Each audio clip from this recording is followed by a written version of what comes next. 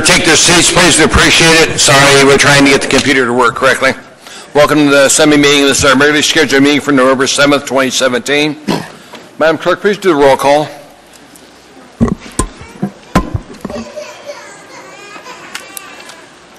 Mr. Weddleton? Here. Mr. Rivera? Present. Mr. Steele? Here. Ms. LaFrance? Here. Mr. Traney? Here. Mr. Dunbar? Here. Mr. Croft? Mr. Croft has asked to join telephonically, and we're having some problems with the phones, so I'll mark him excused with your permission, Mr. Chair. As soon as he comes online, then change it over to him. All right. Mr. Peterson? Present. Mr. Constant? Here. Ms. Nemboski? Present. Mr. Dyson? Here. You have a quorum. Thank you. Becky, since you're our new city attorney, it's your first meeting. Would you lead some pledge of allegiance, ma'am? Thank you.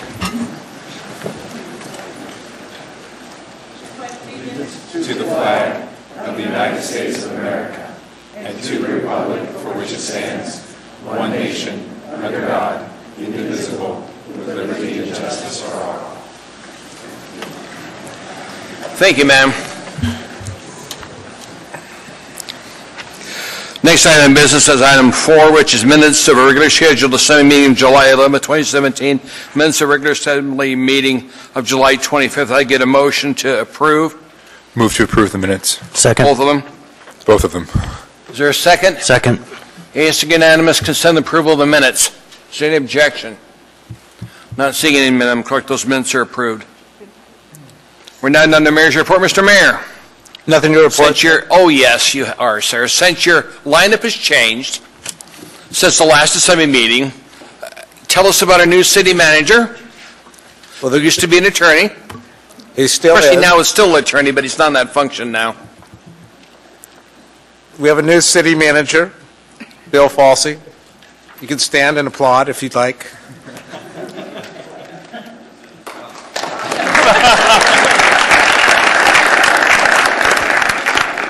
And we have a more than capable replacement. It's a proof that we can evolve in the municipal attorney's position, Becky Wendt Pearson.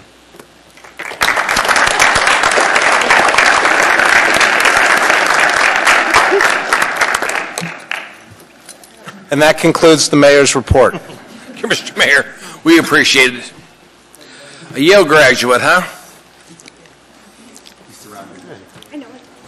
That's right. He's a Yale graduate. He's a Yale graduate. You are. We're being surrounded now. Okay, we're now in the Assembly Chair's report. Don't forget, on the 13th, all your amendments have to be into rows,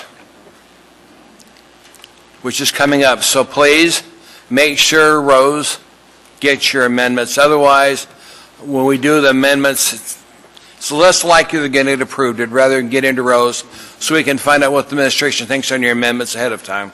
Thank you. Can I make it short announcement? Yes, Madam Clerk. You never know. Thank you, Mr. Chair. The Public Transportation Director asked me to make an announcement that the Public Transportation Commission is meeting out in the lobby here, and that there is a shuttle bus that's going from City Hall to the LUSAC Library, and if people want to testify on the budget, they can do that.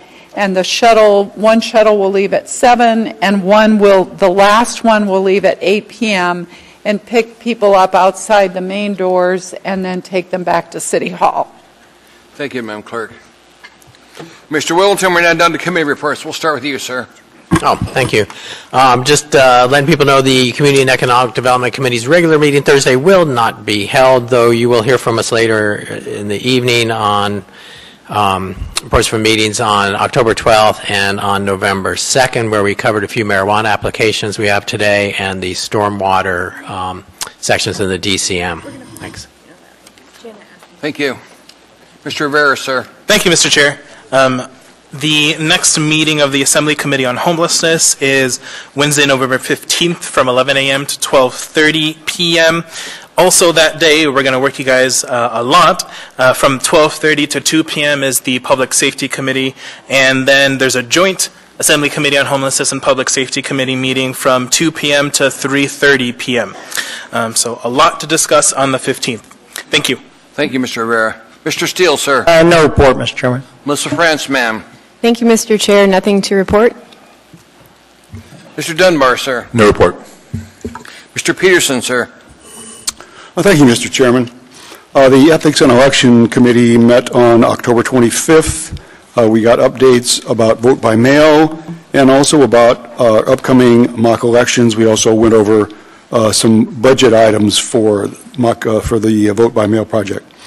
Also, on the 31st of October, the Legislative Committee met and went over a list of priorities that we're going to be forwarding to the legislature and hoping we can get some of those changes made when they're in the legislative session in June of this year.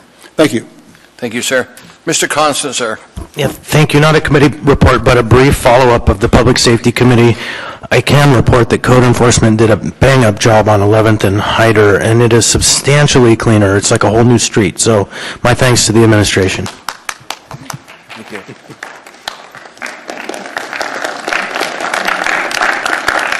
That's a slow roll. Ms. Dembowski, ma'am. Thank you, Mr. Chair. I don't have a committee report, but I have a disclosure that I failed to make last time. I think I missed it. Okay. Item 14M, it's AR 2017-351. It is an appropriation of $101,170, and I think that's supposed to be 28 cents, though it's a comma, so it makes it look like it's a whole lot more. Yeah, is it millions? It makes it look like it's millions, but we have a little typo there. To the Anchorage Fire Department, this is for the McHugh Creek Fire. I don't think I have a conflict, but my husband is a member of IFF Local 1264 and a captain with the Anchorage Fire Department, so I make the disclosure for you and the body to rule on any potential conflict. It's a room the chair do not have a conflict of interest. I appreciate you continuing to remind us. Thank you, Mr. Chair. Thank you, Mr. Chair, I have one more item of personal privilege, if I may. Mr. Chair, I have learned that the esteemed member from downtown has a special guest in the audience tonight, and I wanted to welcome Chris Constant's mom to the Assembly Chambers. Where is she?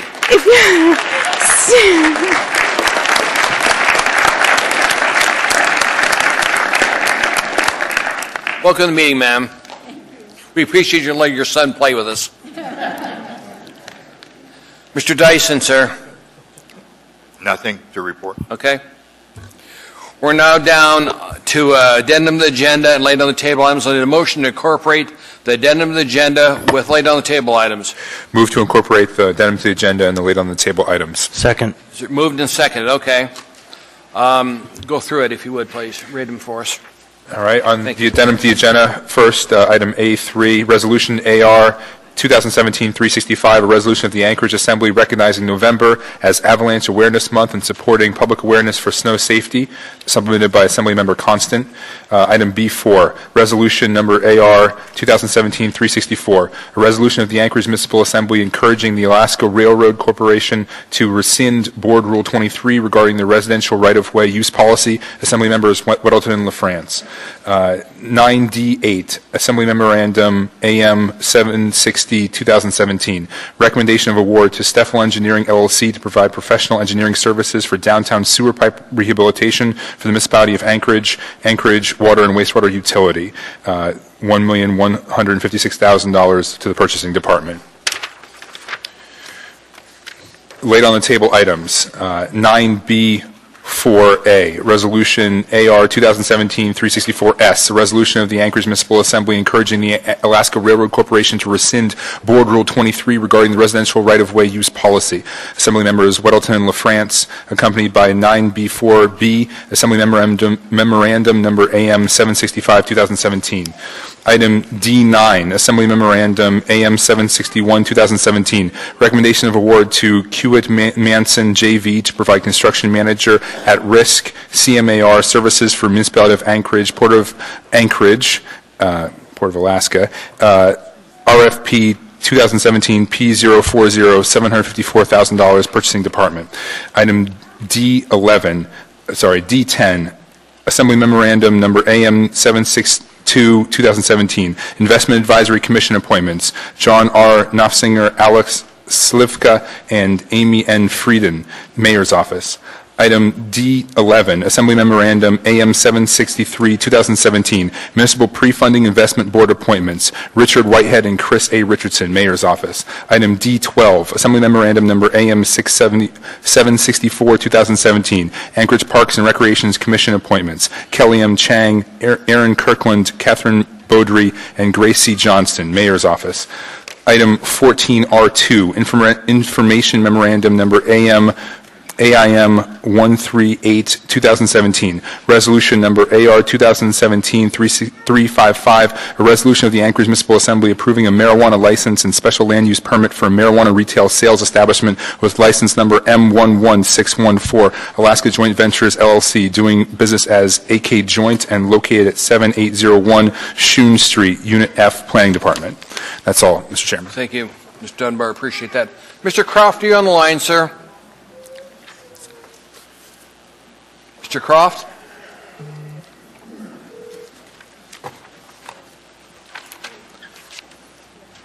Eric, are you on the phone? Okay. Thanks, Eric. We're now going to go on those things that need to be pulled for further discussion.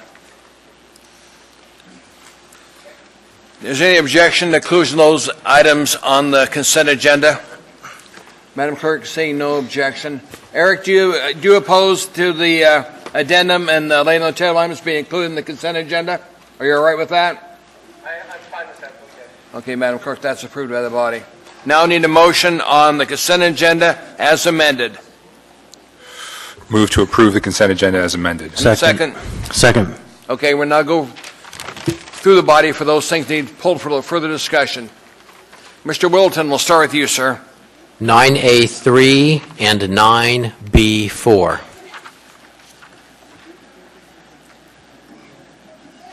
9A3 and what? 9 Bravo 4. Thank you. Mr. Rivera, sir. Thank you, Mr. Chair. No items to pull. Mr. Steele, sir. No items, Mr. Chairman. Mr. France, ma'am. Thank you, Mr. Chair. Items 9 Delta 1, 9 Delta 2, and 9 Delta 3.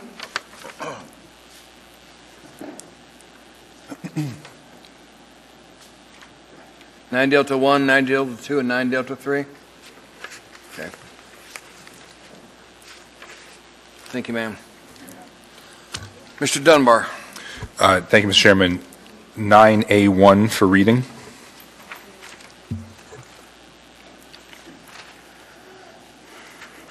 Thank you, sir. Mr. Peterson, sir. Thank you, Mr. Chairman. I'd like to pull 9A2 for reading. Thank you. Did you get that one, Barbara? 9A2. Right, and 9A1 was pulled. Mr. Dunbar pulled that. Mr. Constant, sir. Yeah, I have no items tonight. Thank you. Thank you. Ms. Zabowski, ma'am. No items. Mr. Dyson. No items. Mr. France, ma'am. Thank you, Mr. Chair. I was looking at the previous agenda, and actually the new numbers for the items I want to pull are 9D10, 9D11, and 9D12, not 9D1, 9D2, and 9D3. Thank you.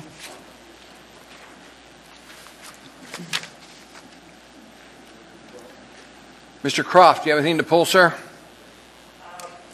Yeah, 9 Delta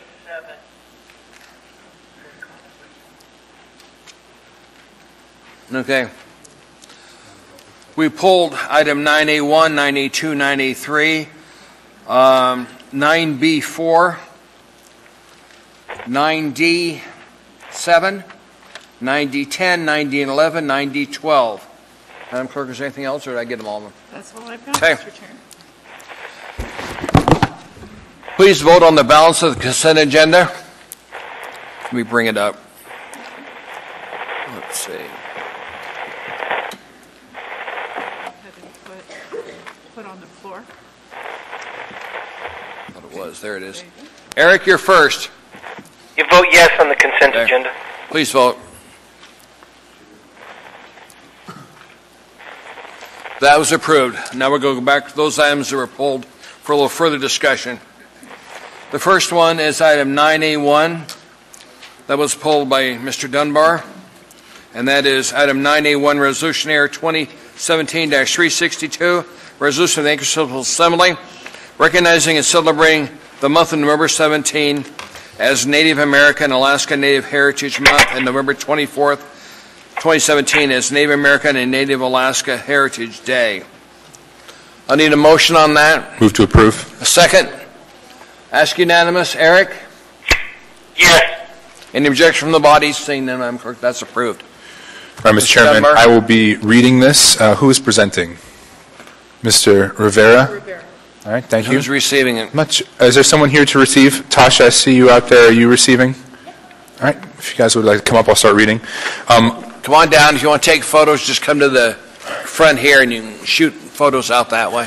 Whereas November is National American Indian and Alaska Native Heritage Month, and Friday, November 24th, 2017 is Alaska Native Heritage Day, a month and a day to celebrate Alaska Native and American Indian cultures and the traditions and contributions of Native Americans and Alaska Natives. And whereas in 2016, almost 20% of Alaska's population identified as American Indian or Alaska Native, which is by far the highest of any state.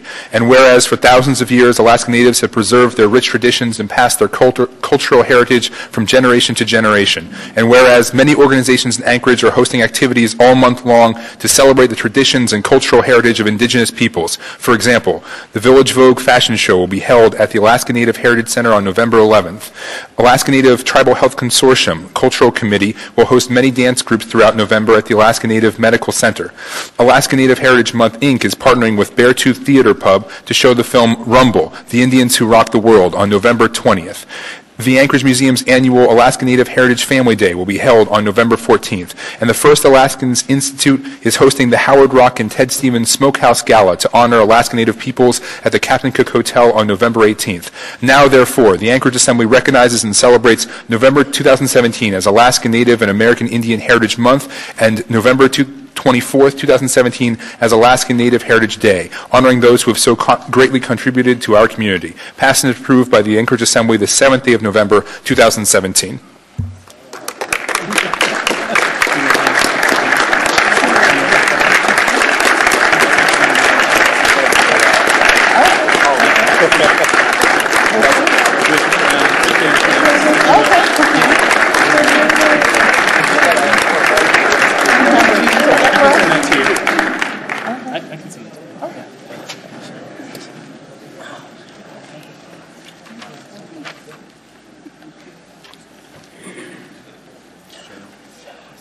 Next one was pulled is item 9A2, pulled by Mr. Peterson.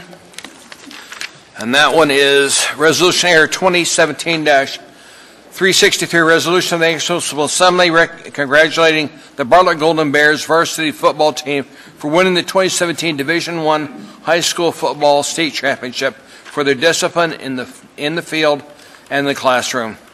I'll need a motion to approve it. Move to approve. I'll second. Okay, one has to be a second.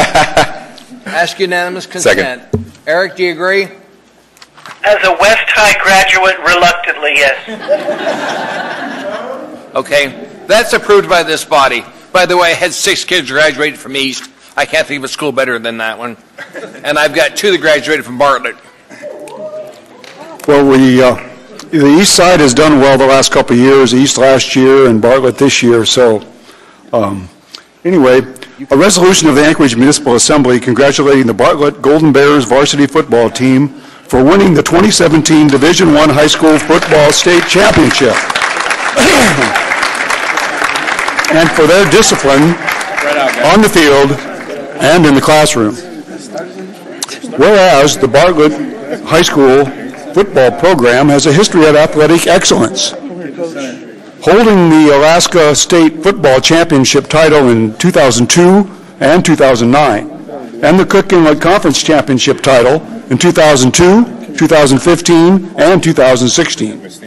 And whereas the Bartlett High School football program also boasts a strong academic record, with members of the team participating in a mandatory peer-based study halls until their GPA reaches 3.0, resulting in over half of Bartlett's football players receiving honor roll recognition. And whereas the Bartlett High School football program encourages students to be leaders in their program, in their school, and in their communities by demonstrating teamwork, good listening, strong work ethic, problem solving, and follow through on off the field. And whereas on the night of Friday, October 20th, the Golden Bears triumphed following a go-ahead touchdown in the closing moments of a hard-fought game against an experienced team from West Anchorage High School.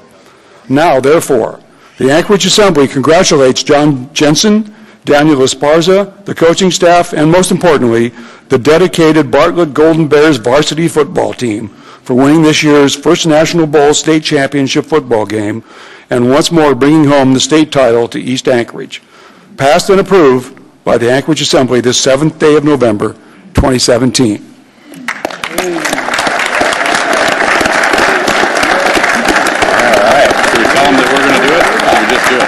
Wait, give us 1 second here. Pete's going to say something. Can I say something? And then John's going to get something? Yeah. Oh, okay. Let's get some more pictures. Mike's on. We're next. All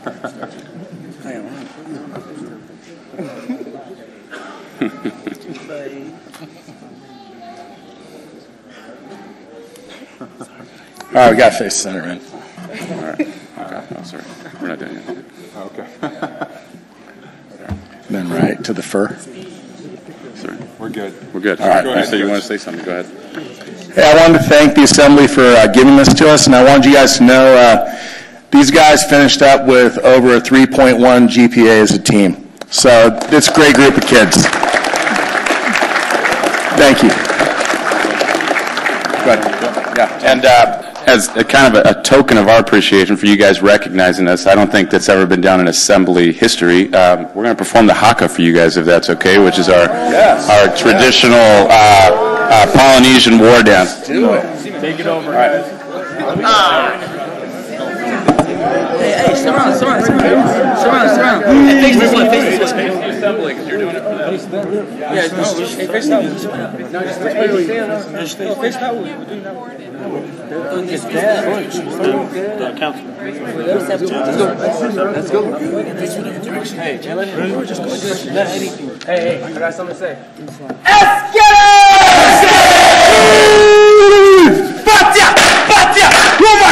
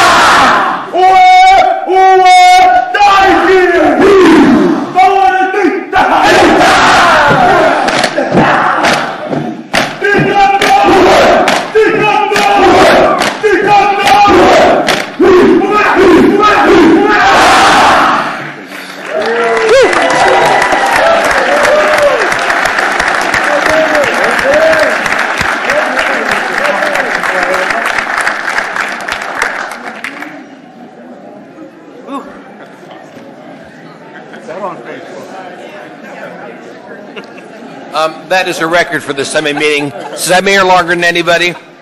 That's a record.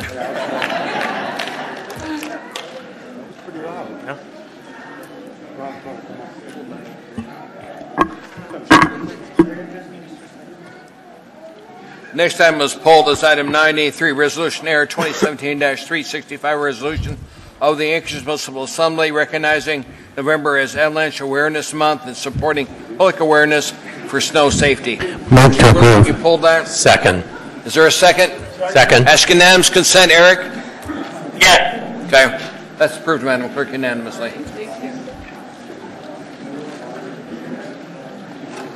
Who is reading and who's presenting? This is a resolution of the Anchorage Assembly recognizing November as Avalanche Awareness Month and supporting public awareness for snow safety.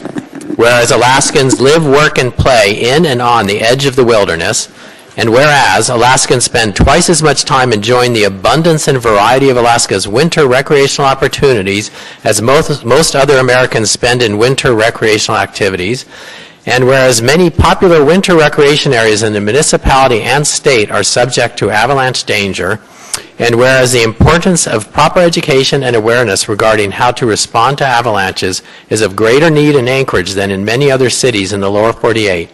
And whereas Alaska has the highest avalanche death rate per capita in the nation, over 70 Alaskans have died in Alaskan avalanches since 1968, and 28 have perished since 1999. And whereas education on the recognition of avalanche risks, response to avalanches, and the use of appropriate equipment could reduce avalanche-related tragedies that create undue hardships and great personal loss for families and communities. Now, therefore, the Anchorage Municipal Assembly declares November 2017 Avalanche Awareness Month and urges the public to participate in the Alaska Snow Safety Summit and take steps to further educate and prepare themselves with appropriate activities to increase awareness and understanding of avalanche dangers and how to respond to them.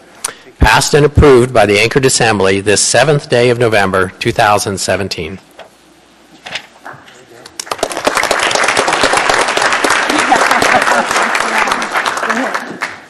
Yeah, that was a tough act to follow with the Bartlett. But thank you. As the director of the Alaska Avalanche Information Center, I just want to thank the municipality of Anchorage and this assembly for recognizing the importance to encourage residents to get out and get educated about snow safety. So thank you very much.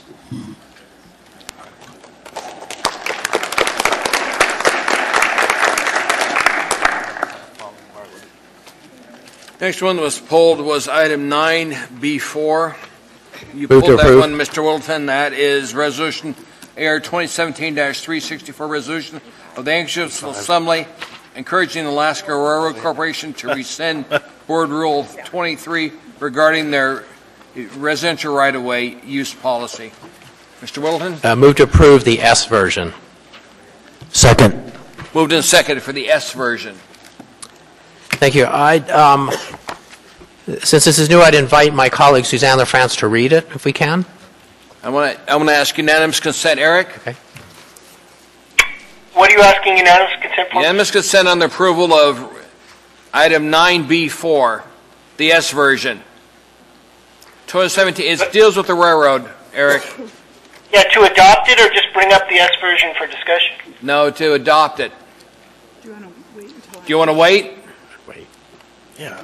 I do. I'd like to hear the argument. Okay. Go ahead, Suzanne. Read it. AR number 2017-364S, a resolution of the Anchorage Municipal Assembly encouraging the Alaska Railroad Corporation to rescind Board Rule 23 regarding the residential right-of-way use policy.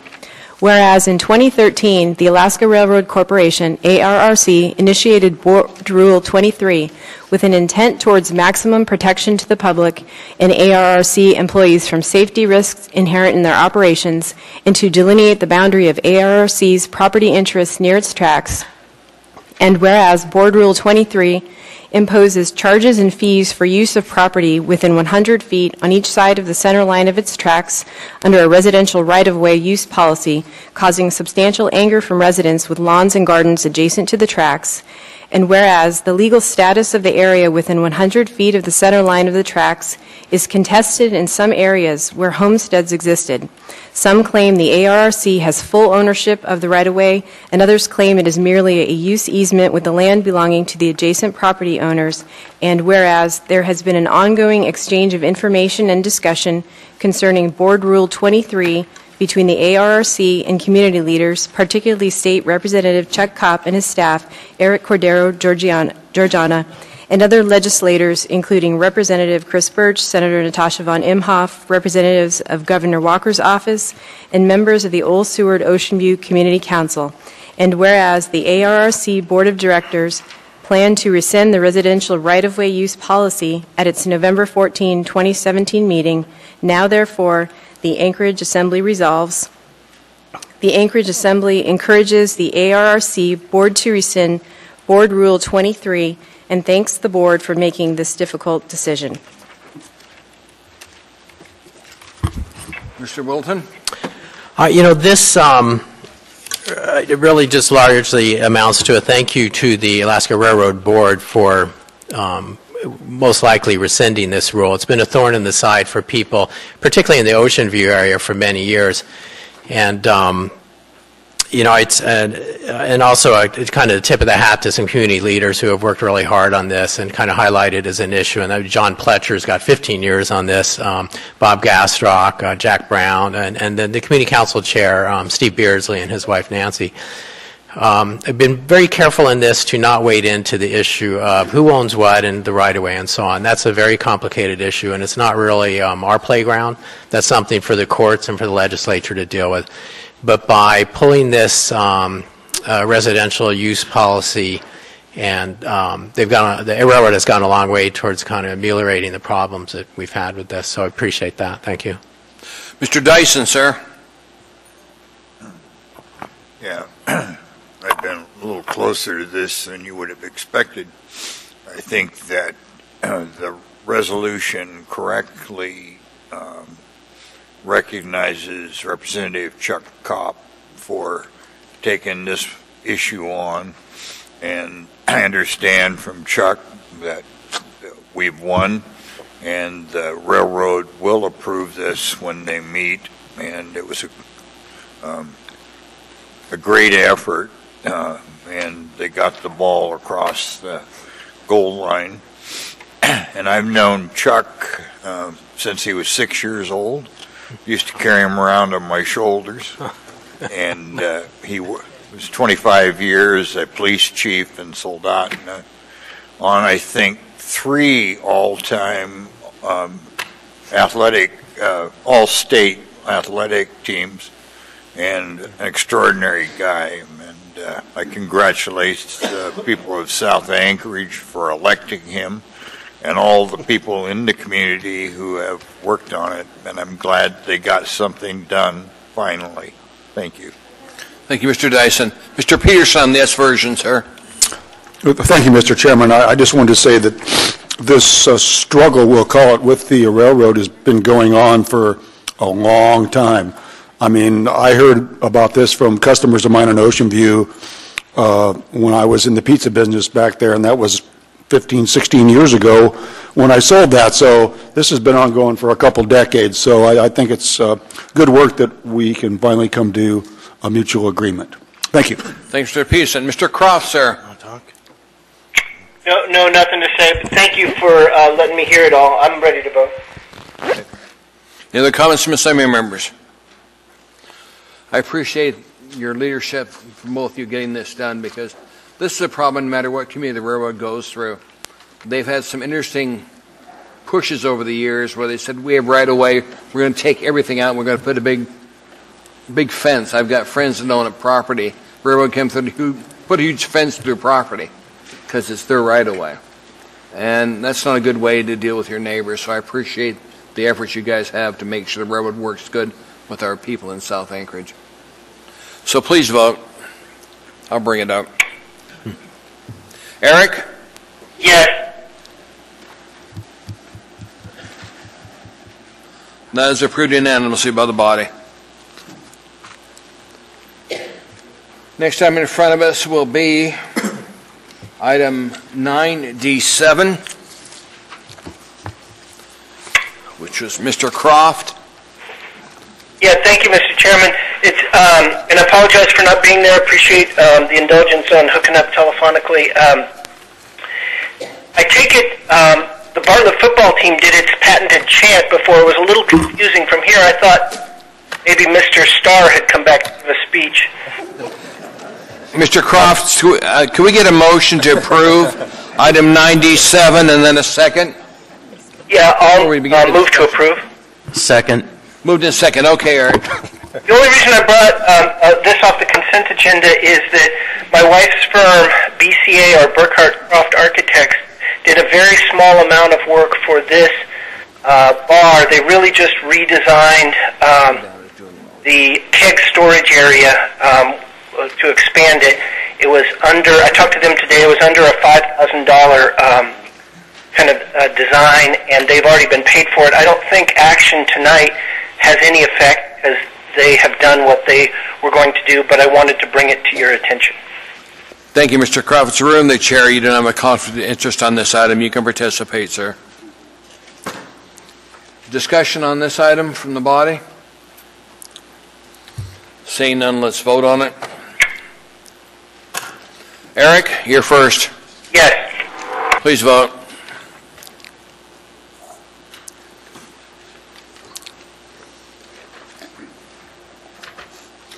That's approved unanimously by the body.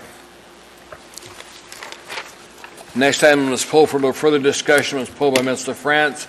It's item 9D10. Okay. Thank you, Mr. Chair. Mr. France. I move to postpone this item until the meeting of November 21. Is there a second? Second. Mr. France? Thank you, Mr. Chair. We got this item and the next two items really late, and I have been notified of forthcoming constituent feedback, and so I would ask the Assembly to consider moving this to the next meeting. Any objection from the body? Eric? No objection. That's on 9 Delta 10, the Investment Advisory Commission? 9 Delta 10, and she's going to do it on 9 Delta 11, 9 Delta 12 likewise. Okay, I understand. I don't have an objection. That's approved, Madam Clerk. Mr. France, the next item is 9D11, ma'am. And by the way, there's no public hearing on these items. If somebody wanted to know, we don't have a public comment on these. So go ahead, Mr. France. Thank you, Mr. Chair. I move to postpone this item until the meeting of November 21st. Moved and seconded for the same reason, ma'am? Same reasons. Any objection from the body? Eric, you want to go ahead and approve that being postponed to the 21st? Yeah, I don't have any objection to that, and on 9 Delta 12 either. Is there any objection from the body on postponing this item until November 21st? That's approved also, Madam Clerk. The next one was item 9D12. Mr. France. I move. Same motion. Thank you, Mr. Chair. I move to postpone this item until the meeting of November 21st. Moved and seconded. Eric, you agreed to that one earlier. Ask unanimous consent from the rest of the body. That's done, Madam Clerk. That completes our consent agenda. For those items that pulled for a little further discussion.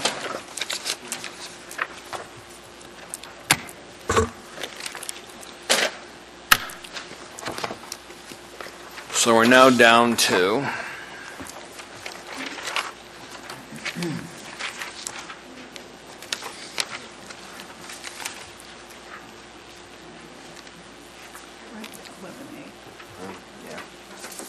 we're down now to item 11A.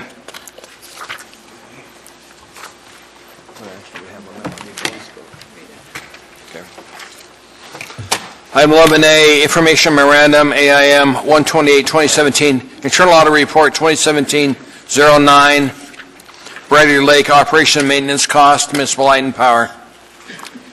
What's the wish of the body? Mr. Dyson, this is the first audit we had on Bradley Lake Operation and Maintenance Cost, sir. Do you want to move to accept that, or do you want to postpone it until later? Move to accept. Second. Comments from Assembly members? Any objection to acceptance of this item?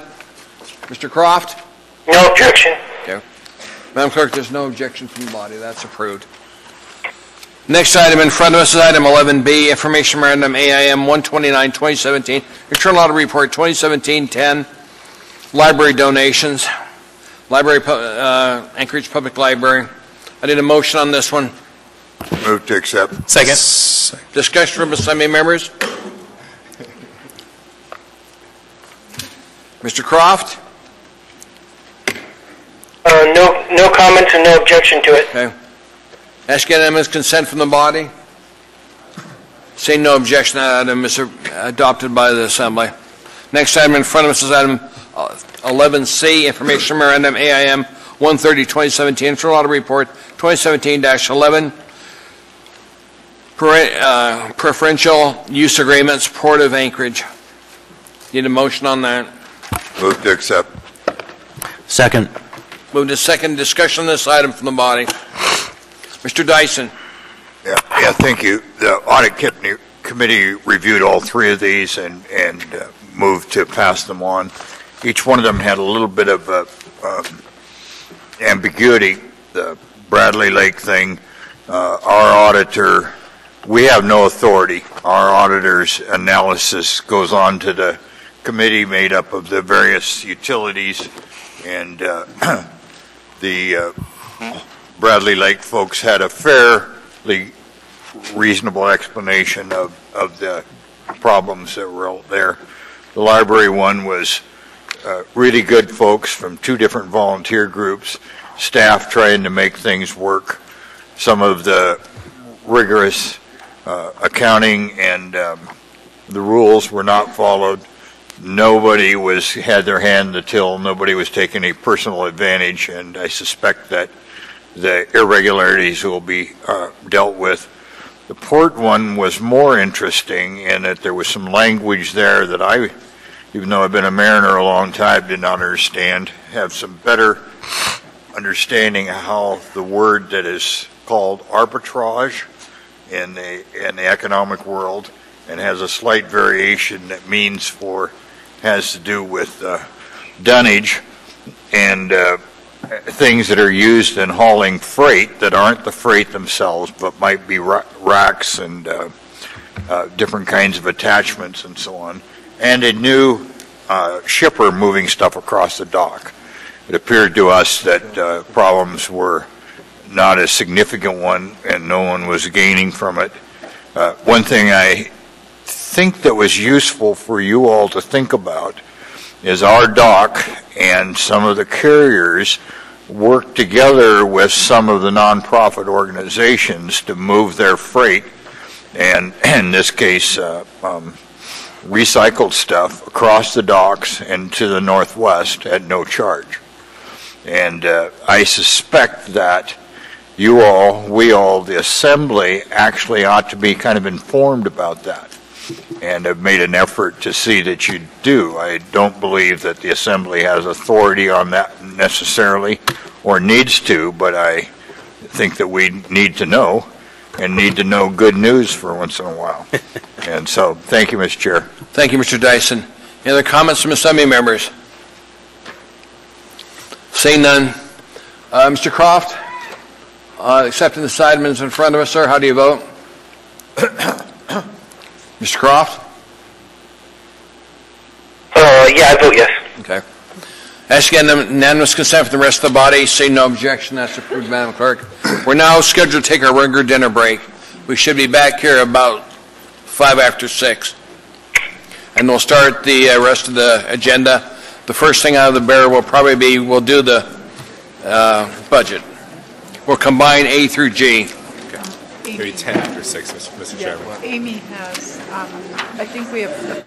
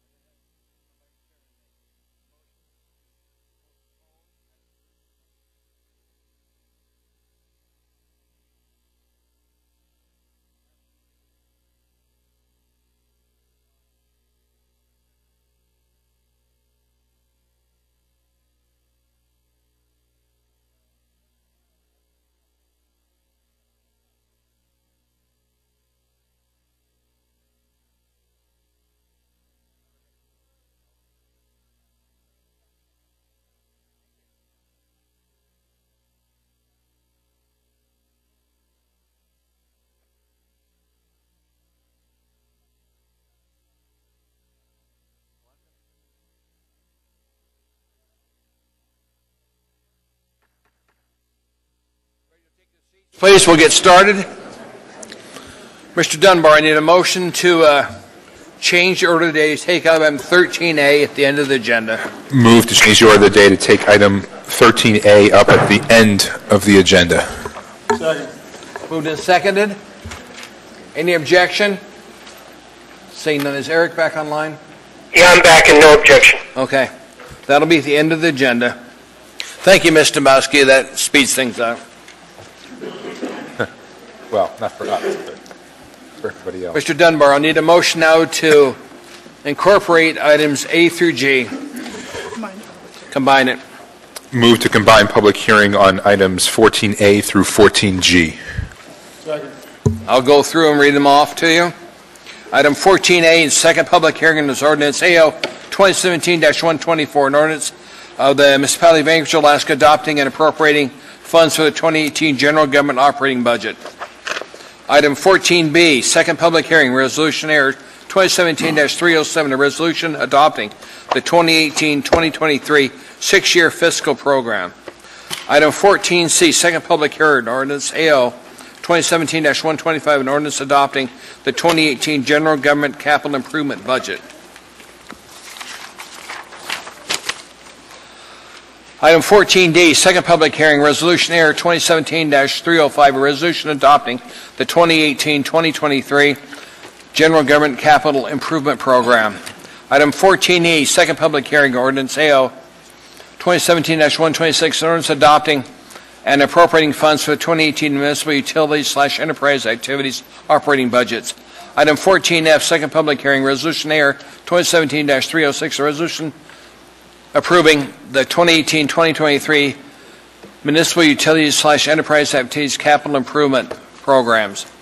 Item 14G, second public hearing, ordinance AO 2017-127, is ordinance adopting and appropriating funds for the 2018 operating and capital budgets of the Anchorage Community Development Authority. Public hearing on these items are now open. If you want to testify, please come forward, state your name for the record, spell your last name, tell us what town you live in. You'll have 3 minutes, and you can only testify once. In other words, if you testified at the last time, you cannot come and testify this time. Welcome to the meeting. And you don't need to stand up in line, I promise you. We'll get it finished before, we don't want you to pass out, basically. Because none of us are paramedics, and that wouldn't work well. Welcome, sir. Hello, my name is Tom McGrath, MCGRATH. I live in the downtown area. Mr. Chairman, Mr. Mayor, members of the Assembly, thank you for the opportunity to testify on the 2018 proposed general government operating budget. I think the budget's well presented, but I think it could be more transparent in some areas. One area that really concerns me is the budget for economic and community development. The proposed budget is $12,024,252, but $10,656,565 is for ECD cultural, entertainment, and arts venues. Under the description, many departments and divisions report to the director, but the funds for each are not defined. Mr. Wilbur did give me a list, but I think that for $10 million is a significant amount of money, and a breakout should be available to the public. One venue is the Anchorage Museum at Rasmussen Center for the amount of $5.2 million. The Egan Center is also $2.3 million. In 2005, when the museum was expanded, part of the language we voted on said that we would provide support at about $500,000 plus inflation in the future. Okay, so $500,000 has become $5 million in 12 years. Something's wrong. We're also giving Visit Anchorage 2/3 of the bed tax for their work in the debt service for the Dinah Center. I can't for the life of me figure out why $2.3 million additional dollars would be needed for the Egan. In these tough budget times, do we really need to provide over $10 million to support facilities that should be user-funded? Thank you.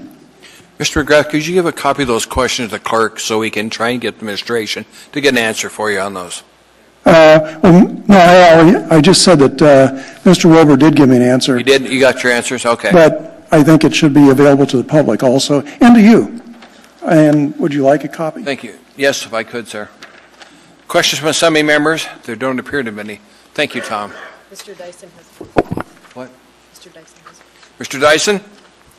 Yeah, thank you, Mr. Chair. Tom, Yes, sir. good to see you around. Still working on so many things and Thank you. many years. I think you were on the Assembly once before, Yeah, about 30 years ago. either one of us has got a lick of sense, right? We were both getting grayer, too. Anyways, thank you. Okay, take care. Thank you. To Tom? Are you pushing your button? It's not working on the screen. Would you push your button? Let me see if it's coming on. Yeah. Tom, before the next speaker, I just wanted to publicly thank you. If you all have been paying attention to the homeless issues that have been going on, Tom has adopted a section of park between basically A and C Street by his home that he is single-handedly going through, cleaning up all the trash, and ensuring it's safe for the public to be there. So thank you very much on the record, Tom. Thank you. Chris, would you push your button? Let me see if it... Now it showed up. Those are now working again. Okay. Welcome to the meeting, sir. Good evening. My name is Matt Allen, and I'm the HIV Prevention and Education Coordinator at the Alaskan AIDS Assistance Association, or the 4As. And I'm here today to request the Assembly to support the 4As Syringe Access Program, in which I oversee. In the last year alone, FASAP, or the 4A Syringe Access Program, participation rate has increased by nearly 40%. In FY17, we performed 23,062 exchanges and gave out 630,276 clean syringes. During that time, we collected and safely incinerated 701,197 used syringes. So those are syringes that you won't see on the streets. This increase in program activity reflects the opioid crisis that Alaska and our nation is seeing right now. We have an estimated 3,500 participants that use our program to dispose of used syringes and collect clean supplies for themselves and for other people all across Alaska. However, not all of our participants are injection drug users. We have a mother that utilizes FASAP who lost a child to a heroin overdose. She comes in to get clean supplies for her other child, who she recently found out is in the grips of addiction.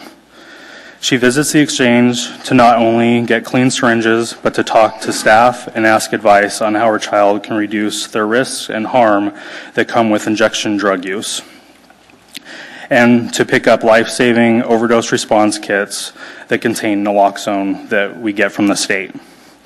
Participants of FASAP are also offered free HIV and hepatitis C testing. In FY17, we performed 735 rapid HIV tests and 121 rapid hepatitis C tests. FASAP has a great advantage when it comes to the population that we serve. Over 100 injection drug users access FASAP on a daily basis. These are individuals that likely do not have a regular healthcare provider and do not access preventative care. Yet this population is at great risk of HIV and hepatitis C transmission, as well as sexually transmitted infections and bacterial infections, which if gone untreated can lead to death. By making the decision to access our program, participants have a chance to ask staff to give advice on wounds, how to inject more safely, and how they can reduce harm, prevent overdoses, and access referrals and information for medical treatment, HIV, hepatitis C, and STI screenings, and when someone is ready, there's someone to point them in the right direction for substance abuse treatment. Thank you. A question from Assembly Member Mr. Dunbar, sir. Thank you, Mr. Chairman. Matt, what part of the budget, the city budget, does your program live in that you're describing? So our executive director, Heather Davis, will be speaking as well, and we did provide a handout on kind of a breakdown for our budget. Okay, I for whatever reason, I didn't receive that. Okay. So before, I don't know how many people you have here to testify on this, but before you go further down this road, I'd like to hear where in the budget this lives, and if we are actually reducing it or not. And then I want to talk to the administration about it, because last year we had, I'm trying to remember what the issue was. I think it was an art grant of some kind that a lot of people came to testify on. It turned out it wasn't actually at risk, but they had gotten this idea that it was. And so I just want to make sure that this funding is actually being changed. It looks like I just got this here. So thank you. Yeah. Thank you, Mr. Chairman. Thank you. There are no other questions, sir. Thank you very much for your testimony. Anybody else wish to testify? Did you say you don't want any more testifying pertaining to this subject, or? I just want to know, how much do you think you're in the budget for, and what department? Is Health and Human Services that you're under, or is it a separate grant coming from the mayor's office? Do you know? I really don't know the details of that. I'm here as a mother of an intravenous drug user in order to give. Go ahead, and we'll find out. No, we definitely want to hear Excuse me, just for a minute. My name's Heather Davison, and I'm the executive director of the 4As. I'm not sure. I think Eric Croft was going to make an amendment to the budget, but I'm not sure if that's been done yet. There's been no amendments yet, ma'am. Okay. So we were here because our understanding was that there was going to be an amendment to the budget. If not, we'll return later to testify. No, please let her Mr. Chair. Let's go ahead and let her testify. So yes, just Mr. a Croft. discussion about process quickly. So to the public, we aren't voting on the budget tonight. This is the last public hearing on the budget that we're having before we vote at our next meeting. And our process is that we've been requested by the chair to have our amendments to the chair by Friday of this week. And so all testimony that we're hearing tonight is hopefully going to be heard by the ears of the members up here when amendments are moved forward. And so the 4As is one organization. The library, there are another number of other organizations we'll probably hear from tonight. Yeah. So just know we're not voting tonight, but we need to hear from you tonight. Yeah, we realized you weren't voting. We were just here to offer testimony. Okay. Ma'am, go ahead. Okay, thank you very much for hearing me. My name is Kim Whitaker, and I'm the president of the nonprofit called Real About Addiction. We assist active addicts into recovery programs. We're all volunteers. I'm also the chair of the Anchorage Opiate Task Force, and we are a collective group of a bunch of different entities throughout the city that joins together to try to combat this epidemic that we're in, and to ask the community to continue to fund or help fund the 4As program. I think the needle exchange is very important to me personally because I'm the mother of a daughter with active addiction, intravenous heroin user. She started at the age of 19 due to being overprescribed opiates from a local doctor. And now it has changed her brain, and it's a sickness. I've educated myself in the last 2 years of the causes of it, and it's definitely a disease that has changed my daughter's brain. So financially, the cost of the viruses that are caused, this is to me about a life-saving prevention because, and a financial issue. The cost of Hep C for a 12-week program is $80,000. And for HIV medication for 1 year is $40,000. That's just the medication for those two viruses. The needle exchange program would also reduces the needles that are inappropriately disposed of throughout our city, and I'm sure Tom can vouch for probably what he finds when he's doing the great work that he's doing in the area that he's at. It would help it continues to help reduce the bad stigma associated with addiction. Because addiction is not a moral failure of a human being. My daughter is a beautiful, good, smart, funny person, and her brain was changed by opiate prescription pills that got her addicted. So it's not a moral failure, and addiction is isolation. She's a very isolated person right now, but when she does get her needles, that is a connection with another person. A recovery is connection, and we have every opportunity to see these precious suffering people and look in their eyes and show them that we care about them and help them. And if they choose, we can offer recovery programs. Because every seed planted with love will grow and ultimately lead to recovery, and that's what's going to improve this epidemic. The fear that I live with every day with having a loved one that's an intravenous drug user is very heartbreaking and tormenting.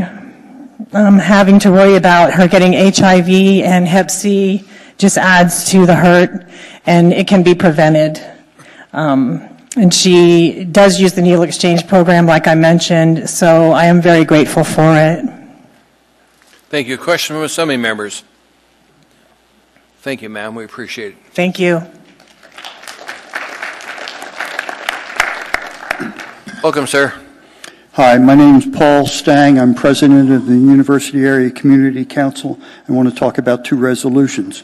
One we passed just this November 1st. And it is a resolution requesting a full traffic study of East 42nd Avenue and the intersecting streets between Lake Otis Parkway and Florina. This resolution, as it indicates, East 42nd Avenue has 11 intersecting streets between Lake Otis Parkway and Florina. Frequently speeding motorized vehicles seriously threaten year-round runners, walkers, bikers, children at play, and dry season skateboarders. It has dense residential housing, but is in very poor condition with dirt shoulders, missing many gutters, curbs, sidewalks, and stop signs. It had two major cast iron water main breaks in 2014. They said when the next one comes along, they have to replace the whole water main for the street. The Muni voters approved a $250,000 bond in 2005 for East 42nd Avenue pedestrian safety, but the funds were transferred to Fairview in 2008 without the UACC's knowledge. East 42nd Avenue has been first on our CIP request to the Muni ever since. A 2017 Muni bond was issued to pave trails of Folker Park, which is at the corner of 42nd Avenue and Folker Street. It's across the street from Providence Horizon House.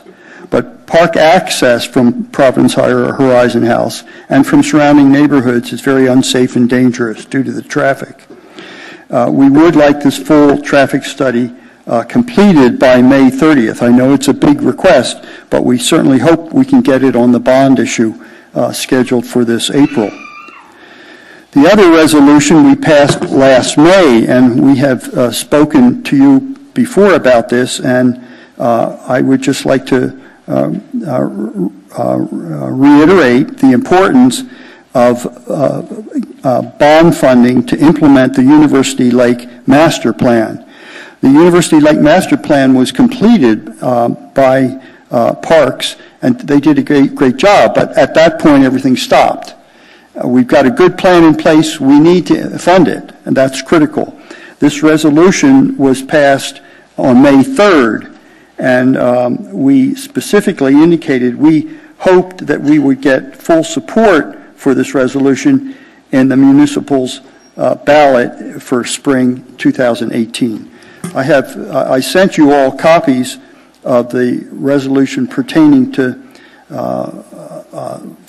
East 42nd Avenue, but I will give you copies, if I may, of the one pertains to the funding for University Lake Park Master Plan.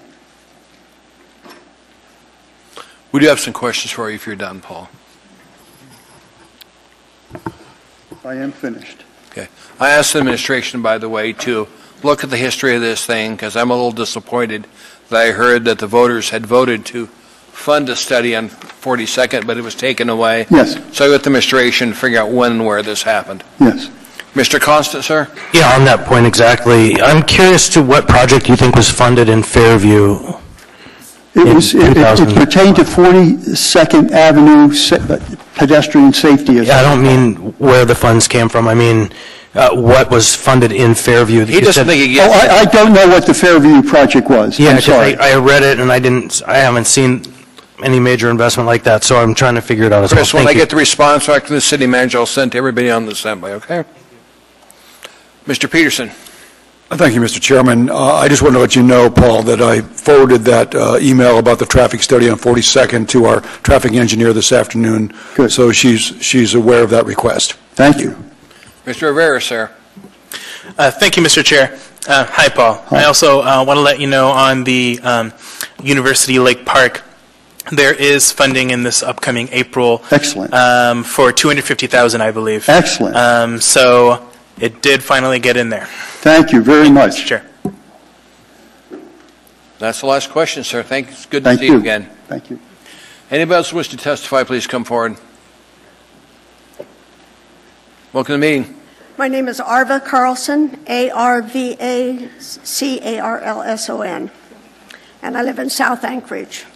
Ma'am, could you pull the microphone down towards you? Some of us aren't hard of hearing anymore. Better? Better. Okay. I bought my house in 2000, and in all that time, my house has not moved. But during that time, I have lost the bus stop that was a block away. I'm talking about public transportation. I've lost the bus stop that was a block away. I lost the little commuter line that was there for a short period of time. I had moved to the 60 South Line, which was a 1.5 mile walk along DeArmond and Old Seward to get there.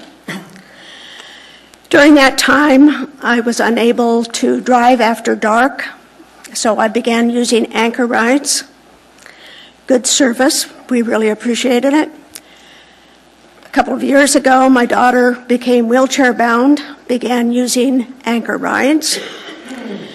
With the change in the bus schedule, we no longer have a, quote, fixed route, which moved us from being in core area to being in premium area.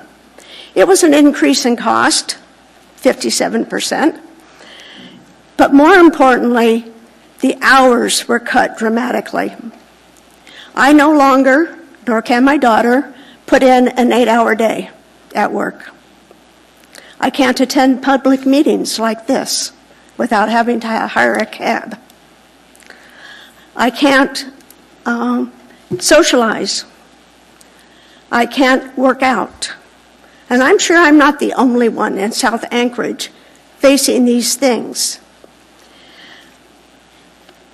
So I'm advocating for more money in the budget to support public transportation, particularly Anchor rides.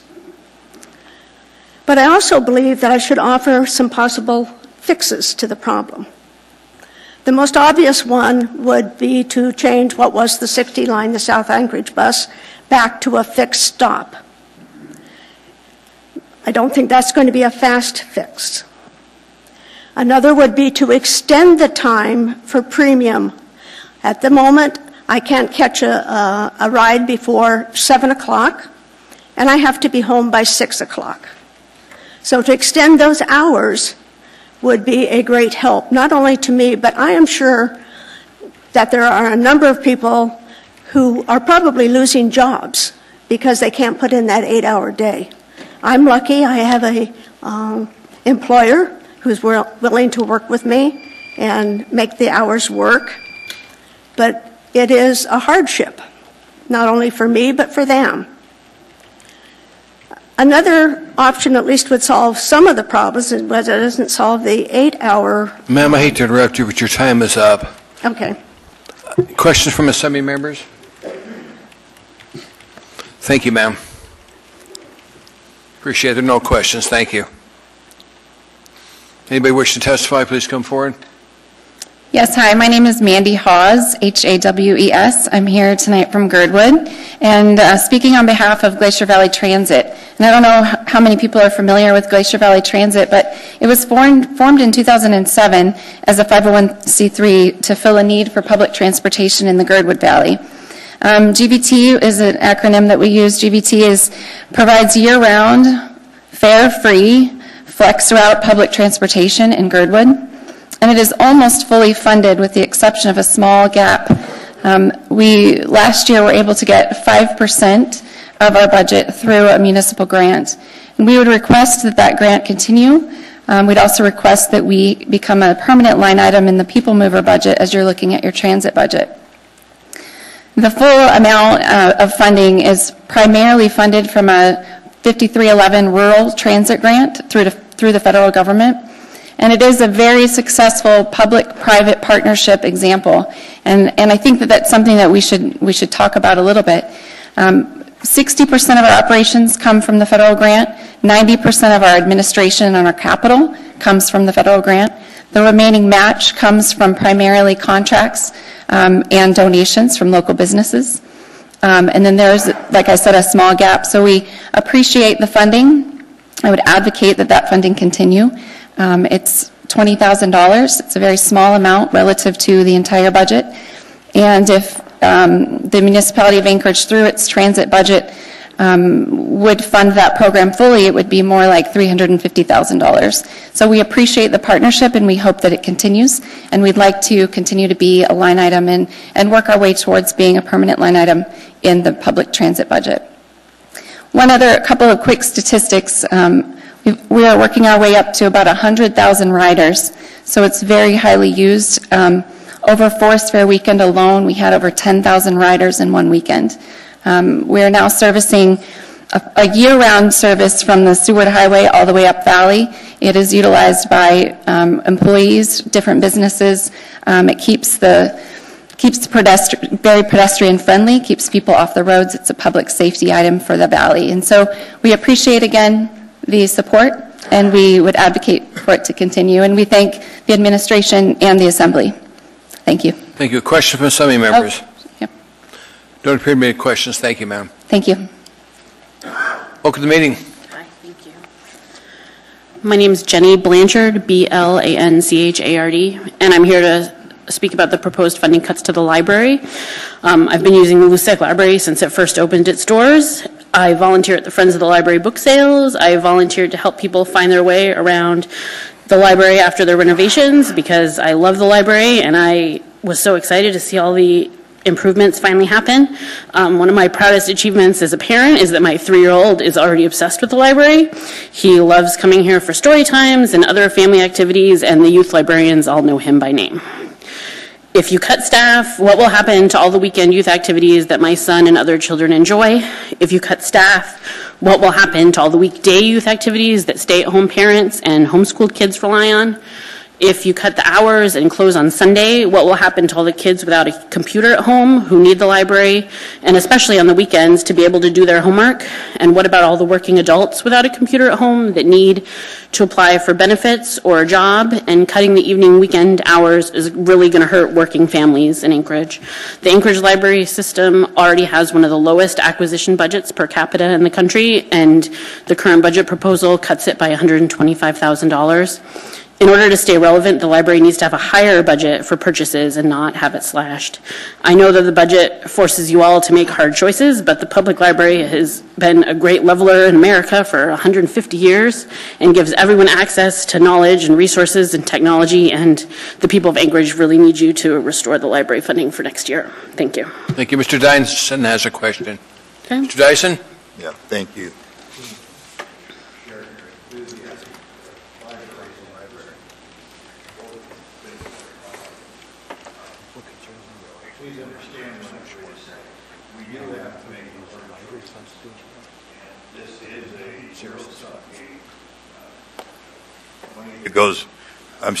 Money that goes to one service can't go to another.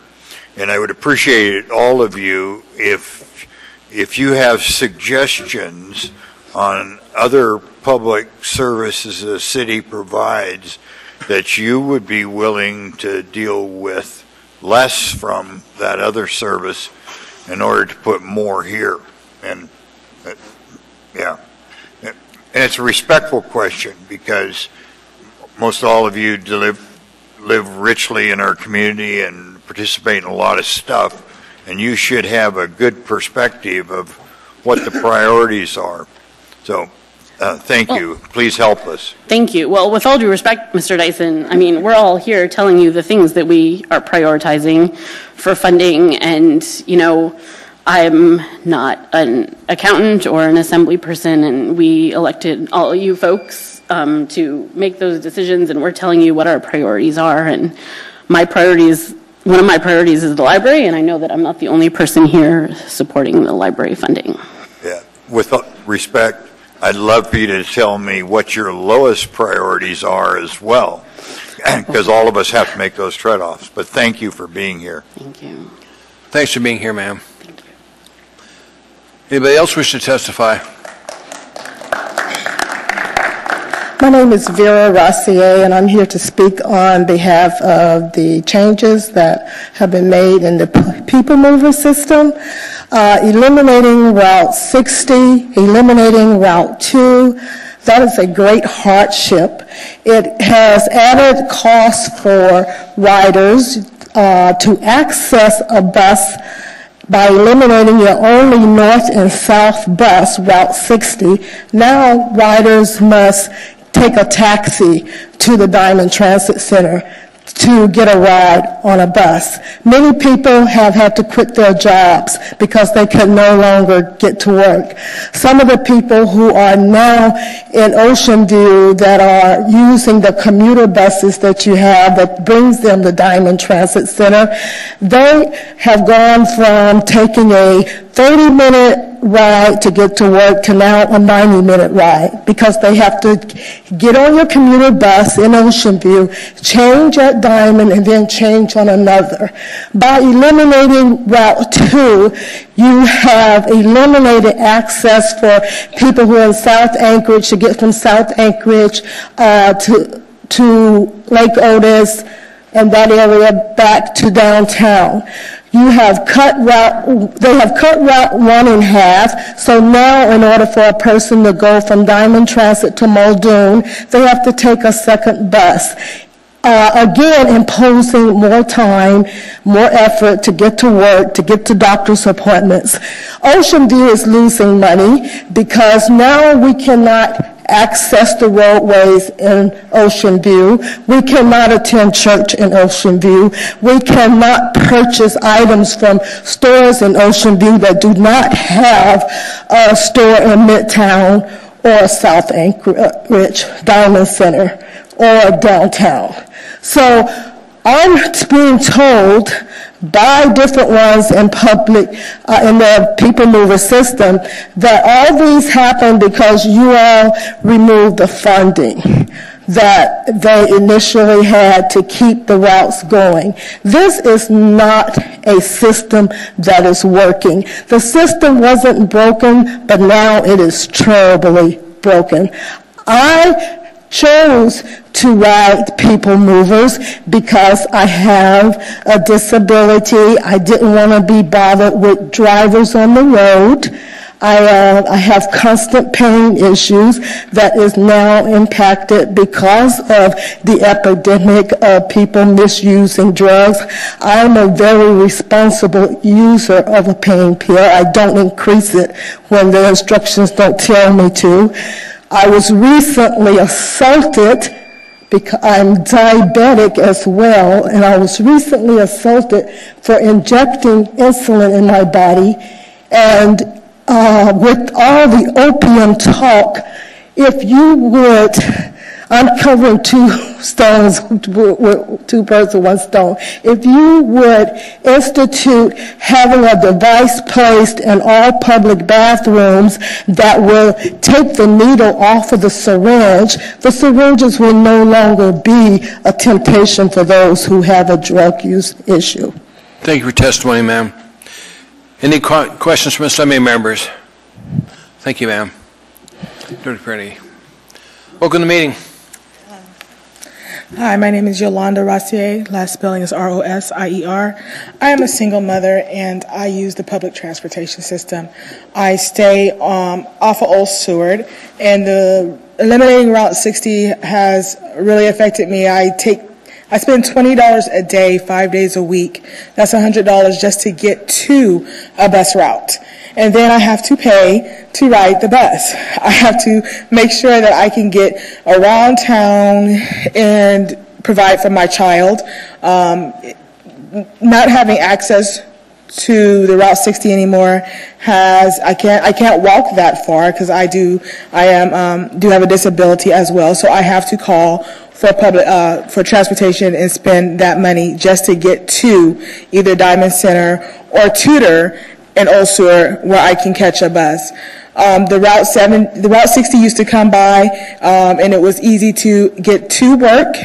when I worked off of Diamond, and it was easy to also get downtown and to get to doctor's appointments, whatever. Now that is basically impossible. I don't know next week how I'm going to come up with $100 just to get to the bus system. I've talked to many people, and many other people have the same trouble. A blind commuter told me that he spends $11 a day to take the anchor rides and then get to the bus system. So $11 a day, 5 days a week for him, that's $55 a week. It adds up real quick. You have to, I can't walk with a child that far in the cold. It's getting colder and colder. In January, I'm not going to, I don't know what I'm going to do. I don't want frostbite to come on.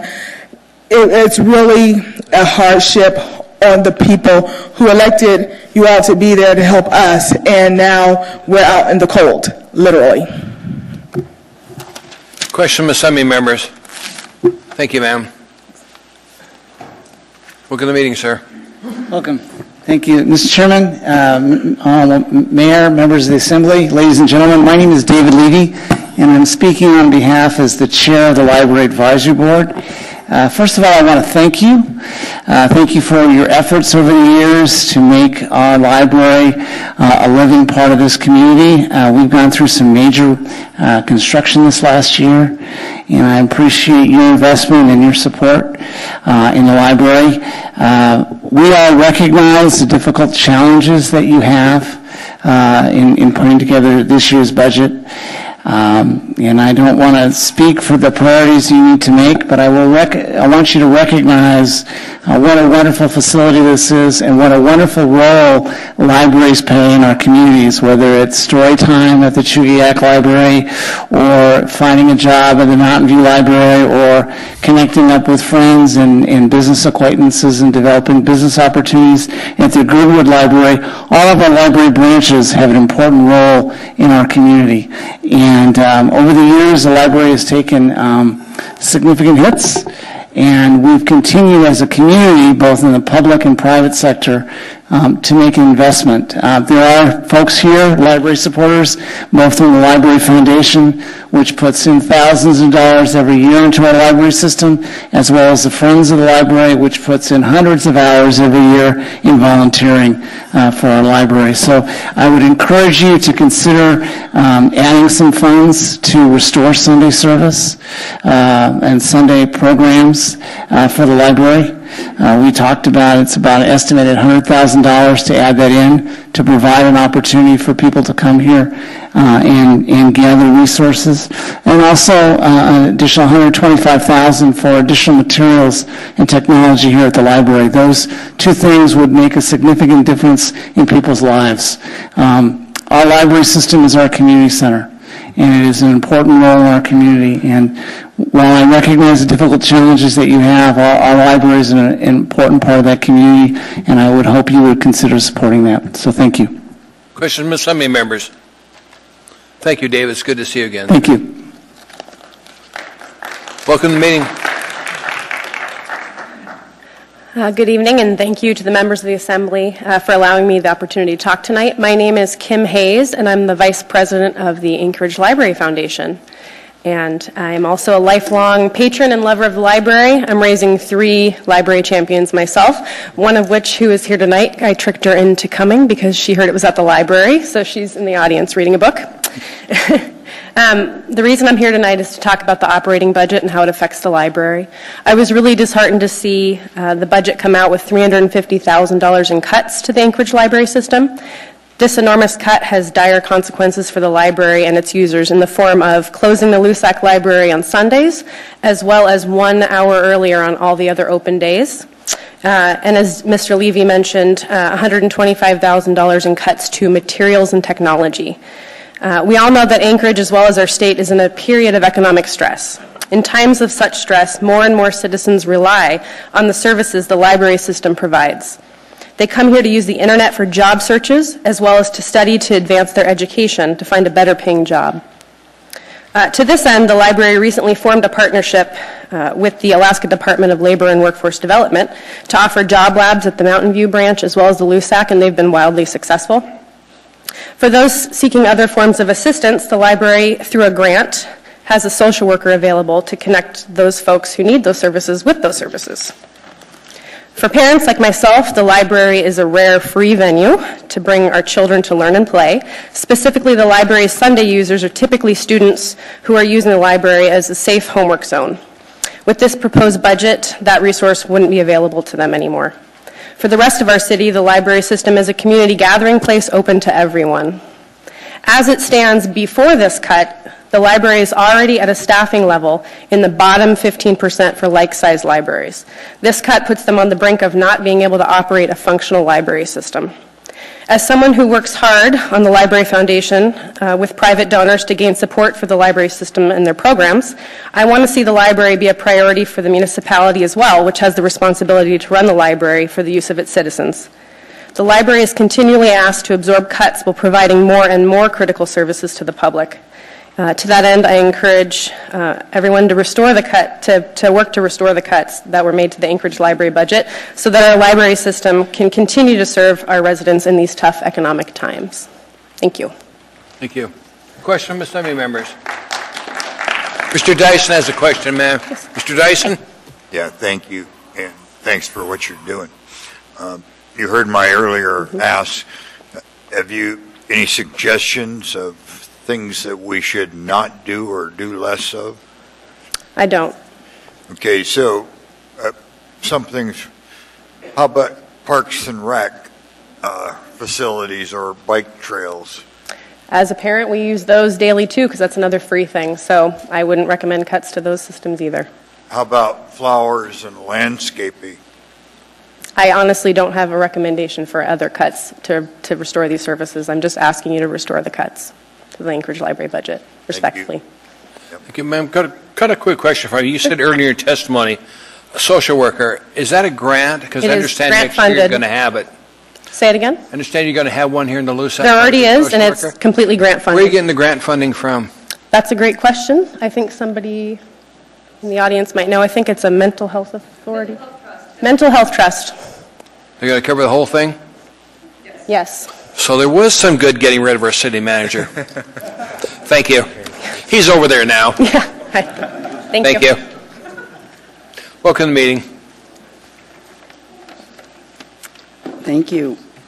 My name is Susan Elliott, E-L-L-I-O-T-T, and I am a grateful... Could you pull the microphone down closer? I'm sorry. Sorry, too short. I am a grateful library patron who contributes both to the Library Foundation and the Friends of the Library. And as a property taxpayer, I am also very happy to see my tax dollars go to the library.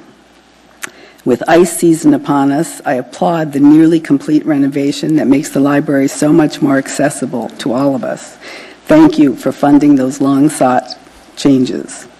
Now I ask that you please keep library staffing funded at the current year's level so that staff will be able to help us make full use of this beautiful building.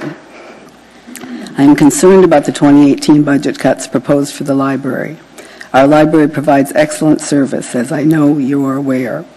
They partner with other libraries to stretch their materials budget and deliver services online. This cooperation saves us money. As a retiree on a fixed income, I count on the library to provide books, movies, and information. I often see young families using the library for similar reasons. I am particularly unhappy about the budget cut that will close LUSAC Library on Sunday. Right outside the doors of this chamber on Sundays and all day on Thursdays, volunteers from the Listening Post listen to Anchorage citizens without judgment, without advice. For 8 years, we listened upstairs at the bus station to whoever climbed the stairs at the transit center to tell their personal stories. When that building was slated for renovation last year, the library offered us space to hear our fellow residents tell their stories. Here in Alaska, we know we're facing tough economic times. In Anchorage, we're experiencing more petty crime than I've seen in 41 years of living here. Nationally, we're more divided than any of us can remember. This is a time when we badly need a positive place where we are all welcome, regardless of our many differences. In Anchorage, this place is the library. It's where we encounter and respect each other, the big everybody. The library fosters these encounters, and I believe it is in the community's best interest to fully support its budget instead of cutting it. Thank you for listening. Question from Assembly members. Thank you for your testimony, ma'am. There are no questions. Welcome to the meeting, sir. Welcome to the meeting, sir. Thank you. My name is Daniel Koepke, K-O-E-P-K-E, and I'd like to touch on 2018 operating budget, some of the services that people have discussed, and I'd like to connect that to the proposals from Mr. Cheney and from Mr. Berkowitz for taxation.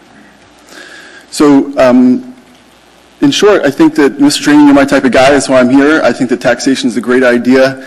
I think that those sort of ideas are really important when we have a dozen people lined up asking for expenditures with no plans for revenue. And as a business owner as well as a state educator involved in the state's education as well as the medical field, I know that a working budget is crucial. And so I really commend both Mr. Cheney and Mr. Berkowitz for proposing the taxation, which would help fund programs to help treat a lot of these problems that people are touching on. To touch on the 2018 operating budget and some of the services people have mentioned, I'm a lifelong library patron myself, but I have to admit that some of the last times I've been in the library, it's been anything but functional. Most of the people are on computers using Facebook and playing card games, and repeatedly, when I've been in here, the people working have not been able to help me with printing or even logging me onto a computer. I feel like it's not functional, and I feel like people should bear the individual responsibility of buying a computer and paying for a wireless bill. Also, in terms of the taxation, I was here about a year ago supporting cannabis taxation because I believe in it due to the fact that it's therapeutic. If we look at the numbers proposed by Mr. Berkowitz, at 10 cents a gallon, we're looking at over 3% taxation on gasoline. Mr. Cheney's proposals for 2%. Cannabis is 5% right now. And I'd like to put that in perspective. There's absolutely no therapeutic or functional aspect to alcohol, and it's being taxed less than very functional gasoline and therapeutic cannabis. Alcohol is essentially not being taxed at all right now by the state if you compare those numbers because taxation is less than 1% as far as I'm aware. I'd like to ask all the Assembly members who are not in agreement with Mr. Cheney. I understand that there's a little disagreement about this. I read that in the paper. They asked for people to support how they felt, and that's why I'm here tonight. I'd like to ask each of you what ordinance and what proposal you are making to be progressive about this budget. Because it seems to me there really aren't many out there. And rather than talking about all those things that people don't want to pay for, I think that this state as a whole needs to face the fact that taxation is our only opportunity in terms of sustaining all these programs. And Pete Kelly would like to say that the state's not in the business of taxation, but I'd like to point out that if the state was in business, we would be bankrupt and in the red, and that we do need sources of income. So thank you very much, Mr. Cheney. Thank you. Mr. Constant has a question for you. Mr. Constant? Yeah, I hope you come back at our next meeting when we're going to be discussing the alcohol tax. Thank you. Thanks for being here. Welcome to the meeting. Sorry. It's in December. Welcome, sir. Not our next meeting. Thank you, Chairman. Thank you, Board. And my name is Gordon Stanley Samuel III. I had to point that out because if you Google me, you might just get you'll get some stories. I wanted to thank Chairman Dyson because it's no fun being the devil's advocate. My style is not, my oratory style is not, it's not really suited for this type of thing. I don't want to be mean or combative. And to echo what a lot of people have said up here, when we ask what the heart of a city is, well, it's too cold really to congregate outside in the town square. So by default, this would be the heart of the city. You're sitting in your heart. And this is where everybody goes to make decisions. I apologize, like I don't know, like I got nothing, I barely come here, I barely volunteer, I have tons of late fees. So if it's also my church, and I'm bad at tithing. But I do show up when they're just saying, oh, we're going to close your church on Sunday. Well, maybe if that's what they have to do, that's what they have to do. You guys are doing the hard thinking, you're doing the hard work. If that's what we have to do, maybe that's what we have to do. But I would be remiss if I didn't point out that Dan Sullivan approved an overhaul, and for a lot of good reasons, and there was a lot of money changing hands to change all of this. So the fine people in the construction industry who got to do everything, they got to build everything and fix it. They got paid for the most part. Their overages were guaranteed. But the thing is, if you're going to close it, it seems to me by a natural fact you are hurting this facility's ability to ever make its money back. And the same thing applies to the bus routes on Sundays, because a lot of people come here to just get something they already know. Some people here, really they're coming here to start building themselves if they don't already have something built for themselves. And they can easily lose themselves somewhere in there. What was the last part? Yes, it is. Yeah. So it's just, I lost it. I'm sorry, board.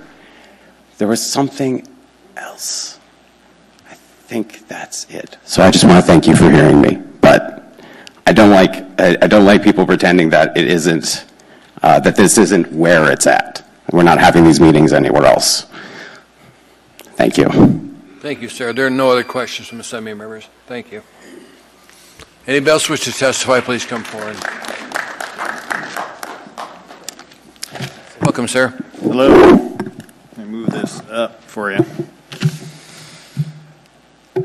Hello, everyone. My name is Kyle Griffiths, and I am the president of 4A's Board of Directors. And I would like to talk to you briefly tonight about the purpose of the Syringe Services Program, or SSP. So we're going to have a change of pace here. The 4A's Syringe Access Program operates under the model of harm reduction by providing clean supplies to injection drug users, which include syringes. Kyle, you got to pull the mic down. Can't hear me? Yeah, sorry. definitely. Is that better? Much better. Okay. I'm sorry about that. Would you like me to restart the previous sentence? Okay. Which includes syringes, cottons, alcohol pads, tourniquets, and cookers. Syringe service programs, like 4A Syringe Access Program, are proven to be an effective tool in reducing HIV and Hep C, as well as preventing and reducing other bacterial infections such as abscesses, staph, cellulitis, and endocarditis, which both can lead to death. In addition, 4A Syringe Access Program provides a safe and non-judgmental place for participants to visit to get supplies, HIV, HCV testing, Narcan kits, referrals for treatment, access to staff or volunteers, and provides overdose prevention by educating on safer injection practices and offering overdose response kits that are provided by the state of Alaska.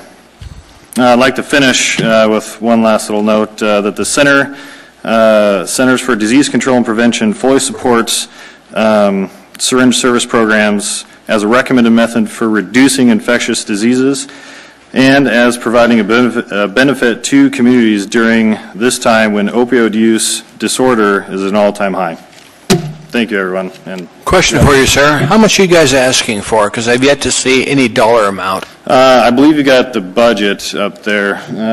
We're requesting $87,200. And you should have in the little packet, you guys should have our full budget now. I appreciate it. And there's some give and takes in there as well. So. Mr. Constant, sir. Never mind, thank you. I think that solved it. Thank you. Welcome to the meeting. Good evening. Can you guys hear me all right? Yep. Okay. My name is Pedro Davis. I'm the Director of Development at 4A's, and I'm here to testify in support of 4A's Syringe Access Program and our request to support from the Anchorage Assembly. FASAP is known as a source for crucial resources and referral information for individuals throughout our community. When a new participant comes in to use the exchange, one of the first ththings we like to tell them is that 4A's is a place for resources. It is a place for individuals to come in and ask questions, regardless of bias, without judgment. As was previously mentioned, this program has a distinct opportunity to provide crucial information to a high-risk population. These individuals likely do not have a primary care provider and do not routinely access preventative care. Yet this population is at great risk of transmitting HIV and hepatitis C, as well as sexually transmitted infections, sexually transmitted diseases, and other very serious bacterial infections. We offer and encourage routine testing for HIV and hepatitis C, a free service we offer in our offices. FASAP provides information and referrals for things from wound care to treatment facilities. We provide sound information regarding at-home wound care and have been trained to identify when an individual needs to seek emergency services. This prevents unnecessary clinical and emergency visits, saving uninsured medical costs at these facilities. In some cases, staff can reinforce the severity of a situation and need for immediate care. 4A's has heard multiple accounts of individuals seeking emergency services just in time, thanks to referrals from our staff. Without the opportunity to serve this population day in and day out, it is uncertain if these individuals needing emergency services would have sought care so quickly. It is through these built trusted relationships that we can best serve some of our most vulnerable neighbors. When appropriate, we provide information and referrals to substance abuse and treatment options, Hep C treatment options and other medical clinics, support groups, emergency shelters, crisis hotlines, and basic need resources such as Alaska 211. We also work closely with the Anchorage Municipal Department of Health and Human Services in referring individuals for routine STD, STI screenings, and other public health services. Outside of DHHS, we work closely with other health service entities and local social service programs such as STAR and Real About Addiction. FASAP provides critical information and resources to a population often not served. Please consider supporting this critical community program. I'd like to thank you for your consideration and your time. Thank you. Mr. Constant has a question. Mr. Constant? Thank you, Patrick. Can you detail who's already committed to investing in this program? Certainly. Yeah, we are very excited. We have had secured foundations from AIDS United, from the Comer Family Foundation. These are private foundations that have invested in our program for a long time. From the Alaska Mental Health Trust Authority, from the Matt Sue Foundation, from individual donations. Some of our participants regularly donate, from individuals in the community that have committed to donating. And if you have any more questions, all of the information is detailed in our budget. Chris, anything else? Thank you. Yeah, absolutely. That's all, ma'am. Thank you. Welcome to the meeting, sir. Thank you. Thank you for the opportunity to present and give testimony. I too work for the Alaskan AIDS Assistance Association as a case manager, and I'm here to speak in support of not just our syringe exchange program, but for syringe exchange programs in general. Record, sir. Say again? Your name for the record. I'm sorry. My name is Dale Williams. Thank you, sir. And what I want to talk about today is syringe exchange programs save lives. I had hoped to have a prop today, but I wanted to share a little bit of information about what we do. On a daily basis, on average, we collect about 4,000 syringes from this community, and we distribute about 3,500. That's per day on average. There's quite a bit of use of injection drugs in this town, and we're woefully unprepared and not serving this population. The more syringes we get off the streets of Anchorage and disposed of in appropriate ways, the less disease transmission we're going to have. But I want to talk about the effectiveness of how we work with people at the syringe exchange. When people come in, we treat them with the utmost respect. We try to meet them where they're at. We learn what their concerns are, what their issues are. We learn how they use. We provide information and guidance, actually, for folks who do not know how to use safely. I know that sounds a little odd, but it's an important aspect of a syringe exchange program, because during that interaction, you have the opportunity to find out where someone's at, maybe they might be interested in going to treatment. And I can't tell you how many times we've referred people to treatment where they've gone and some have come back and thanked us for that opportunity. We also work very closely with our stakeholders in the community. We won't be able to do this program, as Petra said, the funding that we already have, we wouldn't be able to do it without the support of the community. And I just hope that you consider our proposal. Thank you. Question from Assembly members. There are no other questions. Thank you, sir. Thank you. Appreciate your testimony. Welcome to the meeting. Thank you. My name is Dr. Beth Saltonstall. I'm an internal medicine doctor, and I've been practicing HIV medicine since March of 2002, and I'm also on the board of directors for the 4As. It's been my pleasure since 2002 to watch HIV go from a death sentence to a chronic disease, and this has been primarily because of the introduction of effective antiretroviral therapy. The opioid crisis, however, affects all levels of society, including people who are living with HIV and AIDS, who may already be dealing with substance use problems and with mental health issues. IV drug use in people living with HIV and AIDS can be a significant factor in forward transmission of HIV. Although HIV due to IV drug use has actually decreased 48% between the years of 2008 and 2014, largely because of programs like the SSP at the 4As. In December of 2016, the CDC reported that 1 out of 10 new HIV diagnoses in the United States are related to people who inject drugs. And I gave you copies of the CDC reports for your review. And why is this? In part, it's because of adherence. Antiretroviral therapy is extremely effective if taken appropriately. However, HIV is not curable, so our goal is with these antiretrovirals to decrease the viral load or the amount of HIV that's seen in the blood. As a bloodborne disease, there's a direct correlation between viral load and transmission risk of HIV. The higher the viral load, the higher the possibility of transmission.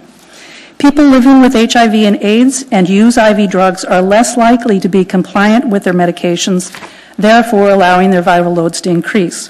This makes it more likely that they can transmit their HIV forward when there is blood in shared needles, syringes, and works.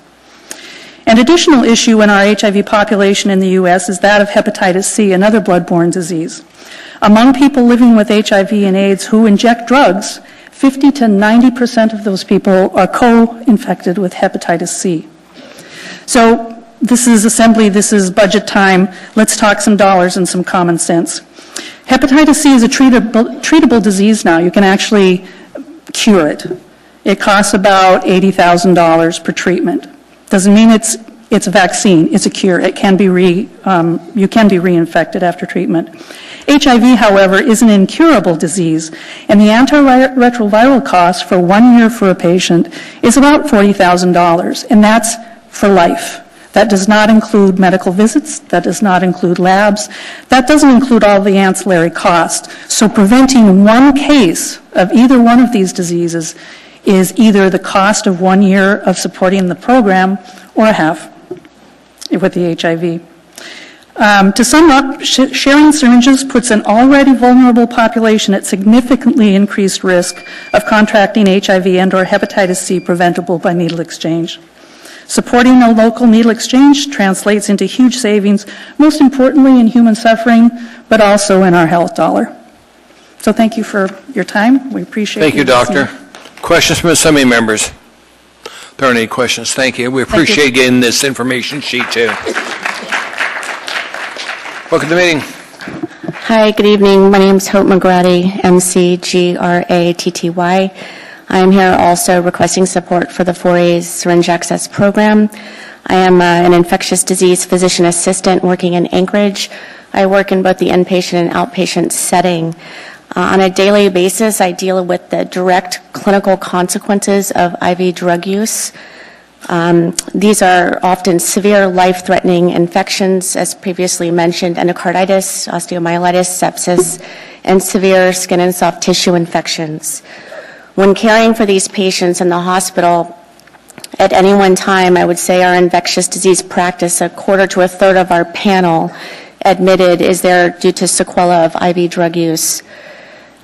This patient population is complicated and also challenging because our patients generally need many weeks, 4 to 6 weeks of IV antibiotics to cure their infection. Because of their addiction, they are not able to go back out into the community with a central line like we do for many people, and therefore they remain in the hospital for 4 to 6 weeks, taking up a bed that another community member needs. Aside from the life-threatening infections that can cause admissions, as previously mentioned, there's Hep C, Hep B, and HIV. Hep B and HIV are not curable. We know how to manage these infections. Hep C, as previously stated, is curable, but at a very high cost. Some of you may be aware in April of 2015 there was an HIV and Hep C outbreak in a small rural community in Indiana. Directly related to IV drug use, there was 142 new cases of HIV. 9 out of 10 of these also were co-infected with hepatitis C. For those of us treating the HIV population in the state of Alaska, we live in fear of something like that happening here. We are not currently seeing HIV transmitted in our IV drug use population, but it is really a matter of time. Finally, I'd just like to say often when we meet people in the hospital they're not at a place where they're ready for any intervention regarding their addiction, but they are open to a suggestion for harm reduction like the syringe access program. It's been incredibly rewarding for me to meet these people as inpatients who are not really ready to address their issues, and then a year or two later, after accessing the syringe access program, they get into an opioid substitution therapy with methadone or Suboxone, and then we can address their Hep C and cure them. So I encourage you to consider supporting the syringe access program, and I thank you for your time. Thank you. Questions, Assembly members? There are no questions. Thank you, ma'am, for being here. Good evening, I'm Dr. Ryan Webb, WEBB. I'm a practicing internist here in Anchorage, and I'm also the medical director for utilization review at Providence, Alaska Medical Center. I'm also speaking tonight in support of funding for the 4A syringe access program. The majority of my clinical time is spent taking care of patients hospitalized at Providence, and it's rare that I pass a single day without encountering a patient suffering a complication and a hospitalization due to injection drug use with dirty needles. As Ms. McGrady has already explained, these patients present with abscesses, infections of the skin, bones, and the heart, and they are hospitalized for lengthy courses of antibiotics, which can only safely be administered inside of a hospital. They require a great deal of resources and often remain hospitalized for 6 weeks at a time. It would be hard to overstate the costs associated with a 6-week hospitalization, but published estimates of that number are approximately $180,000. That number is from the lower 48, so we solidly expect our numbers to be much higher due to higher healthcare costs here in Anchorage. The majority of these patients are funded through Medicaid or other state sources. We have considerable evidence to show that syringe access results in extensive savings. The majority of this data is centered on the reduction of costs associated with new HIV infections, but it's increasingly clear that syringe access is likely to reduce the risks of injections and infections resulting in hospitalization. I fully expect syringe access to result in decreased hospitalization for injection drug users and increased savings for the hospital and the state. I also believe that many who oppose expanded syringe access do so not because of callousness or indifference, but because of a sincere belief that increased syringe access may increase injection drug use and addiction. And I'd like to assure you as a physician that that is not the case. I base that statement both on extensive published studies of the issue and also my clinical experience. There's no convincing published evidence that increased syringe access leads to increased drug use and addiction, and it appears that the opposite is true. In a study conducted in Seattle, users who visited a syringe access program were in fact more likely to report a reduction or cessation in drug use and more likely to participate in drug treatment facilities and programs even at 1 year. In terms of my own experience, I find it very hard to believe that the ease or difficulty with which one obtains syringes has any correlation to the amount of drugs used. Clinical definition of addiction is a chronic relapsing brain disease characterized by compulsive drug seeking and use, despite harmful consequences. These patients have already risked and often incurred significant incarceration. They've lost contact with their parents, their siblings, and even times their children. They're being hospitalized for the most serious and deadly infections we encounter, and yet they are still seeking to use injection drugs. These are not the actions of rational people, but of patients deep in the grip of a terrible disease. Making syringes harder to obtain is not dissuasive to them in any way. I sincerely hope you'll consider funding the Syringe Access Program in order to reduce disease, reduce costs, and increase the likelihood that these patients will get the help that they need. Thank you. Thank you, sir. Questions from Assembly members? We've got a couple for you. Mr. Wilchin, you're first, then Mr. Constant. Okay, thanks. You know, I think we're hearing a very clear case about the importance of this and the benefits, and the return on investment seems incredible. And so we're talking about, say, $90,000, which would be very helpful for the library, which we've heard quite a bit. We've heard a lot from buses, and we can make a list of dozens of other, everything got cut. So in this case, though, it's great return on investment for someone, and it's actually you, because we could invest in $90,000, and then it saves you getting people who have hepatitis C. Seems like the investment, why doesn't Providence do it? You would save a ton of money. That's a great question. I'd like to clarify that that is one of my roles. I'm speaking tonight as a physician, and I don't represent Providence, so I just wish to be clear on that. Providence is generally reimbursed for the expenses of a hospitalization associated with injection drug use, and that expense comes from the state through Medicaid, occasionally through Medicare, and occasionally through private insurance. So we would expect cost savings for Providence, but we actually make money off of patients hospitalized for this problem, so this would likely reduce that revenue source for us. Is that all, John? Mr. Constant, sir. Yeah, thank you. And we've heard quite a bit of statistics and numbers, and one thing that I haven't really heard is a picture in my mind of who we're talking about. Whose lives would we be saving? What's the demographic of the people who are IV users and also maybe most at risk for HIV and hepatitis C in Alaska? Thank you for the question. I think that I'd start by saying that the population is extremely heterogeneous. It's not like I encounter one that represents everybody, and I think that's important in and of itself, that there are probably many people that we all know who are currently actively using opioids in an unsafe and illegal manner. We simply don't know because they are able to hide it up until a point, until it derails their life and they are arrested or fired from their job or lose custody of their children.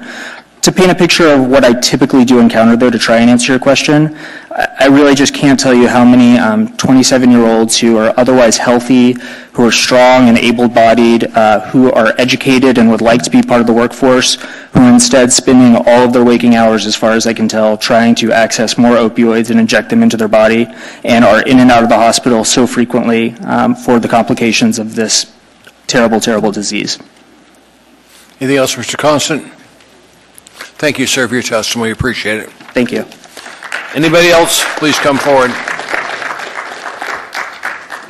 Welcome to the meeting. Good evening. My name is Rachel Swenerton, and I have a year-long volunteer service position at 4A's. So I've worked the only syringe exchange in Anchorage nearly every day for the past few months. And just to clarify what that does look like, every time someone comes in, I ask their zip code, their gender, race, and age, and I can't even tell you one overwhelming quality. It's very even across the board. I guarantee there's people in your zip code that look exactly like you with this problem. And I am asking the Assembly support of our Syringe Access Program. When I first started working at 4A's, I saw the exchange as an intervention on drug users' actions. But after working with the participants every day for a few months now, it's clear that the exchange is an intervention on the way drug users think. Utilizing the exchange is the first time that a lot of people are prioritizing their health and safety over addiction and pleasure. You can't start talking to someone about the details of combating addiction unless that person has the initial inspiration to prioritize their own health. The exchange is the place that people are able to make small, healthy decisions that they can integrate into their life. The exchange is realistic. Our model makes injection drug users feel worthy of health. This mindset leads to a series of actions that cannot be tracked or put into graphs, but I see happen every single day. It looks like people coming in and asking which Suboxone clinic takes Medicaid. It looks like people coming in and asking about the best recovery options so we can tell others about their good experiences. It looks like people coming in and getting Narcan, the overdose response kit, and getting it for their friends and children and parents that they're worried about. It looks like people getting tested, having their partners tested. And it looks like a lot of people bringing in needles for other people and distributing needles to other people who are unable to come in themselves. Just this morning, a woman came in who used to gather needles for herself. She told me that since regularly using the exchange, she was able to move on to the decision to lessen her intake of injection drugs, and now she does not use needles at all, but she still comes in to gather supplies for her friends. A few hours later, a man who comes in every week, he told me that his friend passed away last night from a heart infection, and he asked me if it was actually possible that infections from needles could ever reach your heart. There's a lot of tangible power in word of mouth and face-to-face education, especially when we're talking about a population who doesn't have access to information in any other way. We don't have numbers on these things, but their stories are very much real. The steps between the opioid crisis that we're in and a healthy community are small individual daily decisions made by the injection drug user population. FASAP is what allows these decisions to be healthy and informed ones rather than ones that force people into even darker places. Thank you so much for your considerations. Thank you. Questions from Assembly members? There are no questions. Thank you, ma'am. Look at the meeting.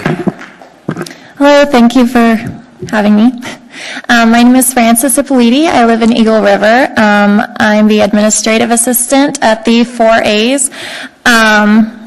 And I just wanted to talk a little bit about, I think we've heard the name or harm reduction said a couple times tonight, and that's the idea that we operate under, that harm reduction is where you're meeting somebody where they're at, which means maybe they aren't ready to go into treatment yet. However, if you can get them on the right road, you can get them thinking and making those positive changes to their lives, to their health. You can even get them thinking about other people and how their actions are affecting those people. So for instance, they're thinking about maybe instead of throwing this needle on the ground, I'm going to take it into the needle exchange where it can be safely disposed of. And they learn through our program that there are in fact steps they can take despite their drug use to protect themselves and others. So they realize that this isn't a black hole that they just have to go down. There are in fact positive steps that they can take even if they aren't able at this time to go into treatment. A big part of what we do is just treating people with respect, and I've heard people tell me this time and time again that they really appreciate that we speak to them as individuals, that they can speak openly about their use to us, even when they go and try to access healthcare services, they're treated with contempt, and they experience discrimination. The harm reduction model accepts that licit and illicit drug use is part of our world and works to minimize the harmful effects rather than simply ignore or stigmatize the drug users. My desk is right next to the syringe exchange, so I work with it and its participants every day. I've operated the exchange before and helped educate participants about why it's important to use clean supplies for every injection. I was most amazed, I think, by people's reaction to a simple photograph we put up that showed a needle before and after it was used. To the naked eye, most needles look the same before and after you use them. You think maybe they're just germy or gross after you use them, but there is actually a physical difference. They become barbed and blunt and can actually tear the skin more. It allows in more infection. It can actually introduce little tiny bits of metal into the bloodstream, which of course is never good. So like Ryan was saying, you're going to see these people in the hospital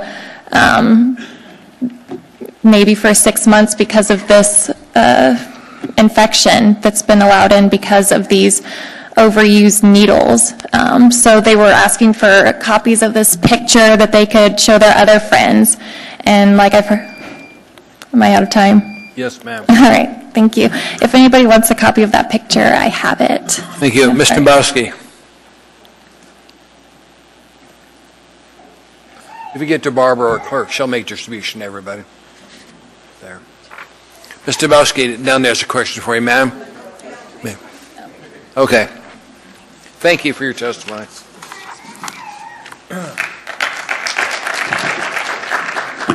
Welcome to the meeting. Hi, my name is Zane Davis. I'm an undergraduate student at UAA. I've volunteered weekly at the 4A Syringe Access Program for a year and a half now. And for most of that time, I've also worked at the Providence Emergency Department here in Anchorage. As you can probably imagine, the patient overlap between those two facilities is pretty huge. In the ER, I regularly encounter addicts who are suffering from any of the wide array of complications inherent to IV drug use. You've already heard from previous testimonies about overdoses, abscesses, skin and vascular infections, and infectious diseases like HIV. It seems like the amount of people suffering from these issues increases all the time as more Alaskans become victims of the opioid epidemic. And it's especially difficult for me because at the Syringe Exchange, I get to know our patrons. Often I learn their names. I see a deeply vulnerable part of their lives. We talk about our families, our friends, our likes and dislikes, and I try to help them in any way I can. But in the ER, it's tough because I see them and they're sick, and I know that what I've done isn't enough. The worst cases I've seen, though, involve people who I don't know, people from communities that don't have access to syringe exchanges, rural areas like Hope or Kenai, closer towns like Wasilla or Girdwood, and even people here in Anchorage who are homeless or otherwise just find it difficult to obtain transportation to the 4As. In some cases, they're able to afford syringes from the pharmacy, but often pharmacists refuse to dispense needles without a prescription. Under these circumstances, many people become so desperate that they're forced to reuse unclean needles. Those are the people who are brought into the ER via medical flights or the ambulance and admitted with massive infections that pose the risk of lifelong disability or death. Others contract hepatitis C or HIV, which leads to chronic dependence on our healthcare infrastructure. Some of them lack insurance and are ultimately unable to pay for treatment, which leaves the public to grapple with the costs. In the same vein, I constantly meet people at the Syringe Exchange who travel to Midtown Anchorage only once a month to pick up needles for themselves and their friends. They're able to get a maximum of 50 free needles at a time, which sounds like a lot, but when you consider that they're picking up for, in some cases, dozens of people, it becomes clear how our current reach is insufficient. I hope that after hearing the testimonies tonight, you'll consider empowering us to further mitigate the effects of the opioid crisis across our widely dispersed city and state. Thank you. Thank you. Questions from Assembly members? No questions. Thank you for being here, sir. Look at the meeting, sir. Thank you. I'm a little bit taller than everyone else, so. My name is Anders Harstad Bell. I live here in Anchorage near University Lake, and I also work at the 4As. I am the new Director of Client Resources, but honestly, I'm not here to testify as an employee of 4As. I'm here to testify as a father. I have two young girls, and one's going to be turning 2 this week, and the other one's turning will be 8 this spring. So the two of them love to play at parks. If it has a swing set and a pile of dirt somewhere, they're there. They want to be there. And how does this relate to 4As and what we're doing there? When we go to the park, we rely on a safe environment. With needles that are not exchanged, as has been mentioned before, those get disposed of improperly. It's expensive to throw away a needle. You can't just put it in the trash. We at the 4As, they dispose of these things as medical waste. The number that stuck out to me earlier that Matt gave the first testimony is 701,197. That's how many needles that are exchanged every year by the 4As. That's 701,197 chances for my daughters to get pricked by a needle. That's 701,197 chances for any one of our children, any one of us, to be affected by this. So this is something that affects everybody. We've heard a lot of testimony of families of addicts, of care providers. This is something that affects us all. And I think that, that these things are important. Right now, the exchange is located in a nondescript office building. No one sees it, no one knows about it except for the few of us that work in that office building. but it's something that makes wide impact across this community. So to a question I heard earlier from Mr. Dyson about what questions, or excuse me, what programs would we cut instead? I know that you guys have some really tough decisions to make. There are a lot of viable options for the city to spend their money on, and I understand that there's a lot of give and take. But I guess I would answer that question with a question, in that when those 700,000+ needles get distributed in our parks and are having to be picked up by our grounds crew and our landscapers that are out there planting the flowers that we enjoy, and they're having to pick through needles, is there a more cost-effective way to reduce those needles in our streets than leveraging with other community partners? Thank you very much. Question from assembly members. Thank you for your testimony, sir. Thank you. There are no questions. Welcome to the meeting, ma'am. Thanks so much. My name is Heather Davis, DAVIS. I'm the Executive Director of the Alaska Natives Assistance Association and an Anchorage community member. I think I'm the last in line of the 4As and people testifying on behalf of our syringe access program.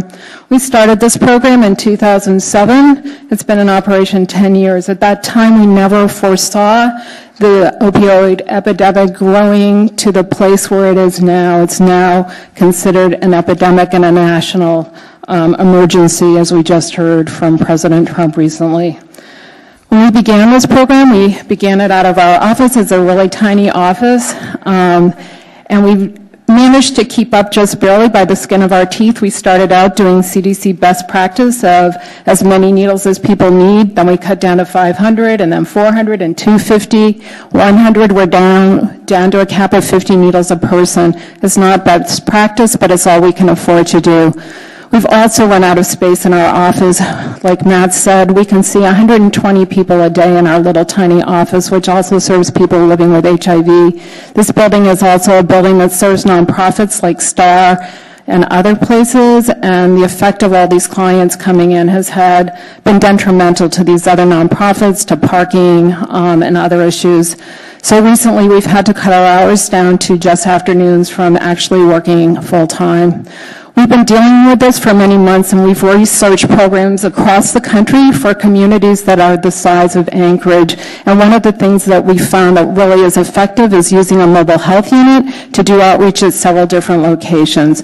This is supported by other municipalities and communities our size, and sometimes the municipalities actually run them out of their DHHS department. So 4As has been researching this. The 4As board last Thursday night made a decision to purchase a mobile health unit to do this program for us. We would locate it in 4 different sites within Anchorage. Beans Cafe has already come on board. We do a site in Spenard, a site in Mountain View, and then we're hoping to partner with DHHS itself, because if we could have the unit located right outside that office, we could refer people for other testing. We have a huge gonorrhea, chlamydia outbreak going on right now. Injection drug users are at risk for that, and we could just slide those people over to DHHS. The 5th day we would actually go to Matsu. Matsu is supporting this program. They've offered to pay for 1 day for the mobile health unit to go up there and provide this service there, because we do have syringe exchangers coming down from Matsu. So this unit would provide all the services we do now. We'd give out clean syringes. We would take in dirty syringes. They are medical waste. They have to be properly incinerated. We would do the free HIV and HIV testing. We would provide Narcan kits and other resources. The total cost of this program is $222,193. We've got $135,000 in secured funding. We would provide the mobile health unit, and we request the assembly pay $87,200. You have a few questions, ma'am. Yes. Mr. Dunbar, sir? Thank you, Mr. Chairman. So you talked about purchasing a mobile health unit. I know I've been to a ribbon cutting for another mobile health unit, I believe owned by the Salvation Army, and then there was another, maybe it was the Red Cross. I'm trying to ask you if you know there are other mobile health units in Anchorage. I know the DHHS has something that we also... They have a big trailer that you have to haul around. So you're talking about something smaller than that? Yes, smaller than that. Is there, Well, that's sort of what I'm asking. I mean, is there an opportunity to work either with DHHS or different nonprofits so that we don't have to duplicate capital purchases?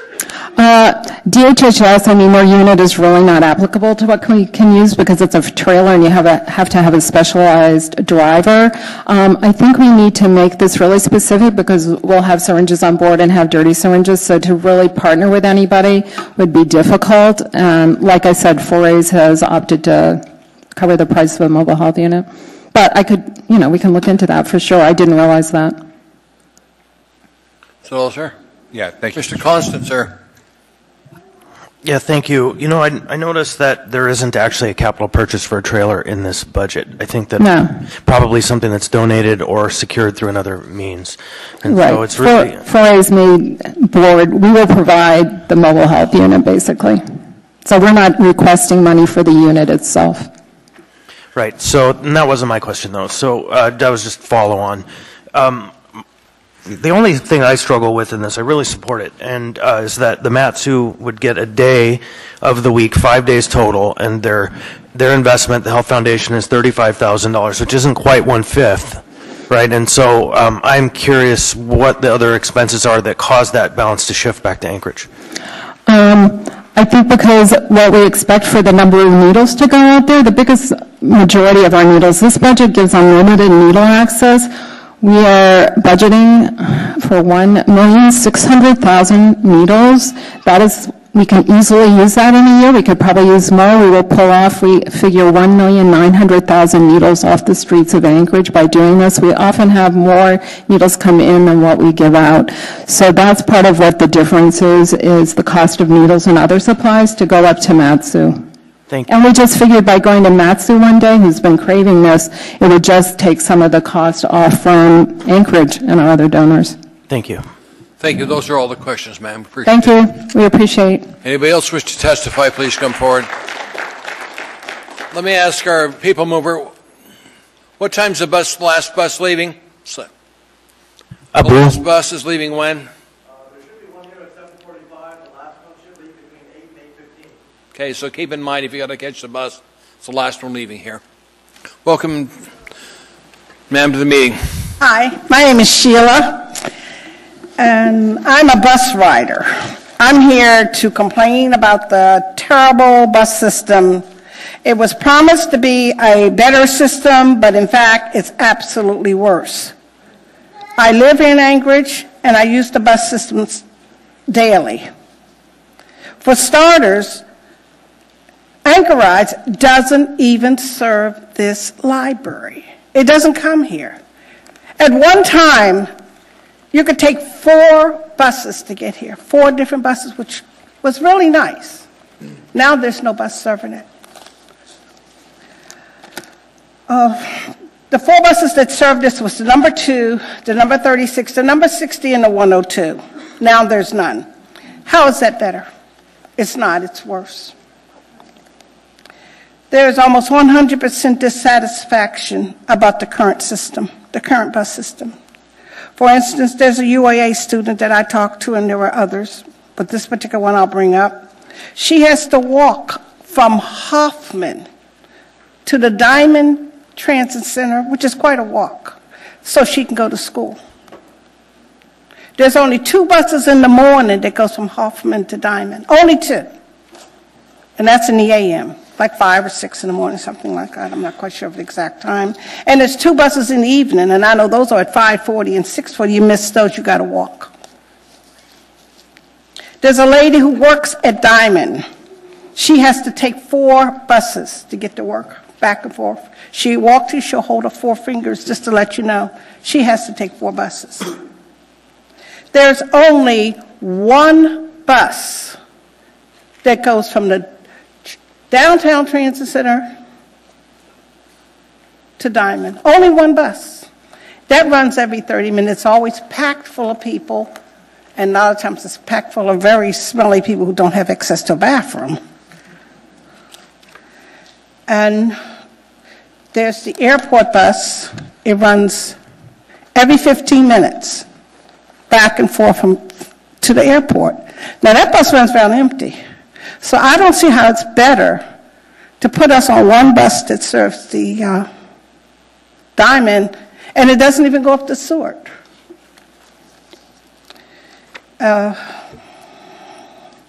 There's numerous complaints, and then from where I saw 100% dissatisfaction. There's no bus that serves 36th Street, which means you cannot get to the Providence Family Medical Center here at 36 and Latouche, which serves hundreds of people use that facility, but there's no bus that serves it. I only brought up a few things, but I don't see where the present bus system is an improvement, and I'd like to see it brought back. There was 4, but like I said before, there was 4 buses out here. Now there's none. So I don't know what can be done to improve the system, if not just bring it back the way it was. Because it wasn't broke. Now it's broke. There was nothing wrong with the system. Thank you, ma'am. There are no questions from the assembly members. Thank you. Thanks for being here. Anybody else wish to testify, please come forward. Hello, my name is Lori Wood, and I've been a bus rider for 3 years. I celebrated my anniversary in September. I ride the bus multiple times a day, every day of the week. First of all, I'm asking for bus stop 467, the Tudor and Baxter.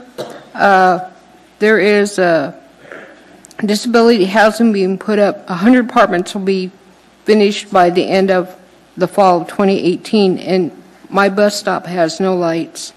It only has a bench. It doesn't have a shelter, and disability people will be coming down to the bus, walking down to it, and we need to improve the bus stop. The other thing is Route 55, which used to be Route 1 and 2, that used to go down Tudor.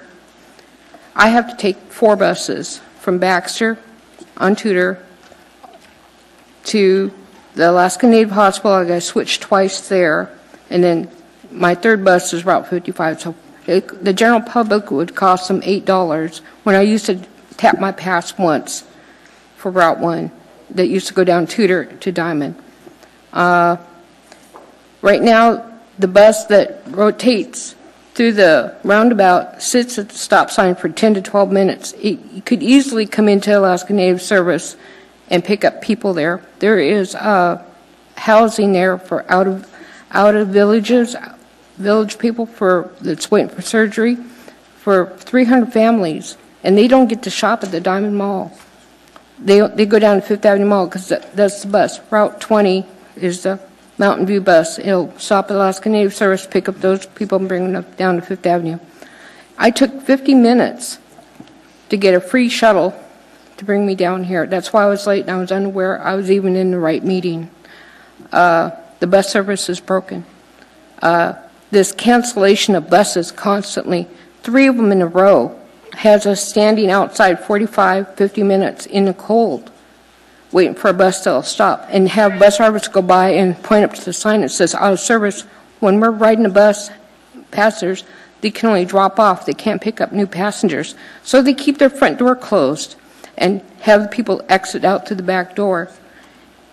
I am one of those people that has been denied service in the last 2 days 6 times because of out of service. I can understand going out of service once in an hour, but 3 buses in an hour is wrong. Having to stand out there for 45 minutes for a next bus, the system needs to be fixed. Supervisors need to be down at the transit center, downtown transit, or down at the city hall, helping out the bus drivers, coordinating them instead of yelling at them over the radio. Bus drivers, is my time up? Yes, ma'am. Okay. Question from assembly members. Mr. Dunbar. Thank you. Could you just quickly wrap up? Do you have something else you wanted to say? Oh, no. You're done? I need help for bus stop 467 to have it improved. That's the major part right now. Other questions from assembly members? Thank you for your testimony, ma'am. All right, thank you.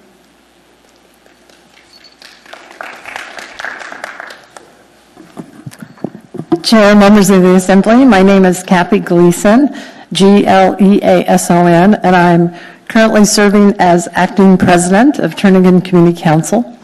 And with regard to next year's operating budget, I have heard that our funding for the Federation of Community Councils is in the budget for $85,000, which is what has been allocated to that organization for quite a few years now.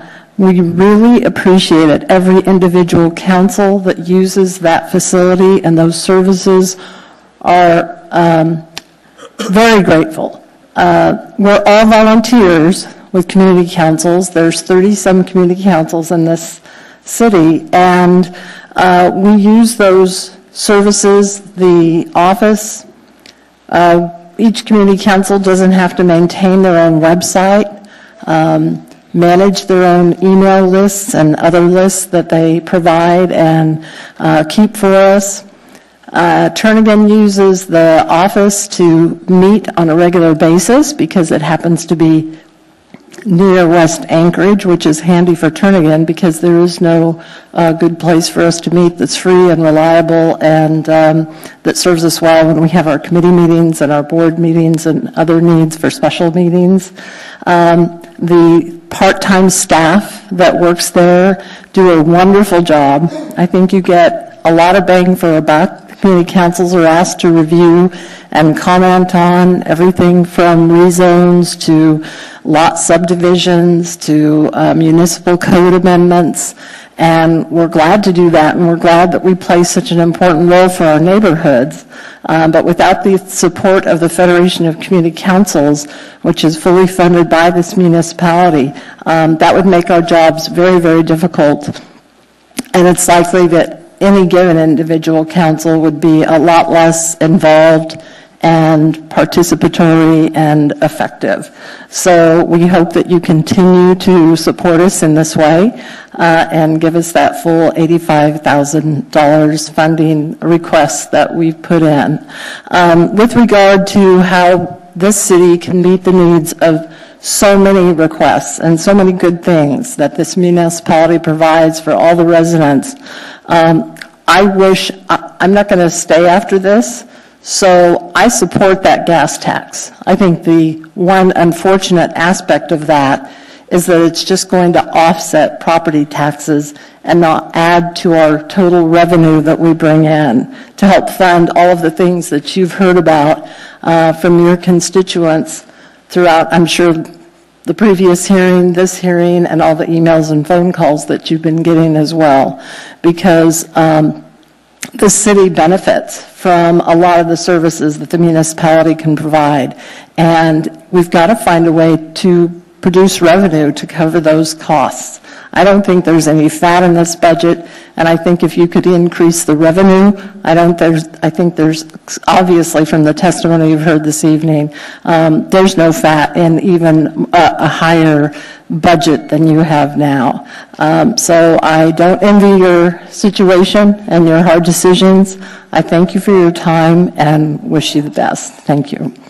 Question from Assembly members. Thank you, Kathy. There are no questions. Welcome to the meeting, sir. Thank you. My name is Kyle Stevens, and I'm testifying as the chair of the Federation of Community Councils. I first want to thank the Assembly for your consideration and time regarding our annual budget. The last 5 years that I've been on the board, we've shown significant growth. We currently represent 37 active community councils with a steady attendance of over 28 very active community members.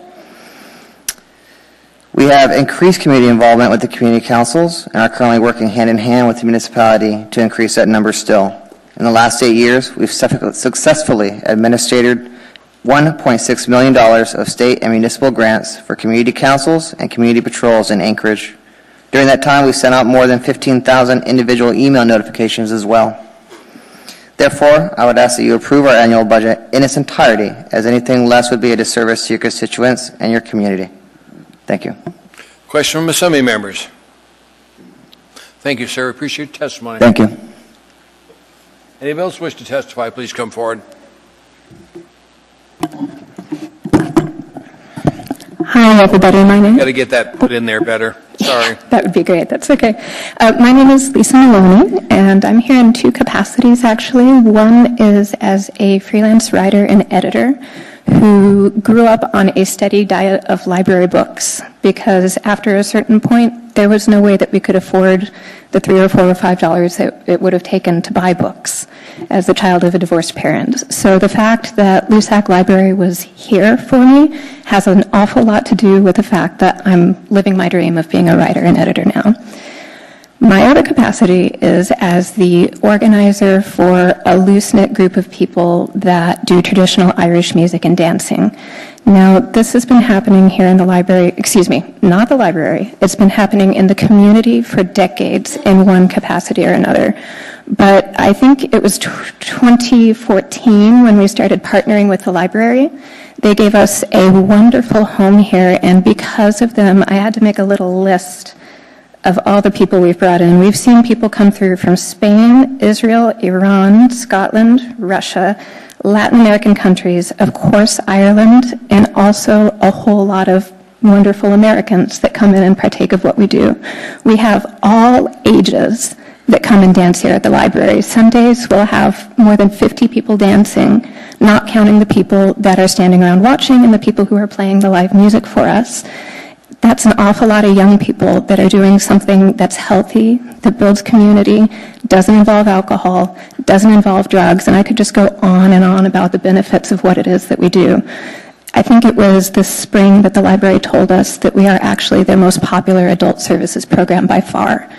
Now, the stakes are not as high for us as some of the other users of the library. We would be affected if the library hours are reduced. Nobody's going to not get a job if we have to stop dancing earlier. Nobody's going to not be able to do their schoolwork if we have to stop dancing earlier. Those are things that could happen to other library users. But I would ask you to consider that I'm sure we can all agree that we need more of these healthy, drug-free, alcohol-free, family-friendly community events that everybody can come to. We were asked to expand our activities to the Mountain View Library at one point, and we would have loved to, but we couldn't because of the limited hours that they're open. We tried to make it work, and we just literally could not. I would hate to see the same thing happen here. Is that all, ma'am? Yes. Question from Assembly members? Thanks for being here. There are no questions. Thank you. Welcome to the meeting. Thank you. Good evening. My name is Mary Rasmussen, R-A-S-M-U-S-S-E-N, and I'm delighted to be here, Chair Trainee and other Assembly members. Big surprise, I'm here in support of the library. As many of you have heard me say, I love everything about libraries. I love the fact they're the basis of our democracy. I love the fact they're the center of our community. And standing up here between two writers, I'm kind of honored to know that libraries have helped them. One of the things that happens is that I've been involved as a volunteer with libraries for a lot of years. And so people know that. And whenever I go places, the three things they say to me is, we want more hours, more materials, and more branches. That, I understand, in the current economy is not an easy thing to do. But they certainly do not want to lose hours, branches, or materials. I'm here actually with my president of Friends of the Library hat tonight. And at our annual meeting in October, from the floor, people started asking questions about the library budget. And then they said, well, we need you to take a resolution. And I was really happy because it formed in a very organic way. It wasn't like we had a set resolution and said, vote on it. It came from the floor, had numerous friendly amendments, and is actually very, very short. It says, the Friends of the Library is strongly resolved to support maintenance of the library budget without cuts, inasmuch as the library provides valuable services to the entire community of Anchorage, which is especially important in times of economic stress. And this passed our group unanimously with a lot of enthusiasm. I also would like to say that we are trying to do partnerships with the school district. We now have 46,000 Anchorage School District students who have library cards, and it's a really exciting partnership we are trying to build. I'd like to say Friends comes together and does numerous events that you know of or have seen and contribute $80,000 plus to the library almost every year. So this year it's $86,750, I think. I just hope that we can keep the library. I think keep it as is, whether it's the Sunday cuts or the cuts to materials which go down every year and cost more every year. And people say, oh, there's e-books, but actually we have to pay for the e-books too, and we can't use them forever. There's a certain number of usages, and then you have to pay for them again. So I hope you can find a way to find the money to keep the library's budget whole, and I thank you for your time. Thank you. A question from assembly members. It's good to see you again. Thank you. Thank you. Welcome to the meeting. Thank you. Good evening. My name is Carol Sturgelewski, Sturgelewski. I'm a member of the board of the Friends of the Library. And how many people here have a library card? Just raise your hand. Okay. I mean, they're not here with me, most of them, but a lot of people are friends of the library, whether they are part of an organization or not.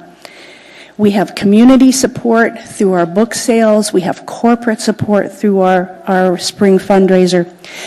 An earlier speaker said tonight that people should take personal responsibility and use their own computer and their own resources. That would be a wonderful thing. The truth of the matter is Alaska is at the top of the nation in terms of unemployment. And if I do not have a job, or if I am underemployed, my personal responsibility is to feed my family, keep a roof over their head. So I'm not going to pay for things like a computer. I'm not going to pay for Netflix. I'm not going to take my kids to the movies. I'm not going to pay for internet. Where am I going to find that? Where am I going to find the resources to get a better job or to get a job at all? Where am I going to find the resources that we heard today are being provided by a mental health grant to help the homeless and the mentally ill, who unfortunately a lot of times find themselves in trouble here? Alaskans are talking a lot about crime these days. I would propose that a well-funded library is a terrific crime prevention tool. People figure out how to get a job or a better job. They learn how to improve their education. They bring their children. They have places, safe, supportive, educationally focused places for middle school kids and teenagers to go after school so they're not wandering around. A library is a wonderful, wonderful crime prevention tool. It is a community safety tool. You may have seen the other night there was a report on the television that said LUSAC right now after the reconstruction, and thank you, by the way, when I was walking in tonight I think, oh thank God I don't have to go up those icy stairs. But LUSAC is receiving 2,000 visits a day. 2,000 people a day walking through these doors. Every single person is taking personal responsibility to improve themselves, to use their time valuably, to educate their children. Please continue. Thank you. Question from assembly members. There are no questions. Thank you for being here.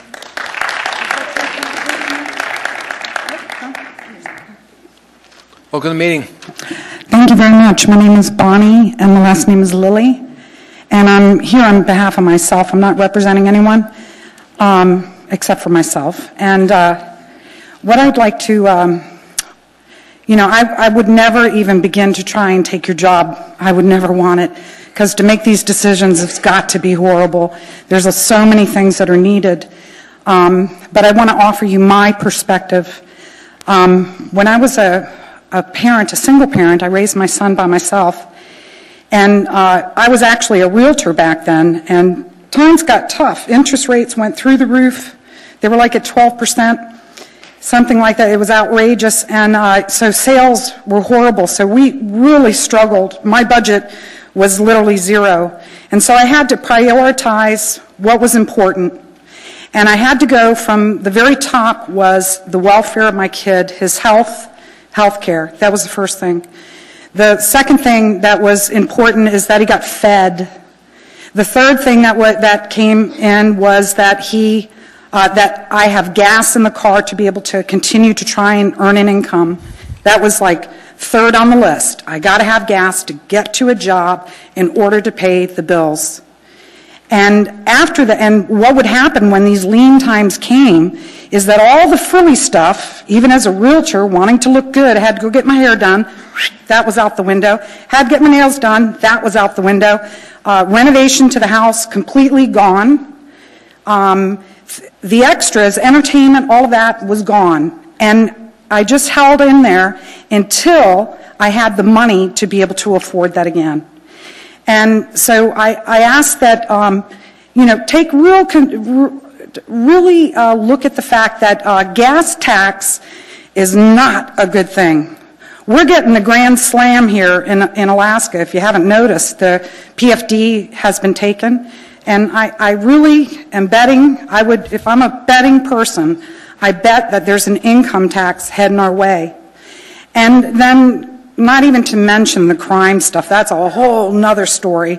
But the cost of crime to a regular citizen is security systems, car alarms, replacing the things that are stolen. So those are the three things that we've been hit with. And then to hit with a gas tax is, gosh, it's just too much. So in figuring out your budget, please put it in priority as if you're a single parent trying to raise your children. Take care of their health care, things like that, to make sure that they can get to their jobs. Don't tax them anymore. There's so many people in this city that are earning $12 and $13 an hour that cannot afford to pay any more than they're already paying. They're already doing without. Gas prices have jumped. They're struggling. So please, I want to thank you for all your work and effort that you put into this, and thank you for letting me testify. Question from some of you members. Thank you, ma'am, for your testimony. Welcome, ma'am. It's been good to watch you with your baby. I'm trying to keep them quiet. I wish they would let you to the front of the line. I'm sorry. You handle them well. Thank you. Hi, my name is Wendy Williams. I initially came here for the public transportation to advocate for that. But when I heard that the library was being advocated for, I wanted to step up to that plate. I have many children, and I think of the many, many grandchildren I'm going to have. And I really look at the library as an asset to these families that have children, grandchildren, nieces, nephews, and I think that it needs to be considered as extremely important, like a healthy connection for these families and these children. So I want to request that you guys restore the budget for our community library. And I just feel that this is an imperative asset to connection for our families. It's not just for us who are sitting in this community, it's for all your children, and it's for all your generations after you. And I think we need to take that into serious consideration as a community. Sorry, I'm kind of nervous. I came here for also the public transportation as a family that continually takes the bus on a regular basis. I didn't realize that it was such a priority to take a stand and become a part of situations like this so that it wouldn't be tampered with or affected so drastically that it would affect all of us. I want to ask that you guys increase the budget to accommodate the return of bus services. Let's see, I made some notes. I've endured and seen a created hardship on all of the community and the families with and without children. I've seen the elders suffering because they're tired or they can't make it to the buses. I've seen the disabled people aching and complaining of being able to get on these buses or trying to travel to them. I've heard of the employees and the employers being affected also. And I worry for my son that sometimes has to catch the bus to school if he misses the school bus, and how far this bus system is for him to actually get there and be able to get to school on time or safely, just knowing how far these bus stops are from our homes now. I feel that we need to, as a community, to unite together to fix our public transportation system. And I feel that if restoring the budget or bringing back the bus systems that we depended on as a community to be able to do the things that we needed to do, I just request that that actually happen.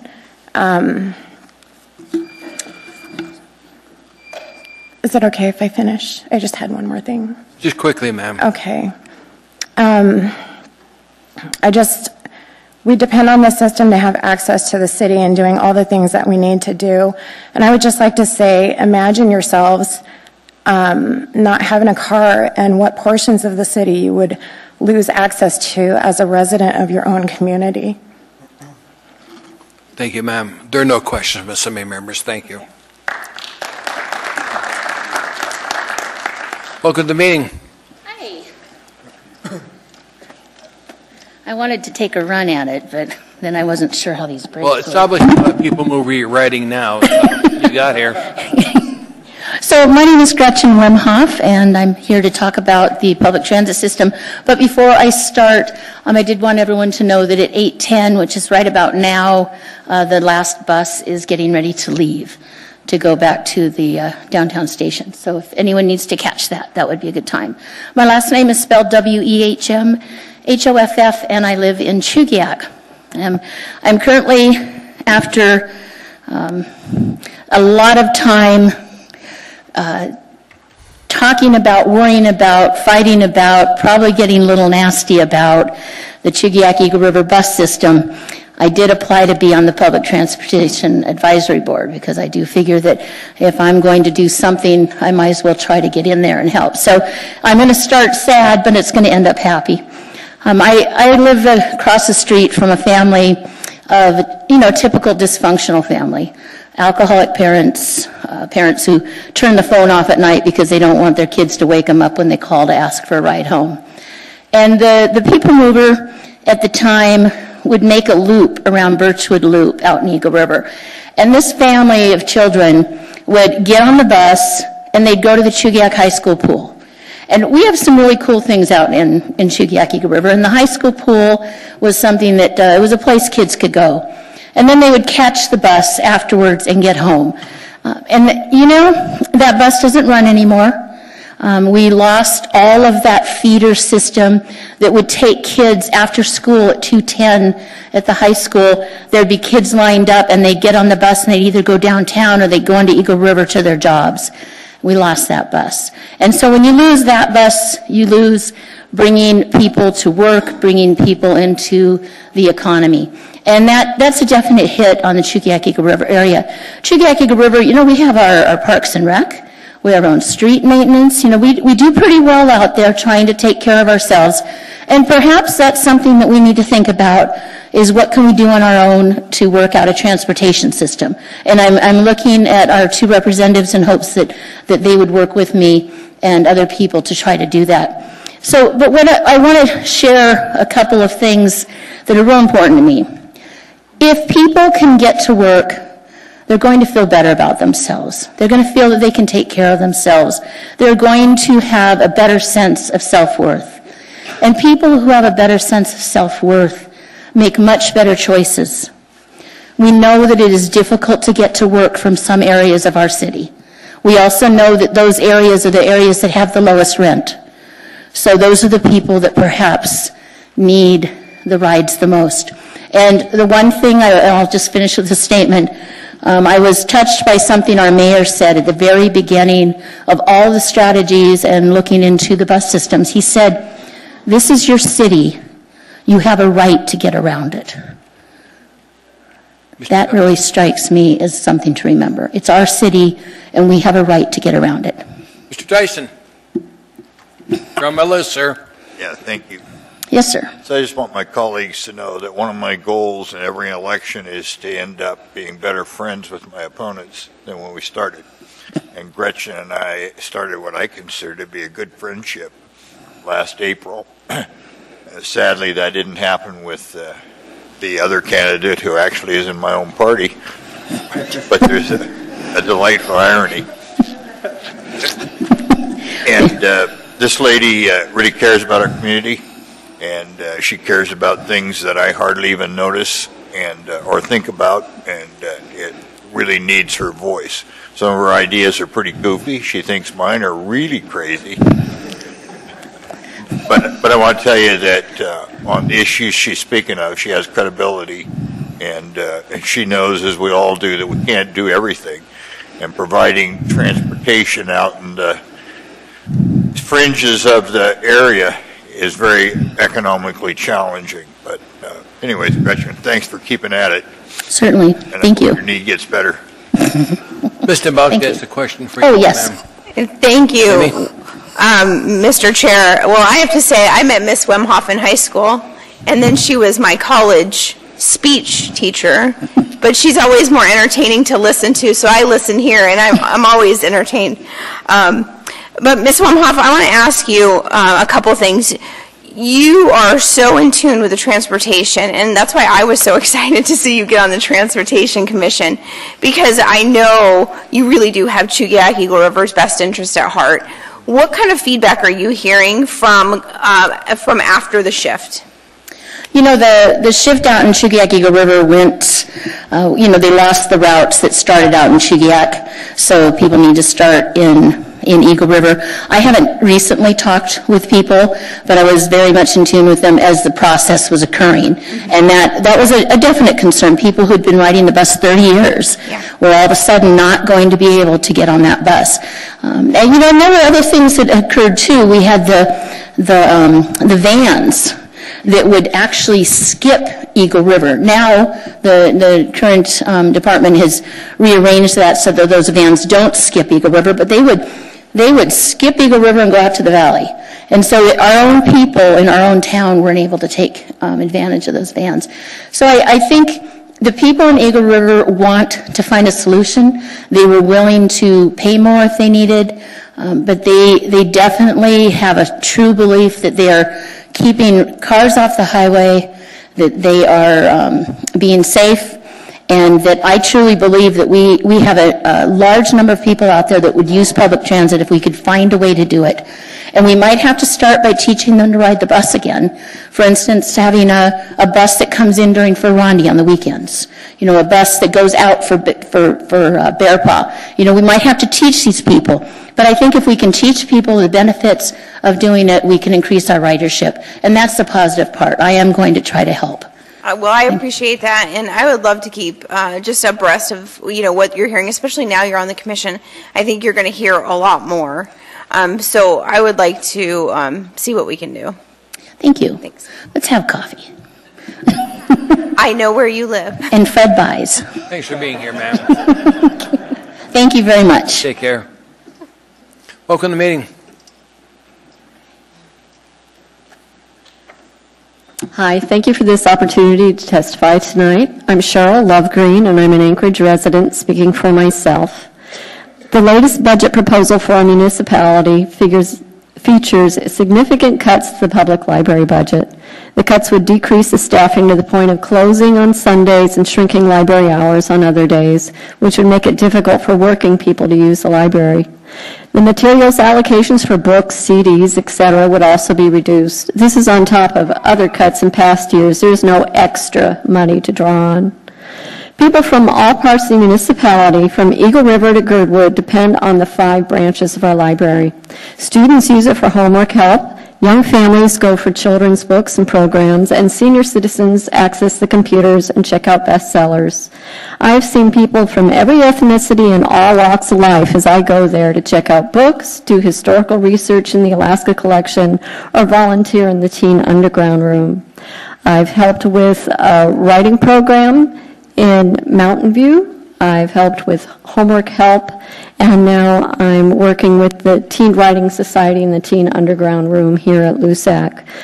And in all of those places, I've seen kids find a safe, welcoming place to go when they wouldn't have otherwise. I agree with Mr. Jalewski about it being a crime prevention tool. To reply to Mr. Dyson about where you should cut, I only got the memorandum for the budget tonight, so I don't have any specific ideas, but based on one of our early testimonies, maybe we should look at development services or economic and community development, or what I would prefer is to pay more taxes in a progressive manner to help pay for the services that I use. Thank you very much. There are no questions. Thank you, ma'am, for your testimony. Welcome to the meeting, sir. Hi, my name is Tim Morgan, Mr. Chairman, Co-Chairman, Mr. Mayor, Assembly members. I am with Teamsters Local 959. I'm a business representative. I represent the drivers from both transit and paratransit, which now is combined to do both transit and paratransit. It's a fantastic system, but we need to expand it out. And I ask you, and there's been a lot of things that were brought up tonight, a lot of good causes in Anchorage, but Anchorage needs to have a good transit system in it. I would ask that you try to fund it at the 2016 level for now, and try to keep it going. It's something that we need in this town. My kids used it when they were growing up. I have 2 grandkids that are old enough to use it now, and they use it. I got 3 more that aren't old enough to use it, but they will. And I hope it's around and it's expanded out enough that they can get around town and use it. So I ask you to please consider restoring the funding back to the 2016 level. And this is a big change for Anchorage. It's the biggest change we've had since 1974 when it first started. And we need to try to make it successful. And the only way to make it successful is to fund it enough to give it a chance. If you don't give it a chance, it won't happen. So I thank you for listening to me, and I'm not much of a public speaker. I like to get in there and negotiate, but not public speaking. So I appreciate you all listening to me. And if you have any questions, I'll try to answer them. Community, we do. Mr. Dunbar. Thank you, Mr. Chairman. Mr. Morgan, thank you for testifying. So as you mentioned, this is the largest change we've done in a very long time. And so I think we all anticipated some problems, some things that had to be worked through, some friction. And I'm curious, your drivers, what they're saying, and then also kind of what your relationship, I mean, I don't know if you want to call him out, but our transit directors in the back right there, in general, sort of the relationship between the drivers and the administration and what's been going on during this transition process? It's been hectic because, like you said, a new change is something that everybody has to kind of work towards.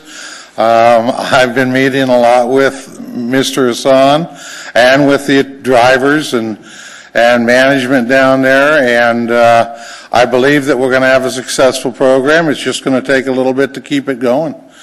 And I believe that we can work out what isn't working out now so that eventually we're going to have a fantastic transit system in Anchorage. May I ask a brief follow-up, Mr. Chairman? Go ahead, sir. Thank you. Has the administration generally been receptive to the suggestions of your drivers? I believe so, yes. Okay.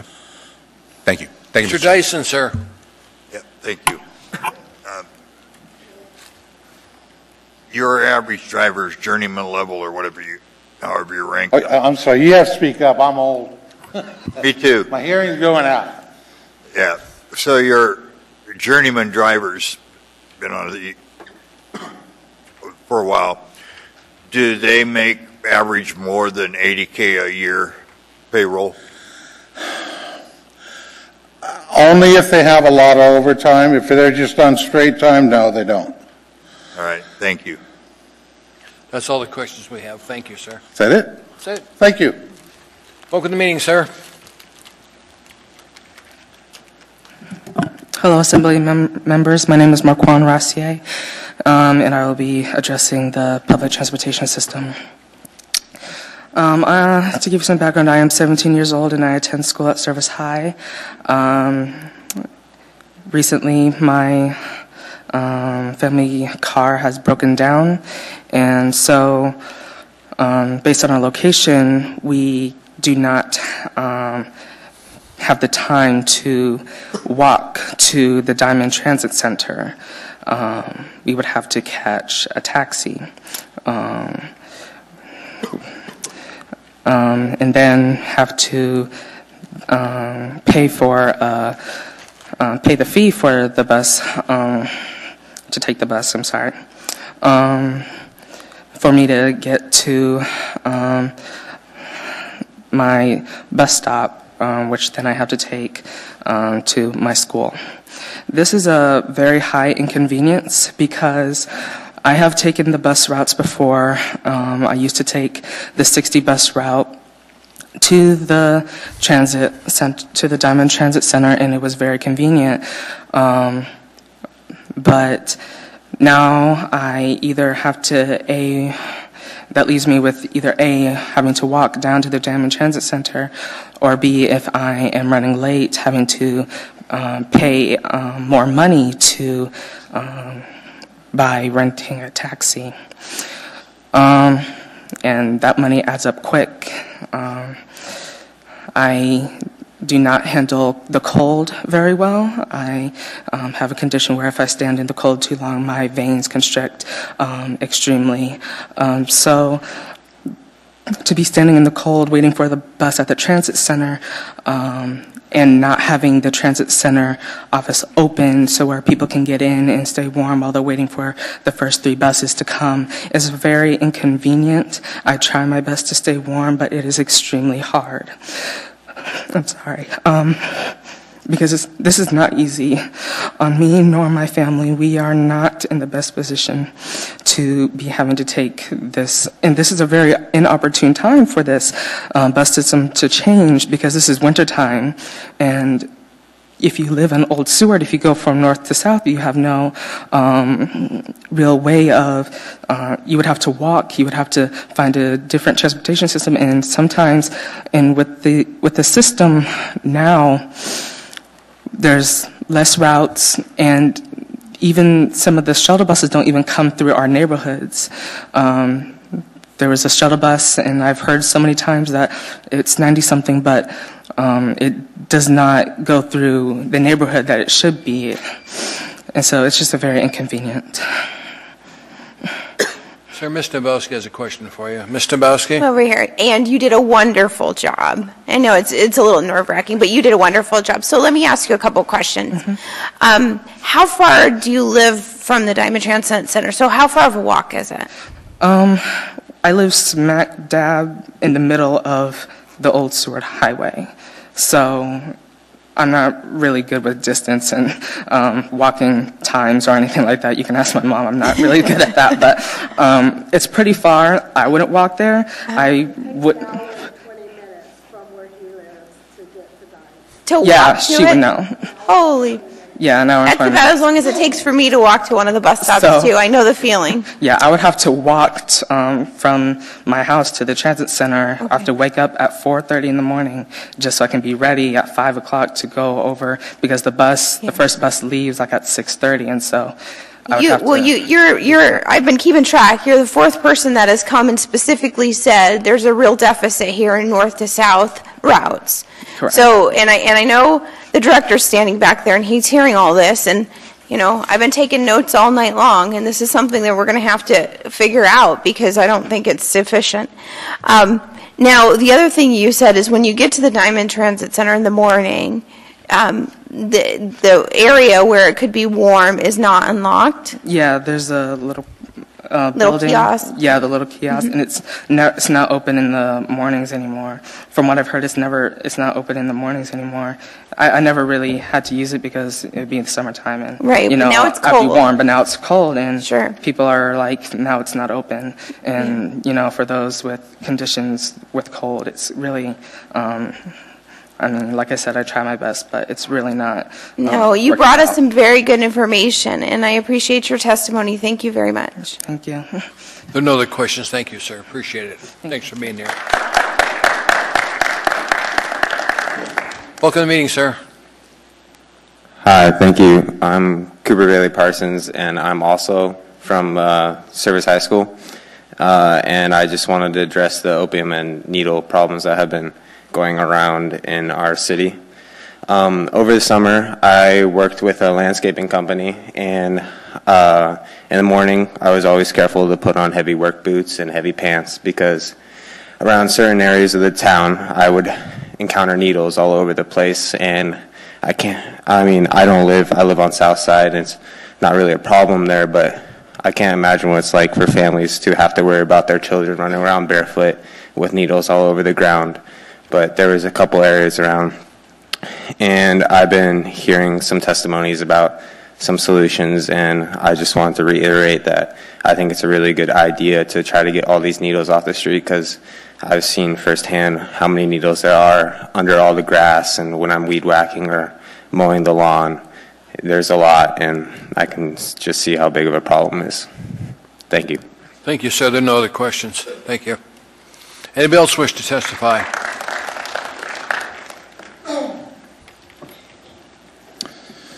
Mr. Chairman, members of the body, my name is Jedediah Smith. Thank you for your time. I am the chair of the Public Transit Advisory Board and also the chair of the Spenard Community Council. So I'll speak on both issues briefly. On the Community Council side, I'd like to speak in support of funding for the FCC. I can tell you that with growing participation at our council, the resources that the FCC provides are very important.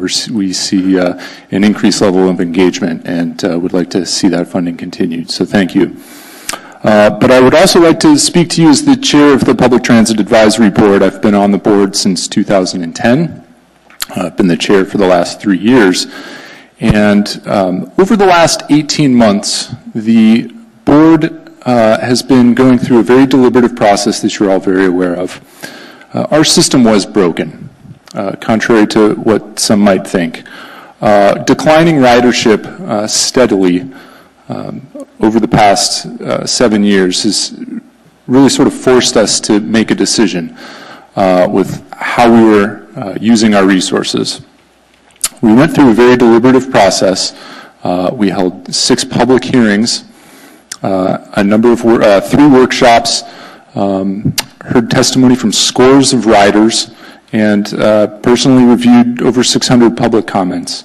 In that time, with the board's support, staff has really been empowered to make some bold decisions. And what you see before you is the new transit map that was a long time coming. We believe this is a backbone to a stronger system. It's a more appropriate use of the municipality's resources. We looked at where riders were going, and we essentially doubled down on that. We went from trying to be a system that was trying to be all things to all people, that was essentially failing at being anything to anyone. It was inconvenient. 2 weeks ago, I did take a bus from downtown to the library. I had to walk about 6 minutes from C Street. Fortunately, there wasn't any ice and snow along 36th, but it's winter now, and we recognize that.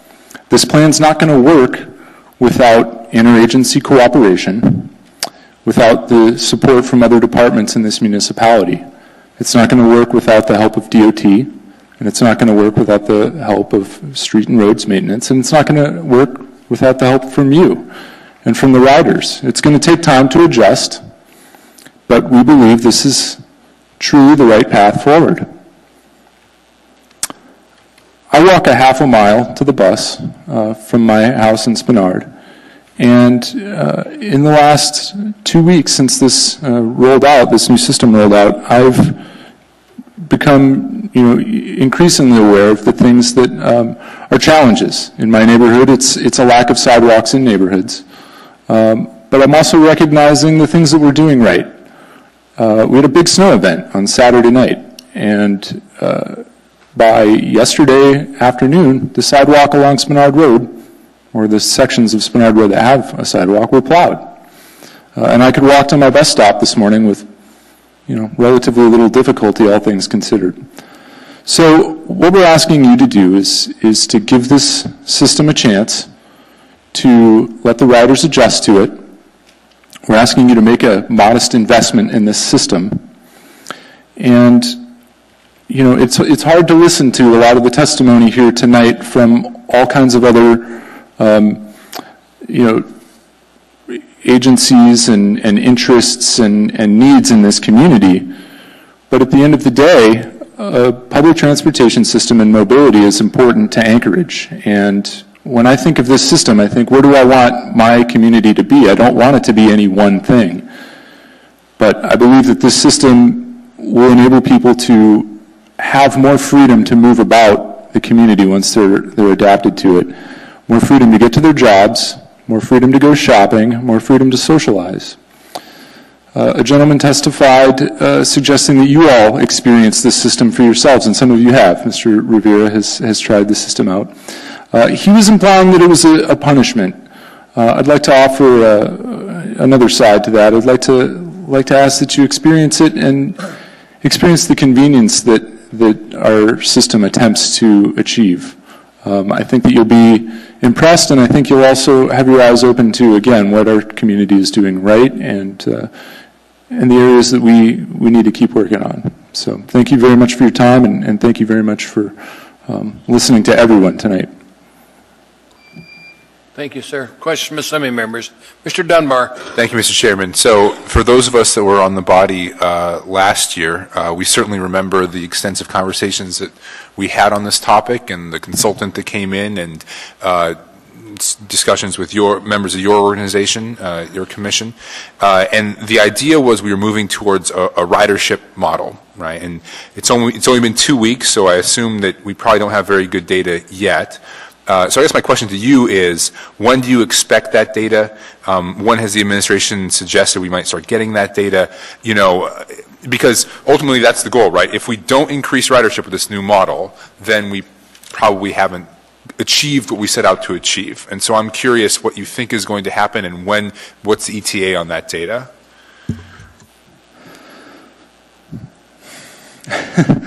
It's a really good question, and I'm afraid that whatever answer I give you is, you can hold me to it. A year, maybe two. I think realistically 2 years to give people a chance to adjust. There are going to be people that are going to make long-term decisions like where they live, and that's not a decision that you make overnight, or maybe even a decision that you can make in 3 to 6 months. That's a long-term decision. So, I really don't have an answer for you. What I can tell you is this. I moved to Anchorage in 2009, and I've seen this community move forward incrementally in terms of the emphasis on multimodal transportation. And I really believe that we're moving in the right direction, and I think that we ought to continue to do that. And the other thing that I really want to add to you as well is there are 3 seats on the Public Transit Advisory Board that are vacant right now. And you are going to continue to hear from your constituents. I would encourage you to send them our way. Have them apply to be on that board, because our body will make better decisions in advising you all the more diverse and the more well-rounded our members are. So thank you. Thank you for your testimony, sir. We appreciate it. Anybody else wish to testify, please come forward. Good evening. My name is Kirsten Miles, and I actually had no intention of testifying this evening. I'm here representing myself. After listening to all the testimony on the public transit situation, Ms. Weimhoff actually made a comment that made me very curious, and her comment was, you might need to reteach people how to ride the bus. And I would be one of those people. I am not familiar with riding the bus, so I actually went to the People Mover website while sitting here and thought, oh, this is kind of cool. They have little thing here where you can put your current location and where you need to go, and it'll route it out for you. And what I learned is to get from the library to my home in South Anchorage would be a 16-minute walk from here to a bus stop where I could catch a bus at 6:07 a.m. and arrive home at 7:17 a.m. And I'm very fortunate that, I have a vehicle in the parking lot waiting for me, but if I did not and was interested in, participating in public forums like this, that isn't the best option. There is a second one, and I'm not sure why it wasn't the first one to come up, but I could also take a 10-minute walk, catch a bus at 11:37 p.m., and it looks like I could get home at 7:17 a.m. So I guess when I look at this, and that's a 7-hour and 40-minute transit, I would just encourage, all of you assembly members to maybe in the thought of practicality, go to this in your day-to-day life and punch in where you're at and where you're going and see how this would fit in your reality, which is what I was trying to do. Is after listening to testimony, I wanted to see how riding the bus would fit into my reality, where I to take the bus and not very well. So it was just my 2 cents I wanted to drop in since I was here. So thank you. Thank you, ma'am. There are no questions. Thank you. Anybody else wish to testify, please come forward. Hi, I'm Rosalind Casey, and I'd like to thank you for everything that you support that's positive. I just came from the Tuesday night run that I believe is sponsored by Parks and Rec. I don't think they spend a lot of money on it, but my daughter and my 2-year-old granddaughter from Girdwood went with me. And so the money that you put into that, into the library, into the bus system, into anything positive is much better than the $40,000 a year you pay to put a person in jail because they can't take a bus and they steal a car. I appreciate everything that everybody said on the transit. My bus route 60 is gone. My friend came down from Fairbanks today and discovered she couldn't take it to the doctor anymore. The only one we have access to is she had to walk 1.5 miles to get to Cars, Huffman, and then it only went into town 6 or 7 in the morning and 7, 8 at night. But I think people told you what it was, but I really appreciate the transit officer speaking because that's the way I felt every time I went to the meeting. He was like, hey, it's going to work in 3 years. Okay, you want me to move down to Felix's district so that it works for me and then move back in 3 years?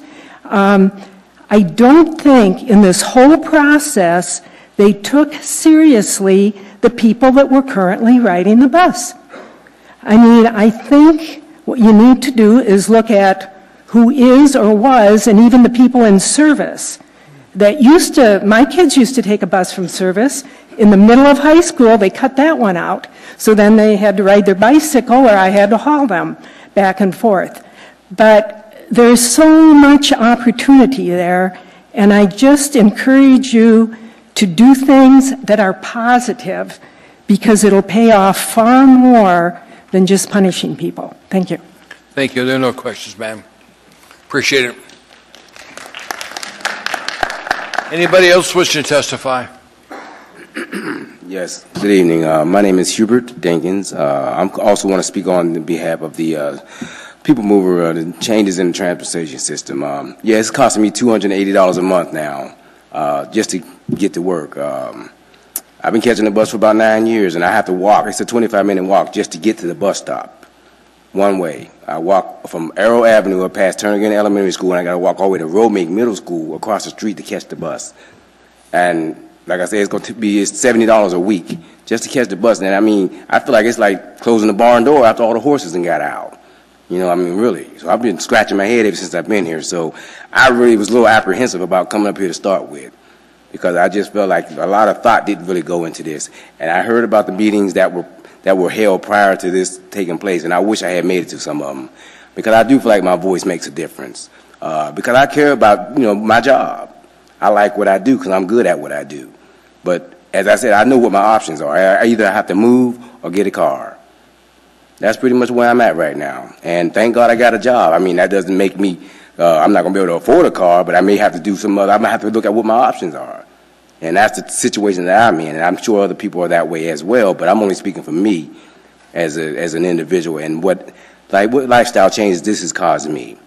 So I just think it's unfortunate that, this has come to this, because I don't know what I mean, it's not going to, you're not going to make any changes right away. The changes have already been made.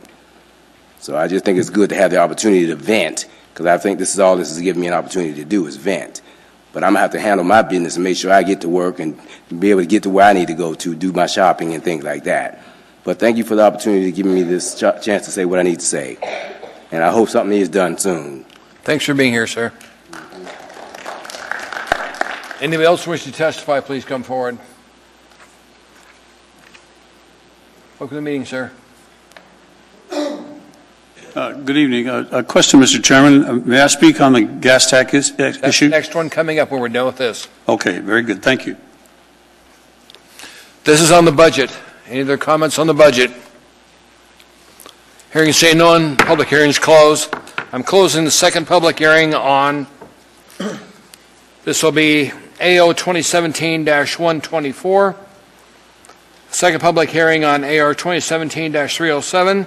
Second public hearing on 2017-125. Second public hearing on AR 2017-305. Second public hearing on AO 2017-126. Second public hearing on Resolution AR 2017-306. Second public hearing on AO 2017-127. Public hearing is now closed on all the budget items. So please get your amendments into Rose by the 13th. Rose, anything else you want to add to it? Okay. Please get your amendments in, and then we'll get and debate the changes after that. Next item in front of us is item 14H.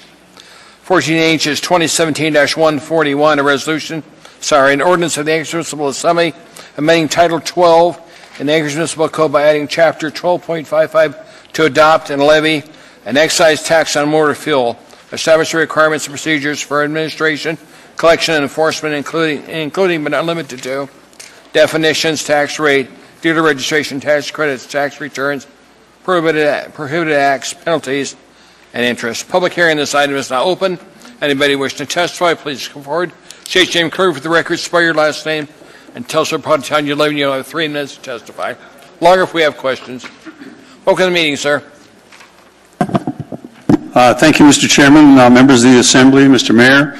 My name is Aves Thompson. I'm the Executive Director of the Alaska Trucking Association.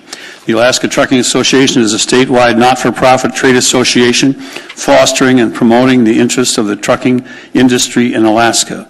Our nearly 200-member company association is comprised of for-hire and private motor carriers, large and small, as well as associate members who provide goods and services for our industry. The Alaska Trucking Association opposes the adoption of AO 2017-141 for the following reasons.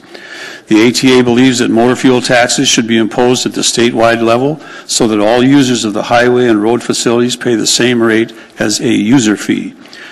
Our fear is that if the Anchorage Assembly adopts this ordinance, additional communities will impose similar local taxes, creating a stovepipe taxation system throughout the state, increasing the motor fuel tax at different rates for different areas, making statewide operation more difficult than it already is. Additionally, the stovepipe system will only promote further growth in government, as additional personnel will be needed to collect and enforce this system of stovepipes. It was stated to me by one of the Budget Advisory Committee members very early in the stages of this discussion that should the state impose their additional 16-cent motor fuel tax as is proposed in House Bill 60, and this ordinance passes, the state would somehow forego the 10% of their increase to the muni. I contacted the governor's office yesterday and was informed that they have no intention of foregoing anything. A motor fuel tax is a user fee. User fees are designed to pay for maintaining and improving what service or facility the user uses. This 10-cent increase will do nothing to improve the quality of our roads or bridges, as all of the new revenue, $14 million a year by your own estimate, will be used to provide direct and proportional tax relief to all types of property tax owners, or property tax payers, pardon me. Today I received the following message from one of our association members, Carlisle Transportation Systems, who was unable to be here tonight. And they authorized me to quote them to say that Carlisle does not support this new motor fuel tax. Fuel represents a major expenditure for Carlisle and the entire industry. Unfortunately, our current economic circumstances and the overall condition of the trucking industry would preclude us from internalizing any additional taxation. In short, we would be forced to impose this new tax on the Alaskan consumers and effectively increase their costs by a commensurate amount, end quote. Another comment came from a board member of our association, a vice president of one of the largest transportation companies, and a homeowner in the Anchorage municipality. He says, quote, "I oppose this tax initiative." Anecdotally, I expect that the fuel purchase patterns will change. And finally, taking $14 million out of the pockets of Anchorage motorists at this time is not the way to benefit either our road system or our economy. Thank you. Mr. Constant, sir. I just was going to ensure you had enough time. Well, you're there for a minute, but you're done? Yep. Other questions from this gentleman? Thank you, sir. Appreciate Thank you. Anybody else wish to testify, please come forward. Welcome, sir. Welcome. David Neese, NEES. Okay, this is kind of an interesting proposition because you have a lot of exemptions under state law on the excise tax, and you've done the marine and you've done the aviation, which is good. But when I walk down to fill up my 5-gallon can for my lawnmower, which is exempt, and my off-road vehicle, which is exempt, or my trailer with my boat on it, which is exempt, is there a process in place for me to get that money back? There doesn't seem to be anything in this that says I'm buying my $100 to fill up my boat because I'm going to go down to Whittier and use the tunnel, that I can exempt that off of there. That just isn't in your statutes. So the other thing that's interesting is your biggest taxpayers for property in town are businesses. Providence Hospital, and your native corporations. A lot of your big business, ACS, GCI, they're going to benefit the most from this. Do you have an exclusion, and this is going to go just to homeowners? Because it's the homeowners and it's the renters that got to get in their car to go to work that are going to be bearing the brunt of this tax, and the benefit is going to go to the 10 biggest taxpayers in Anchorage, which are not homeowners.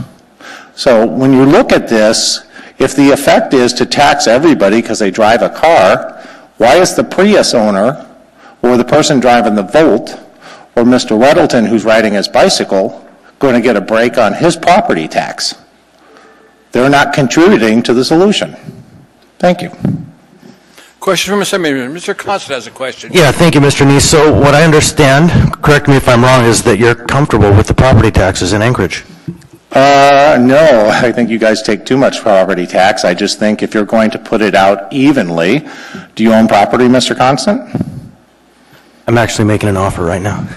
Okay, so once you own it, welcome to the tax rolls. Fred Meyer is going to get a bigger break than you. Thanks, you answered the question. Okay. Mr. Meanier, anybody else wish to testify, please come forward. Hello, my name is Ed Larrivee. I'm the second. I live at in the Folker Tudor area. And this tax is going to wreck our economy. I mean, businesses are going to have to raise their profit, or not raise their profit, raise their prices in order to make a profit. And a lot of people can't afford this. So really, what you're doing, you're really hurting the poor as well, really hard. I mean, you're giving them a 1-2 punch. The bus system is broken. They can't buy a car because now it's real too expensive. You got them turning towards crime to make money, and they're going to get shot if they come in my area and try that stuff. I'm telling you, this is a bad situation. And, if you want a tax, if you need a tax that involves sales, make a sales tax. But don't tax our gasoline. That's just ridiculous. And you'll see next election how many people are going to agree with me. The best thing you can do if you want to substitute property tax for something else, have a sales tax and totally get rid of property tax. And that way people will vote on it and say, yeah, we'll do that. But if you have a sales tax with property tax, you're going to get wiped out. Just like if you have a tire tax with property tax, you're going to get wiped out. If you have a fuel tax with property tax, people are just going to love you. And you'll see this at the polls. There's going to be armies of it. And that's the way it goes. You're hanging yourself by doing this. Try something else, but leave our fuel alone. My name's Ed Larrabee. That's what I think. Any questions? No questions. Thank you, sir. Anyone else wish to testify, please come forward. Now here comes the man that caused this whole thing. Welcome to the meeting, Al. Yes. My name is Al Timani Sr., and I'm the chair of the Budget Advisory Commission in Anchorage. And we are the group that made the recommendation for the 10-cent a gallon tax. And so I'm going to explain tonight why we've done that, and also probably clarify some other situations that have been mentioned here, this evening. Back here so we don't get the blowback into here. Thank you. There are a number of other cities and entities that currently collect a sales tax, and that sales tax is also collected on gasoline and diesel. So we hear people talking about that, but yet they're paying it someplace else out of Anchorage. So we have to be made aware of that. And we take a look at the burden on property taxes in Anchorage. We take a look at who is being exempt from those taxes. The other thing we take a look at is what are those exemptions? Who isn't paying property taxes? We also take a look at what is going to be the additional staffing cost to collect this, 10 cents a gallon. The system that the city will use will be the same system that the state uses. So there will be no increase in personnel at the office that collects these funds. I just wanted to give and make public a number of exemptions that are entities that do not pay any property taxes, and give you those parcels of property and the taxes that are shifted to us that do pay property taxes. A governmental mandatory 3,585 parcels of land exempt from property taxes over $55 million. non-governmental mandatory, 17,248 number of parcels, $68 million. Optional residential, military, and community purpose, 47,074 parcels, $14 million. Non-governmental mandatory exemptions, religious, 424 parcels, $53 million. Charitable, 314 parcels, $6,800,000. Cemetery, 21, $261,000. Hospitals, 5 parcels, $4,650,000. Educational, 180 parcels, $15 million. Senior citizens, 12,918 parcels, $28 million. And I'd like to explain that the state of Alaska mandates that, yet they've never funded it since 1996. So we, the other taxpayers in Anchorage, are subsidizing that because the state has not made any contributions to that. Al, your time's up, sir. Okay. I think in closing, Mr. Chair, I could go on, but I think that's the purpose of this is I think it's going to provide a good use and ease the burden on the property taxpayers. Thank you, Mr. Chair. I'll answer any questions anybody has. Question from assembly members. There don't appear to be any. Thank you. Thank you. Anybody else wish to testify, please come forward. Anyone at all? Hearing and saying no testimony is closed. Here's the chair. It's now you, Mr. Dunbar. Yes, thank you. Move to approve item 14H, AO 2017-141, sir. Is there a second? Second. Second. Who seconded that? Suzanne Beebe. Go for it. I did verbally. Did you get that, Suzanne. Madam Clerk? Would you like your gavel back? No, I got comments to make. Okay. If I take it back, I can't comment until we're done. Okay. I've heard the state may do it, and I've heard people say it should be a tax that goes to the roads. The problem is the state can't dedicate funds at all. They can have a tax, but who knows where it's going to go. That's the same problem we have with alcohol right now.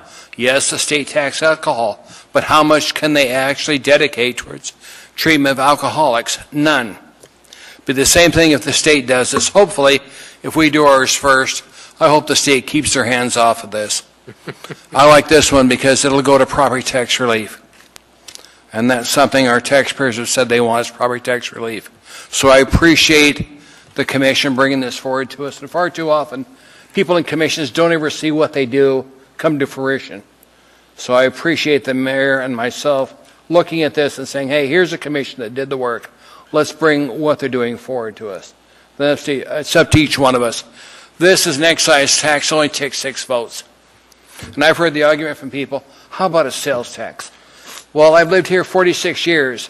We voted in the sales tax 4 times. Has it ever made it yet? The answer is no, it never will. Not the way it's structured. This is an excise tax. Same thing we do with tobacco. We can do this tonight. Thank you, Mr. Chairman.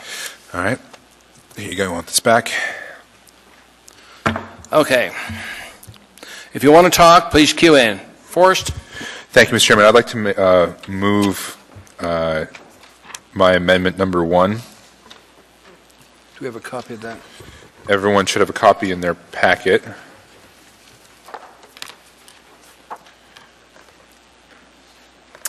This is just into a little explanation. I need a second if anybody would like to help me on that. Second. Thank you, Mr. Weddleton. Okay, this is just clarifying language. I worked with Mr. Gates on this. in the tax as it was originally written, it talked about people who use gasoline that drive into the city. But my understanding from talking to Mr. Trainey and to the administration, who also are interested in this tax, is that the intent is not to make everybody who drives in from Kenai or the Valley or wherever into a tax dodger. That is, they come in with a full tank of gas, they're supposed to pay an excise tax on that. I don't think that was the original intent of the ordinance. And this is just clarifying language to make it clear. So you can see if it comes in a fuel tank built into a motor vehicle that supplies fuel directly to that motor vehicle's combustion engine, that won't be subject to the tax. Also, an exemption for small personal size containers, 10 gallons or less. That is for, as we know, a lot of Alaskans have usually those little red cans. I know I've used them many times, or jugs rather. For a variety of uses. Now, what this doesn't cover, and which will still be subject to the tax, is large tanker trucks and the like. Because what we don't want is people trying to dodge this tax in some way although I don't think it would ever be really economical because gas is actually more expensive in a lot of other parts of the state. And you have to haul it everywhere, but theoretically you could have someone trying to haul in gas from somewhere else in a large tanker and try to avoid the tax. So that is not subject to this amendment, but again, just clarifying language. And yeah. Questions on the amendment? Mr. Dyson, will you cue it in? Go ahead, Mr. Dyson. Yeah, thank you, Mr. Dunbar. Let's see, paragraph 2A, I think you have a composition error here. I don't think you want to say a combustible engine. I think you want to say a combustion engine. Yeah, I think that's correct. Thank you. For the record, I won't throw anybody under the bus. Yes. So I call that a Scrivener's error there, and if we could change that to combustion engine, I think that'd be great. It's so great having you here, Fred. It's cute. Thanks for catching that. On the amendment in front of us? Wait a minute, did you say I was cute? My set's not that bad, Fred. I was going to suggest an optometrist. Questions? Any other questions on this amendment from the body? Barbara, can we change that? Yeah, we'll assume that. Yeah. The team will take care of that. So we'll vote on this one first. Eric, your vote, sir? Yes. Is there any objection to this amendment from the body? See no objection, Madam Clerk, that amendment's approved. Are there any other amendments? Mr. Whittleton, you want to do yours? Sure, why not? Okay, well, let's start at amendment number 1 of 3 for those who are paying attention. Oh, and just offhand, while we're here, to Mr. Nees, though I do ride a bicycle on rare occasions. I just calculated my family between 2 cars, 4 motorcycles, and my delivery van, 32,000 miles a year, and about over 2,000 gallons of gasoline. I'm very embarrassed to say that, though. I wish it were so that I would ride my bike. Sorry, back to my amendment. This one, this really doesn't change the intent or the effect of this thing at all. It just kind of grated on me a little bit that it suggested that running an honest business is a privilege, and I think running an honest business is making a living for yourself is actually a duty and certainly not a privilege. So this just changes a little bit of wording on early on section G.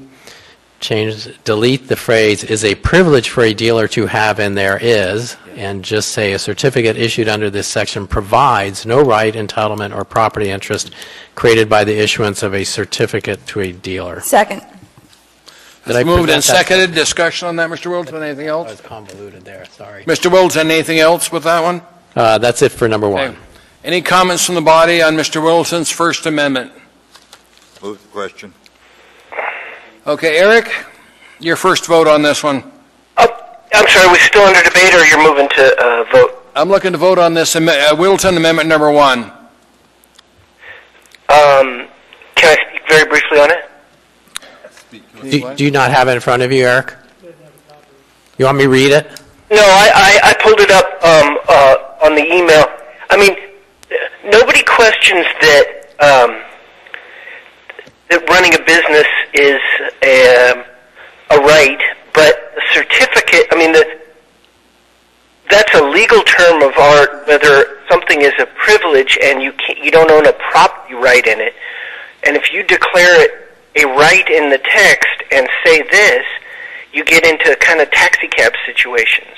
Now, I don't really think it gets there, and I guess I'm willing to do this, but I wanted to put on the record, this doesn't create, whatever our distinction between privilege and right, this doesn't create a property right. That is, you have no entitlement to do that, and that's what the rest of the text does. But when we say it's a fundamental right in the purpose section and then say it's not a right in the text, I think it gets confusing. But anyway, sorry, do want to put that on the record, but I'll vote yes for it with that clarification. Well, maybe I failed to pull that out of somewhere else. I didn't know it was in there twice. But I don't think the intent provides no right. So. Mr. Chair, he's referring to the purpose statement above. It says at the end that choosing to make an honest living is a fundamental right. Oh. And so that's what I... Well, that's not added. That's my little Mr. comment. Kraft voted yes on this one. Is there anybody opposed to this one on the body? Seeing none, that one's approved, Mr. Whittleton. All right, thank you. Okay, so I'd like to move Amendment 2. Second. It's moved and seconded, Mr. Whittleton. Amendment number 2. Okay, Amendment 2 deletes sections A and B under 12.55-100, which is the fee for the certificate. So deleting section A and B replaces A with there shall be no charge or fee for issuing a certificate of registration for an original or renewal application or for a new location for a dealer who relocates the business. And this is basically the businesses are doing us a favor by collecting this tax for us. And it doesn't seem fair to make them pay for that. We don't, for rental cars, we don't charge a tax, and for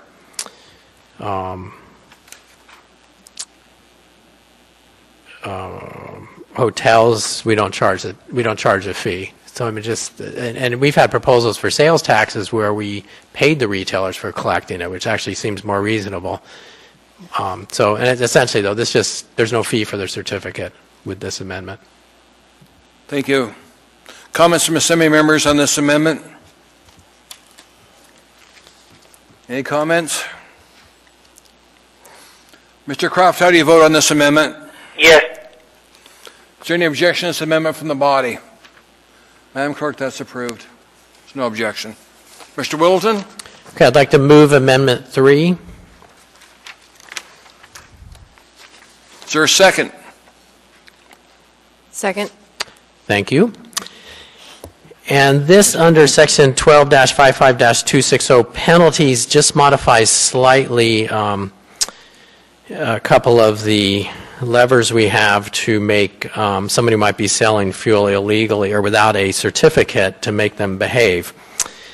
Under 12.55.260 penalties, I changed where on the fourth line where it begins chapter, it says allows the unregistered dealer to continue to, adding the word sell taxable motor fuel, delete operate on the property and add the words and fails to take responsible action to prevent prohibited sales of taxable motor fuel from the real property.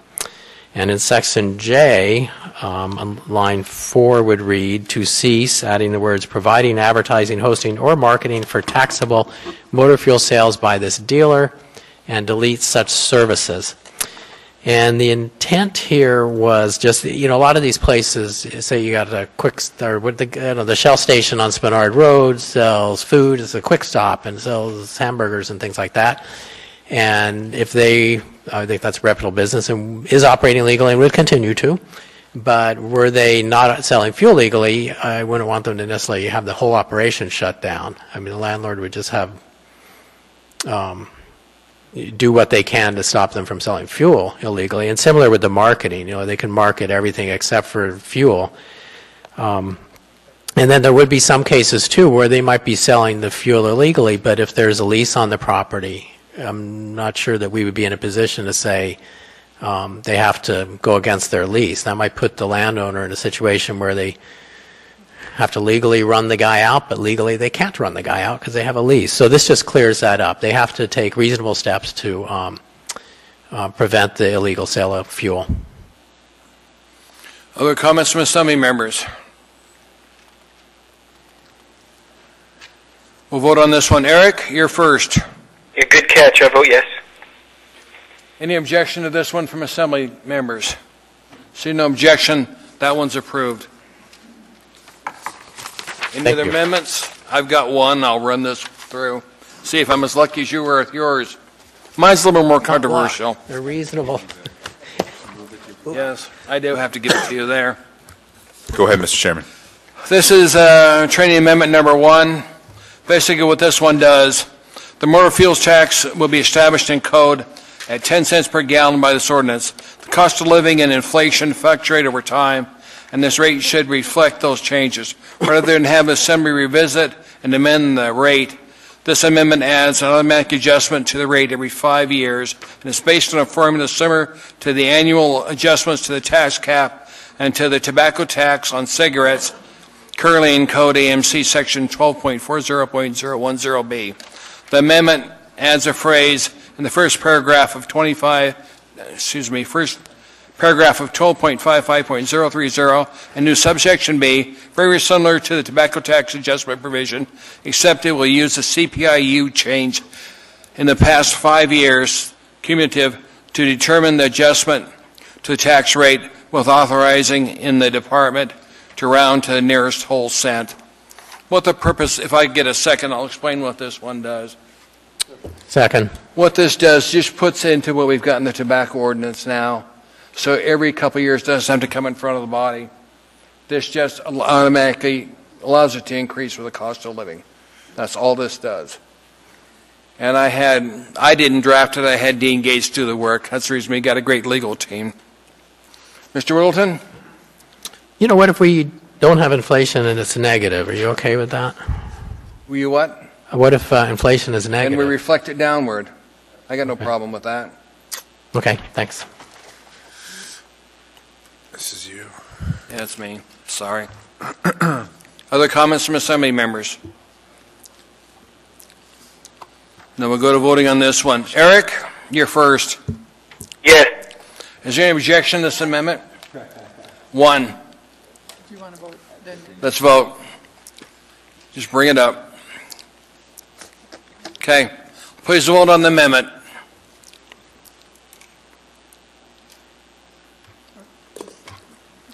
And reflect Eric as yes on it, ma'am.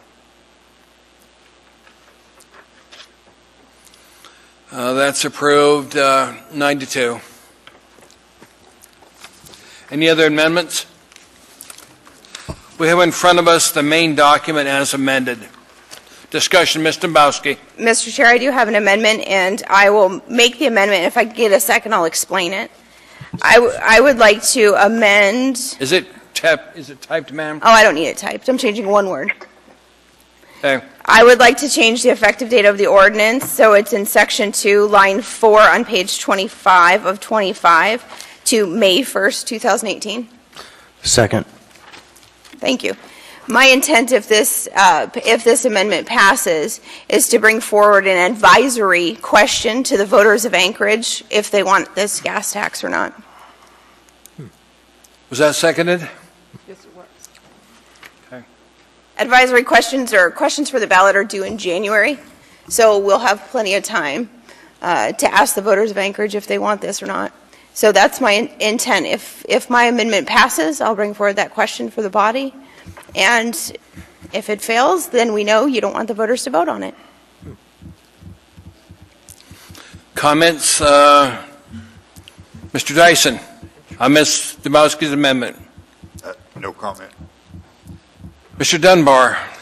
Thank you, Mr. Traney. So this is not a process I've used yet, the advisory question process. So if your amendment fails, is there any other recourse for the voters where they could, for example, they could repeal it in a ballot initiative? Yes, what else could they do to make it known? They also, I mean, the mayor is going to, if this is to pass, the mayor will sign it, and then his election is in. Mayor doesn't sign anything.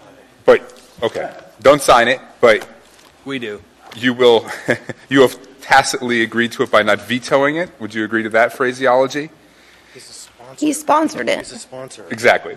So the point is, there's another way that the voters can express their displeasure, correct? What other ways could they potentially do this besides the advisory question process? Is that a question for me, Mr. Yeah, Dunbar? Ms. Dunbar. Yeah, there's two ways. Number one, I believe the spirit of the charter is that new taxes are put in front of the voters as a question. Now, clearly, legislators have given themselves a loophole with the excise tax. That's true.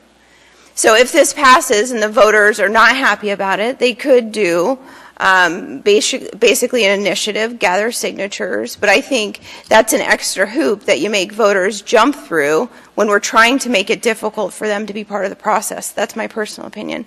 So to me, by delaying this, even if it passes tonight, if you put it as an advisory question and the voters soundly reject it, we could rescind our action on this, and we don't have to implement it. But if the voters give their approval with an advisory question, and it is advisory because, again, the Assembly, the legislative body, does hold the power to institute this tax. But if the voters say yes, then no harm, no foul. So to me, this is, it helps get me over that hump because, I'll debate the main question here, but this is a clear signal to the voters of Anchorage. Do we trust them with making this decision or do we not? And I personally do. So that's why I put it forward. Thank you, Mr. Chairman. Mr. Wilton, on Mr. Dombrowski's amendment. Well, this is interesting. I mean, we talked last year about various advisory votes, and then what do you do if you get a yes?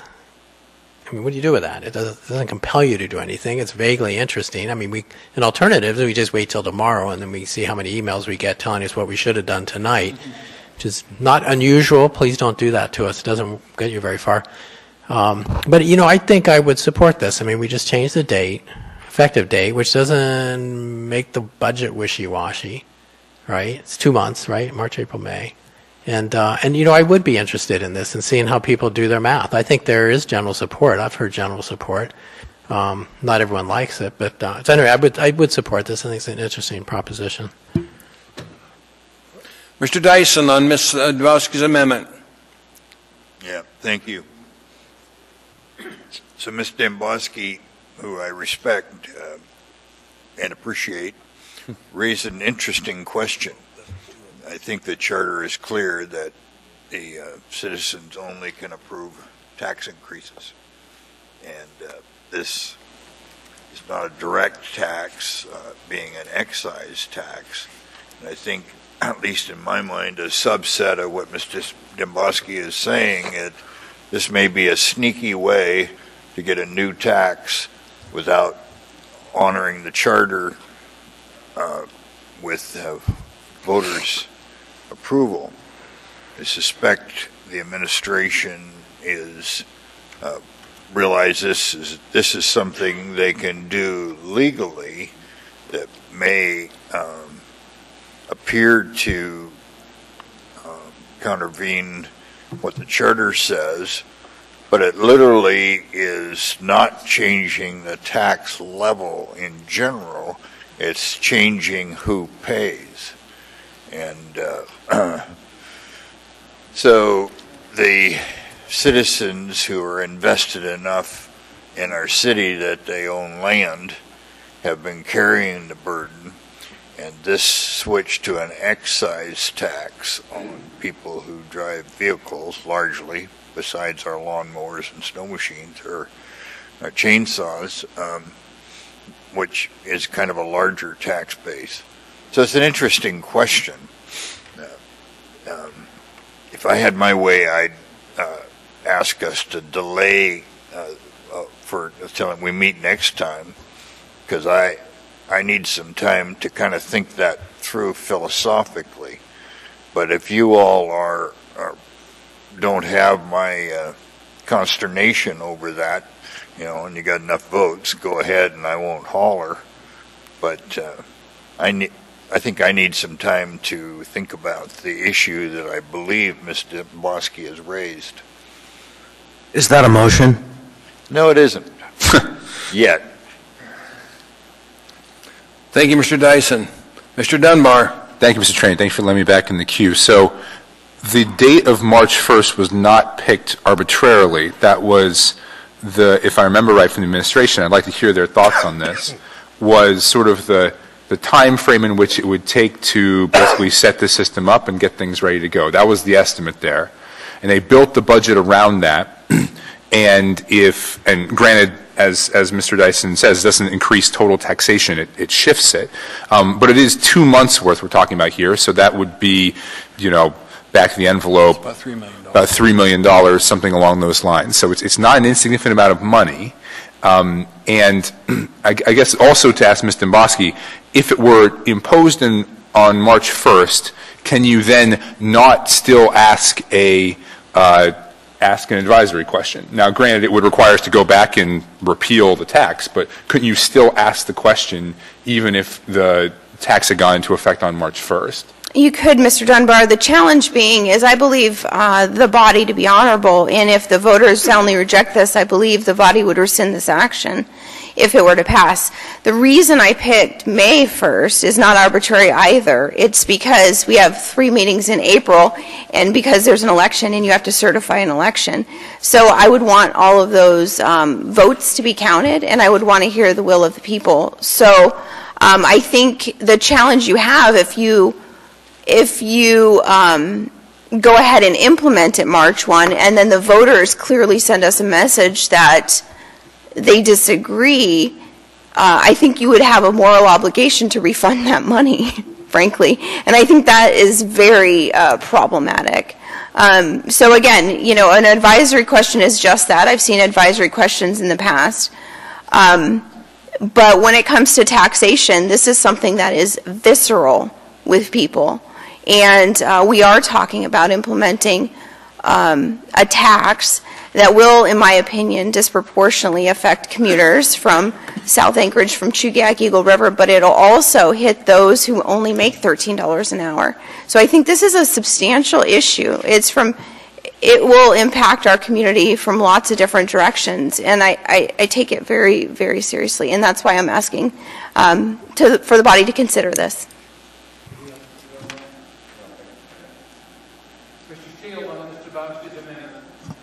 Thank you, Mr. Chairman. I guess I have a bit of a problem. What the goal here is to diversify our revenue stream and to perhaps gain a little revenue from the users who use the highways and the roads and who pay for them, and to help us defray those costs. I think diversification of the revenue stream is a good idea, and I believe, however, if in fact we do submit it to the voters, and I'll go certainly with the will of the body, is that they'll say no, and so we'll go back and we'll say we need more revenue. We'll go to property tax and we'll raise property taxes again, and to me that's. I don't think that's a good alternative. I'd rather diversify it and have the choice as to how much money I spend on driving around town. Actually, I spend quite a bit because I've got a gas hog, number one, and number two, because I actually go through my district a number of times a week to see what's going on, see how progress is going. I don't get to write that off. Maybe I can in my income taxes or something. But it just seems that diversifying the tax a bit, like the whole rest of the country, might not be a bad idea. Mr. Falsey. Thank you, Mr. Chair. I just did want to add one point of clarification to this debate. There's been a lot of discussion about the Assembly's ability to adopt taxes with or without going to the voters for an advisory vote or actual ratification. The Charter, since it was originally adopted in 1975, has said that the taxing power of the municipality is vested solely in the Assembly. The taxing power may not be surrendered, delegated, suspended, or contracted away. The one exception for that is that the sales tax ordinance does have to be referred to the voters. I think the notion has always been understood that that has been a general, broad-based sales tax, And it didn't apply to targeted excise taxes like this. That's how the Assembly has ended up adopting things like the cigarette tax. And so I didn't want there to be confusion on that point, that there is something untoward or unusual about the approach that's being recommended here. I don't know if there are mechanical issues with the proposed delay of the effective date of the ordinance from March to May, but if there are, I would invite Dan Moore to enlighten us on that front. Dan?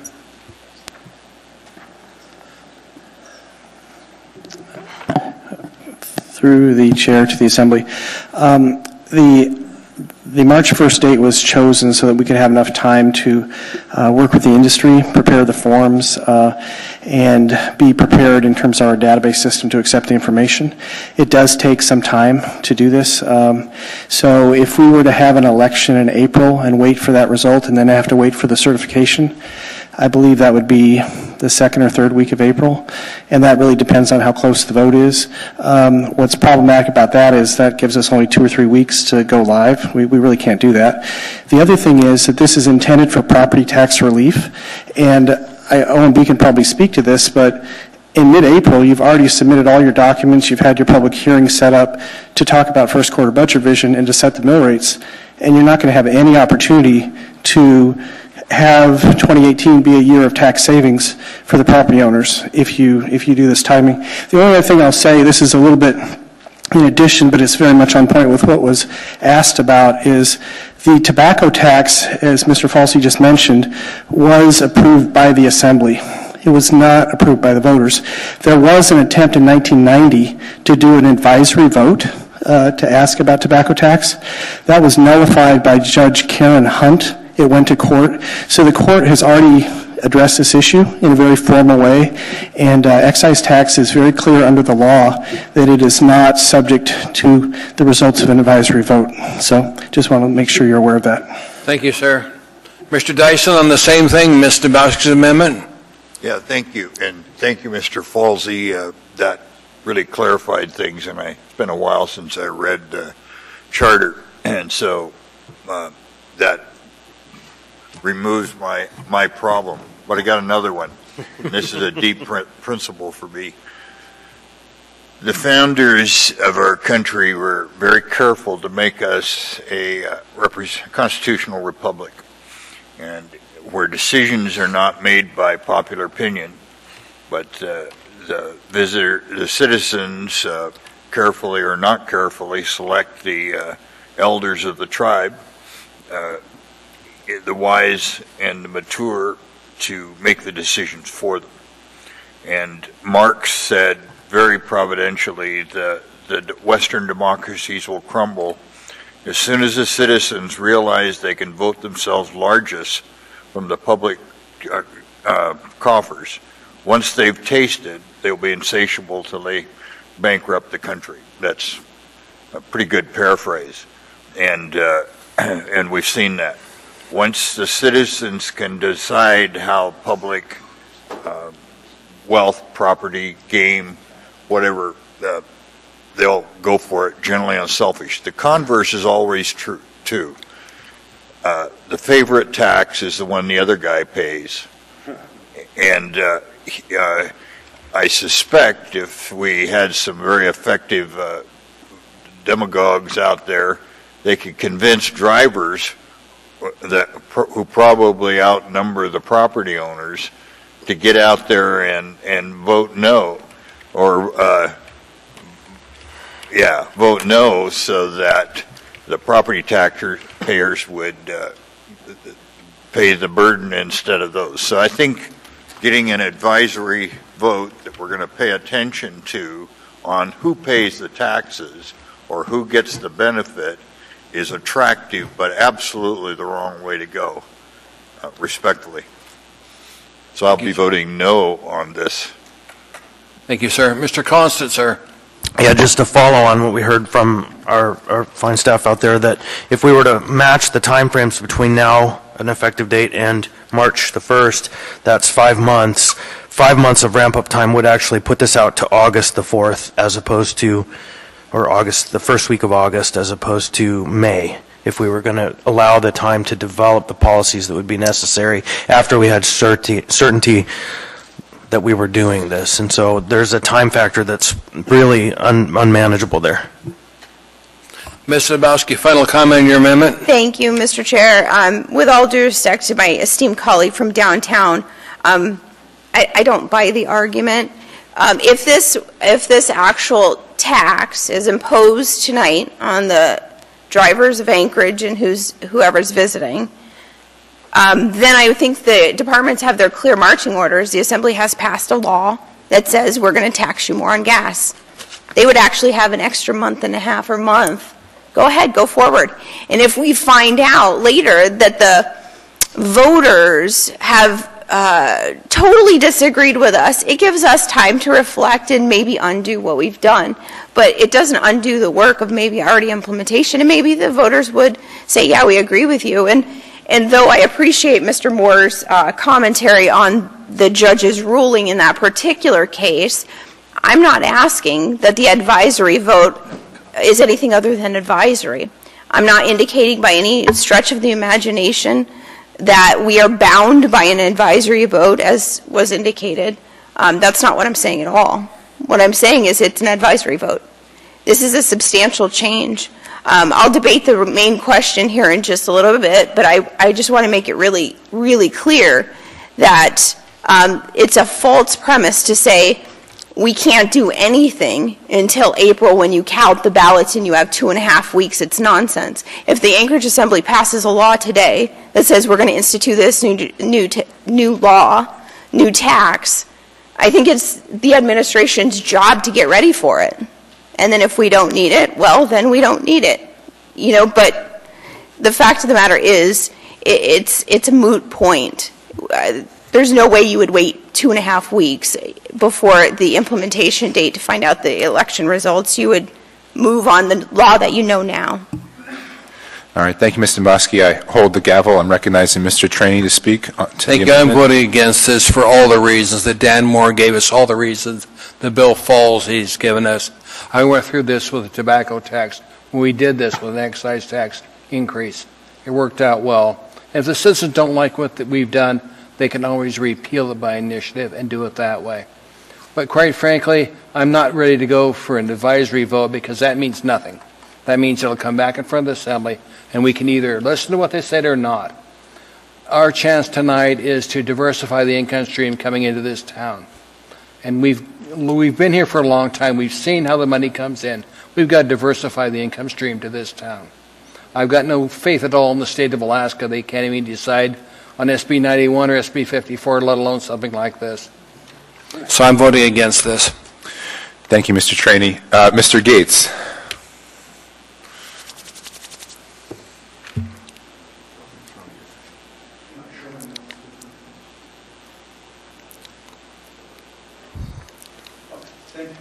To speak to that last remark that the voters can repeal this ordinance, I don't think that would be the case.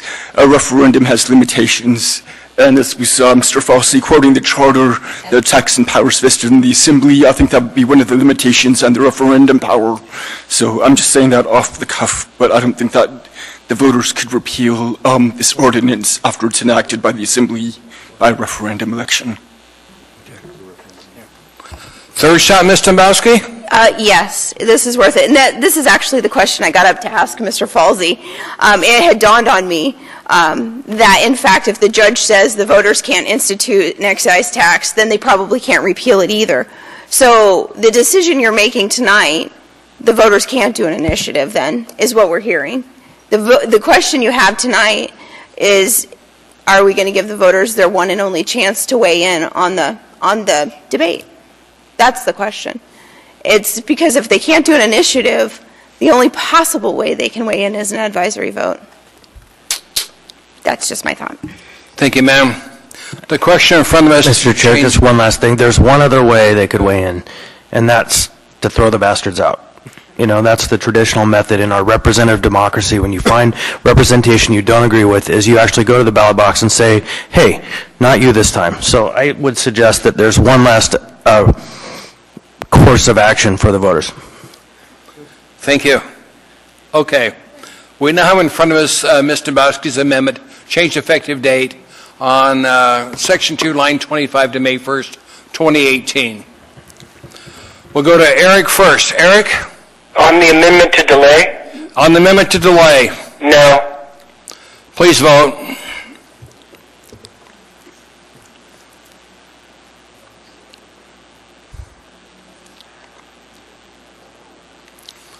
That fails. 10-1. We now have in front of us the main motion in front of us as amended. Any other comments from assembly members? Ms. Dombrowski. Thank you, Mr. I'm sorry, you were bouncing all over here, Amy. What? I'm not. I'm actually pretty tame tonight. I did. Sorry, I'm just. Well, then getting, you got a lot of other people that want to join with you, so go ahead, Amy. I'm just getting my notes up. I'll come back. I have to get my notes up. Okay. Mr. Peterson, sir. Thank you, Mr. Chairman. I'm planning to vote in favor of this. Estimates are that 15 or 20% of the tax that will be collected will be paid from tourists and people from outside of Anchorage. So that gives us like a 20% discount. And we need to diversify our revenue streams so that the property taxpayers aren't hit continually time after time after time. Until we had this fiasco with SB 91, the biggest complaint I've heard since I've been on the Anchorage Assembly was people's property taxes are too high and they continually go higher. So this is an opportunity we have to keep taxes from going up. So I'll be voting in favor. Thank you. Thank you. Mr. Dyson, sir. Yeah, thank you, Mr. Chair.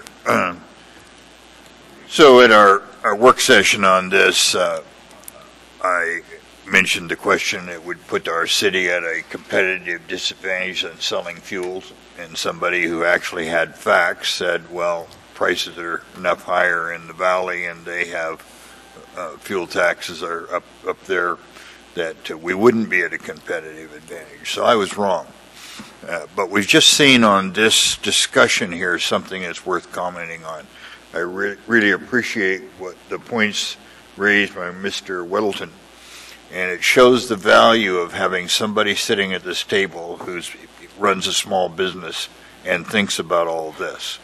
And the genius of our system is that citizen legislators from very different backgrounds bring their experience and their education to the table, and that the sum total of the wisdom and perspectives there is inordinately valuable.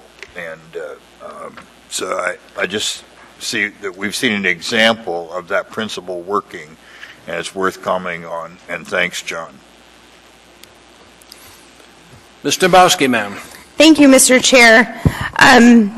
I was actually intrigued by this discussion when it first came up because I agree with Mr. Steele. I believe in diversification.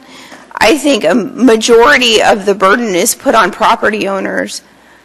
But I'm struck because I've watched politics too long. I've watched this body too long. And people come and people go.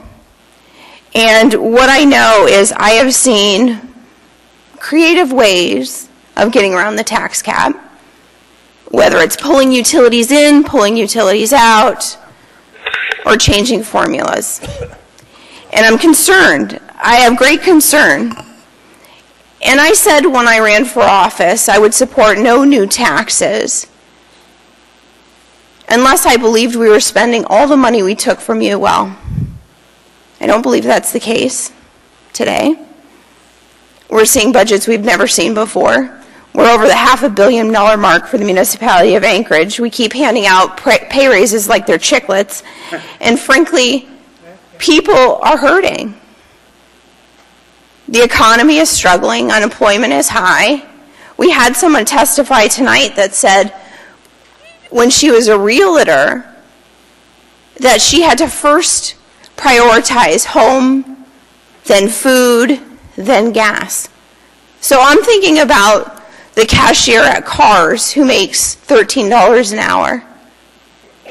I'm thinking about the commuter from Peters Creek who no longer has a bus they can ride. So they have to find a way to make it to town so they can go to their doctor's appointment, or the senior citizen on a fixed income. And from those outlying communities, whether you're a single mom that has to commute to work or you're a student, from those outlying communities, I'm not sure the math that the department has given us will actually be an offset. Frankly, I would rather be able to write it off my federal taxes than have to pay 10 cents a gallon from the city and then another 24 cents if the governor gets his way. A gallon more. You're talking in 2 years' time, people in Anchorage could be paying 34 cents more a gallon. It's substantial. It's a huge hit, especially on the lower socioeconomic level. So these are things I consider. And what it comes down to, frankly, I have lost confidence that I'm not going to see a higher gas tax and higher property taxes. I've seen the game played way too much. I've seen it played too much. I put out the call over a month ago when I knew this was coming to my community councils. I've talked about it publicly. Today, just today, I've received 156 comments on the gas tax. And I think out of all those 156 comments, 2 of them said yes. Now, granted, I will readily admit it's a biased group, I'm sure. They're mostly residents from the Chugiak Eagle River community. But I take great offense at the fact that somehow you're vilified because you want to put residents in control. We've all seen ballot initiatives. We saw a ballot initiative to do a voter motor law here in Alaska. Let's link the PFD to voter registration. Somehow that wasn't vilified. But when I go to residents to ask them, do you want to pay a new tax? Somehow it's not what we were elected to do. I'm elected to make decisions, absolutely. And my decision tonight is to stand with the people of Anchorage and tell you the Anchorage Assembly and the municipality of Anchorage is spending too much money. And frankly, I'm not taking any more of your money. And if they start this tax, all it's going to do is go higher. So I will be a no vote. Thank you, ma'am. Mr. Whittleton? Sorry, I was compelled to speak on that.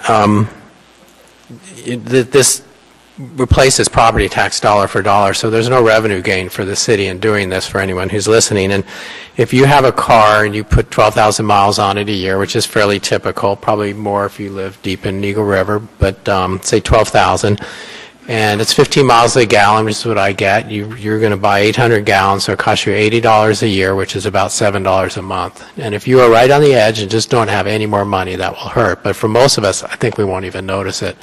So this is not a horrible, screaming, debilitating thing for most people. I think it's a good way, diversifies our income a little bit. And, well, I've only gotten probably 3 emails on it, not very active on Facebook. They did support it, and I think 1 didn't. So I think this is good, it's worth doing, and we'll vote yes. Thank you. Mr. Steele, sir. Thank you, Mr. Attorney. I just, luckily today, I just, before I came to the assembly meeting, filled up with gas. And on my way to my regular gas station, I passed a gas station and checked the price of the gas. And then I went on to my gas station, and it was 8 cents a gallon cheaper where I shopped for it. So I felt I got a pretty good deal, but it still cost me $100 to fill my car up. But we heard here tonight, that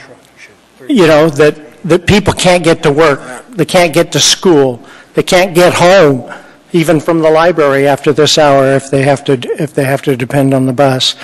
And the conclusion by one person was, well, you live in the wrong place. And I don't think any of that stuff is true. We make choices for all kinds of reasons. But to diversify our tax system is not to penalize one component of the society. It's to spread it out a little bit. It's to be fairer. And I think we're doing the right thing to do that. Nobody wants a new tax. Nobody wants more tax. So it's up to us to make that judgment. And I, for one, will vote to include it, and we'll see what happens. Thank you, Mr. Steele. Mr. Croft, any comments, sir? No comment. Okay. Before we vote, you can take that for a minute. Yes, Mr. Traney. Thank you. I may be voting for this, surprisingly. But, I talk to so many homeowners out there that are struggling to make their house payments, that are tired of seeing their property taxes go up. If we can do anything at all to reduce those property taxes, I tend to vote to do that. So I'll be supporting this, because this will, in fact, if we get the amount of money we think we're going to have coming on taxes, reduce the property taxes across the board. So I intend to vote on this. Mr. Dunbar. Thank you, Mr. Traney. I just want to speak briefly. So all of us are familiar with the volatility of gasoline prices. And I know this is a fuels tax, but I'll focus on gasoline specifically. So the price goes up and the price goes down. It happens pretty rapidly. I think something that's frustrating for a lot of people in Alaska is our prices don't seem to track really with the price of oil as tightly as they do in other parts of the country. So we'll see the price of oil go down, and yet our gas taxes don't go down. And there's a variety of reasons for that, because of shipping costs, because of refinery costs, and lack of refinery up here. But I think people have floated the notion that there is at least some price gouging and collusion. And whether or not you believe that, I am a little bit concerned, I'll just put that on the record here, that if we pass this tonight, certain people might raise their prices immediately, even though we all know that this doesn't go into effect until March 1st. And so I know this isn't actually going to stop these social media comments, but when prices inevitably fluctuate upwards next week or the week after, people are going to blame it on this ordinance. That is not going to be factual. This goes into effect in March. Now, on March 2nd, feel free to blame us for a 10-cent increase, because that's when it actually will go into effect if this passes tonight. I should also mention that I was one of two people that voted against the chaining it to CPI, and I did that for the same reason, because of the volatility in the gas prices, and I'm worried a little bit about the way that the CPI will play out with the price of gas and oil going up and down so quickly. But that passed regardless, and the underlying notion of this ordinance is to diversify our revenue stream to hopefully improve our, I've spoken with members of the administration that believe this will help improve our bond rating or keep it stable, because we will not be as wedded to one revenue source. So I will be supporting the underlying ordinance. Thank you, Mr. Traney. Mr. Constant, sir. So just today I went to my favorite gas station, and it's been very consistent in price for months, and it took a 10-cent jump today. And I just really had to laugh at that, and I definitely thought, was this a game? So. Thank you, Mr. Constant. We're now voting on the main document as amended in front of us. Eric, you're first. Yes. Please vote.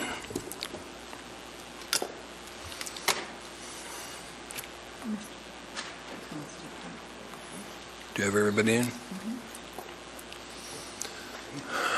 That's approved, 10-1.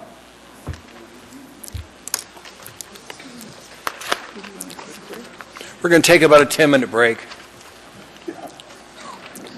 Amy, are you mad at me? How about what, 9 minutes? 10 is good. We'll get that. 10, okay.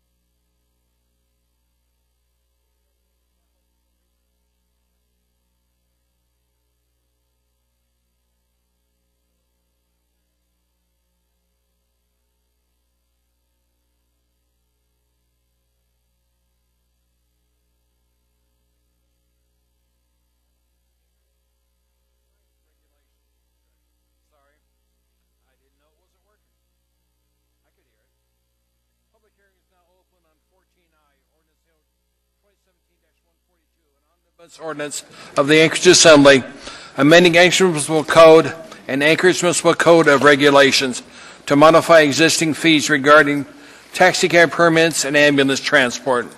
Public hearing on this item is now open. Anybody wish to testify, please come forward. Give us your name, spell your last name, and tell us what part of town you live in. Anyone at all? Hearing saying no, to testimony is closed. What's the wish of the body? Mr. Trainee? Ma'am? I don't know if I think my husband wants to testify. Okay. We'll wait till he gets here, hopefully. Oh, is he here in the building or not? Oh, he's here. You see walking back right now. Okay.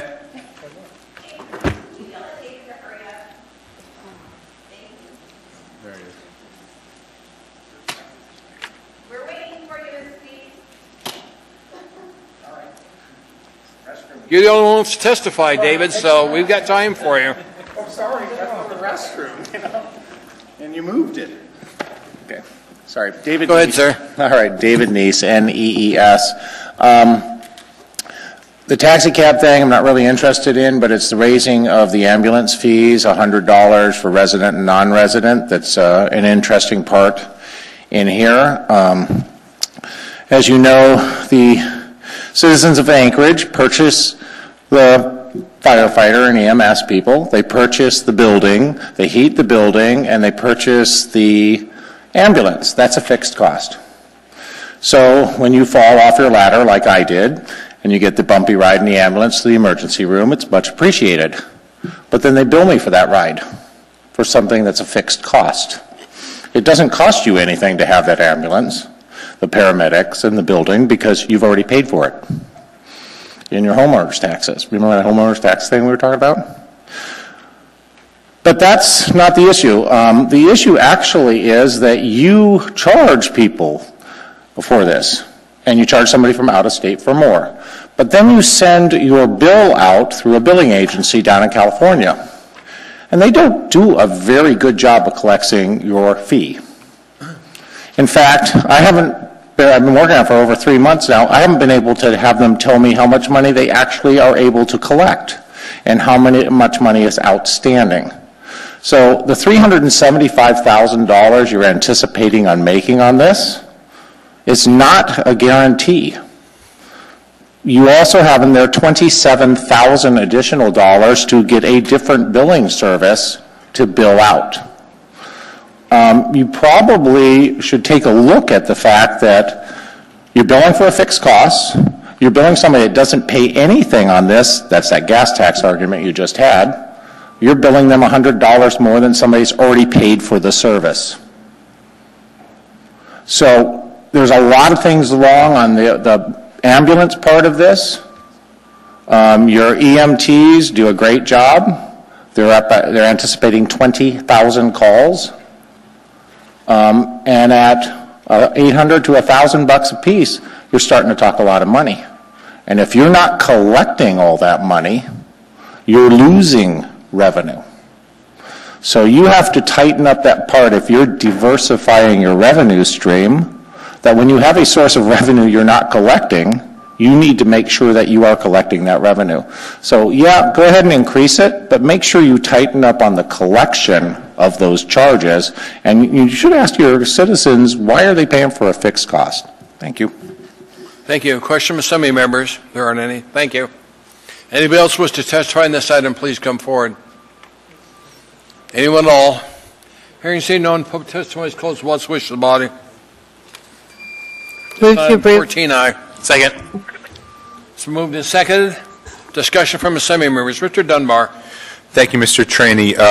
For those, I believe it was at the work session, but I just want to reiterate with regard to the taxi cab portion, we are lowering some of their fees, and I think that's very appropriate given that we just passed a fuels tax that will disproportionately impact the industry. Not till March. Not till March. Thank you, Mr. Trainee. I intend to put forward another ordinance soon, once it's completed drafting that will further lower some of these fees, because I do believe that our taxi cab industry right now is facing a very competitive and difficult situation. So in addition to some other reforms that will lower those fees. But I applaud the administration's early effort here to reduce some of them, and I will be supporting the ordinance. Thank you, Mr. Trainee. Thank you, Mr. Dunbar. Other comments from Assembly members? Ms. Dombrowski, ma'am. Thank you, Mr. Chairman. I have a question for Chief LeBlanc, if he has a second.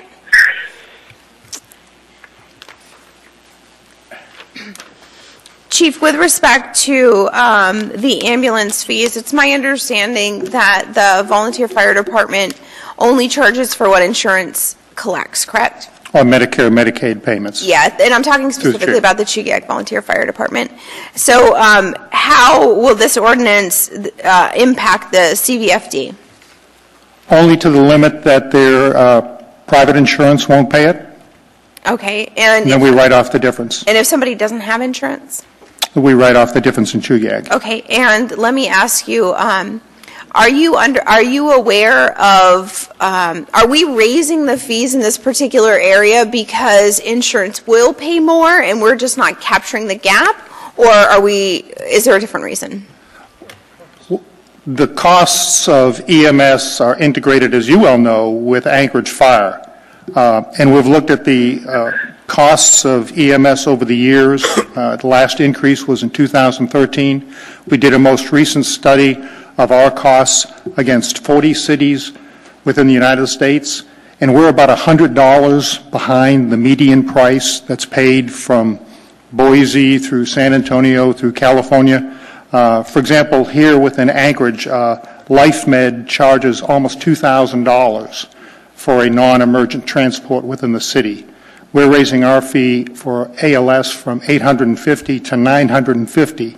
So interestingly enough, we are already in excess of what Medicare and Medicaid pays. That's 65% of our runs aren't affected by this increase because we're already maxed out.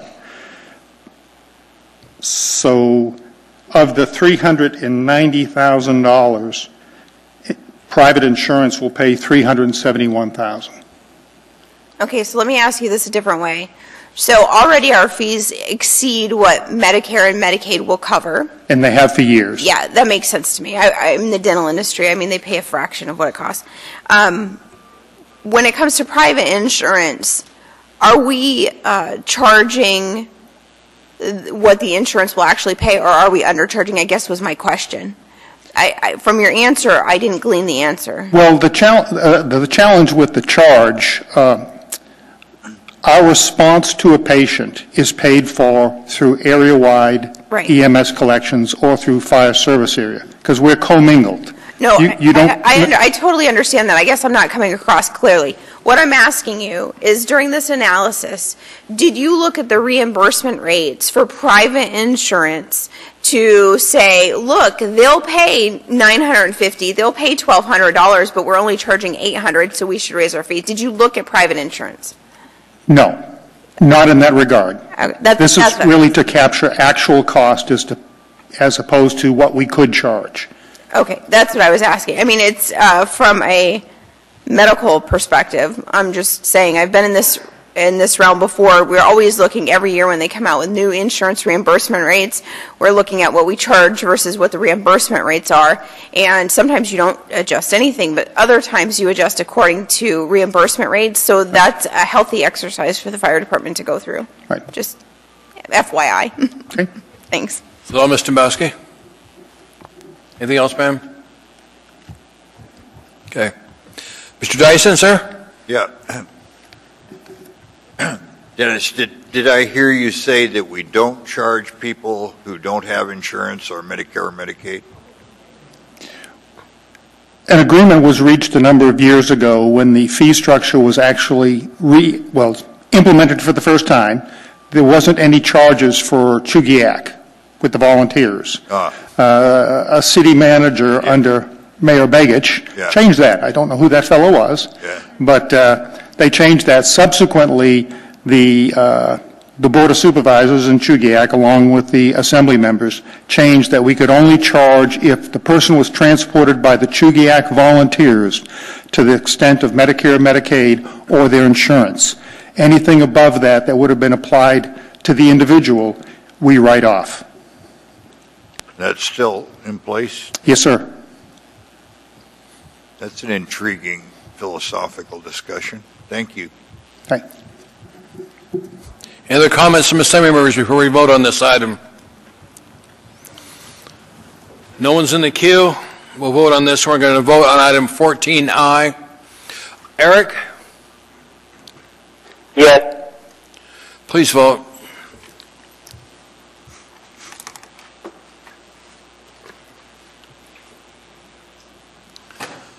That is approved. The vote was 10-1.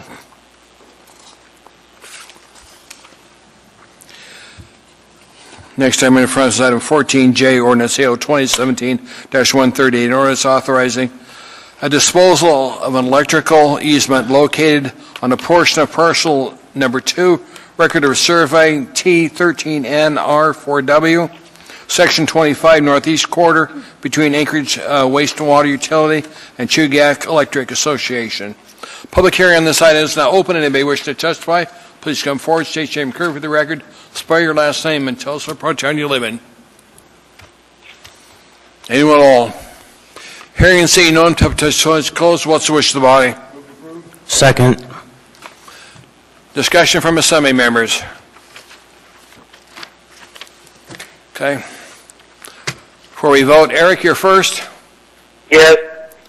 Please vote.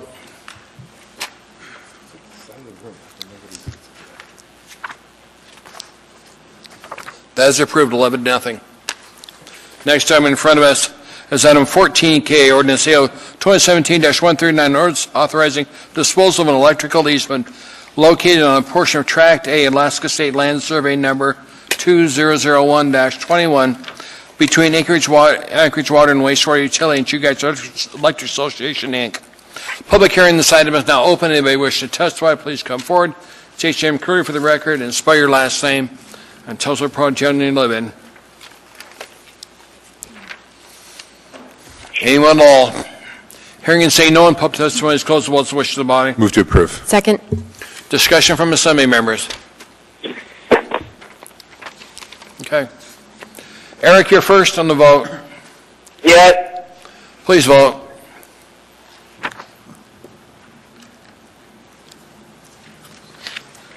Items approved, 11-0.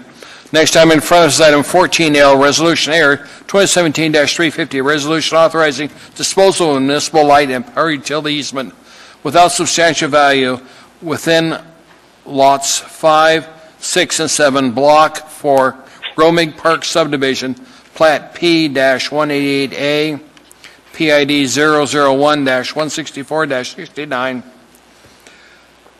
001-64-70, and 001-164-31. Public hearing on this item is now open. Anybody wish to testify, please come forward. J. James Curry for the record, spell your last name, and tell us what part of town you live in. Anyone at all? Hearing and saying no one, public testimony is closed. What's the wish of the body? Mr. Chairman? Moved and second. Mr. Dyson, sir. Yeah, thank you. To the whoever does drafting, I think it would be helpful. Look at line 32.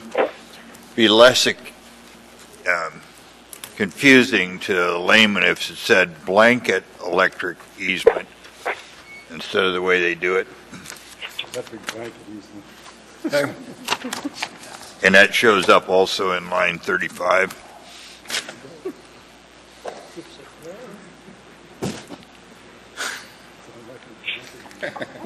That's cute, Fred. Thank you.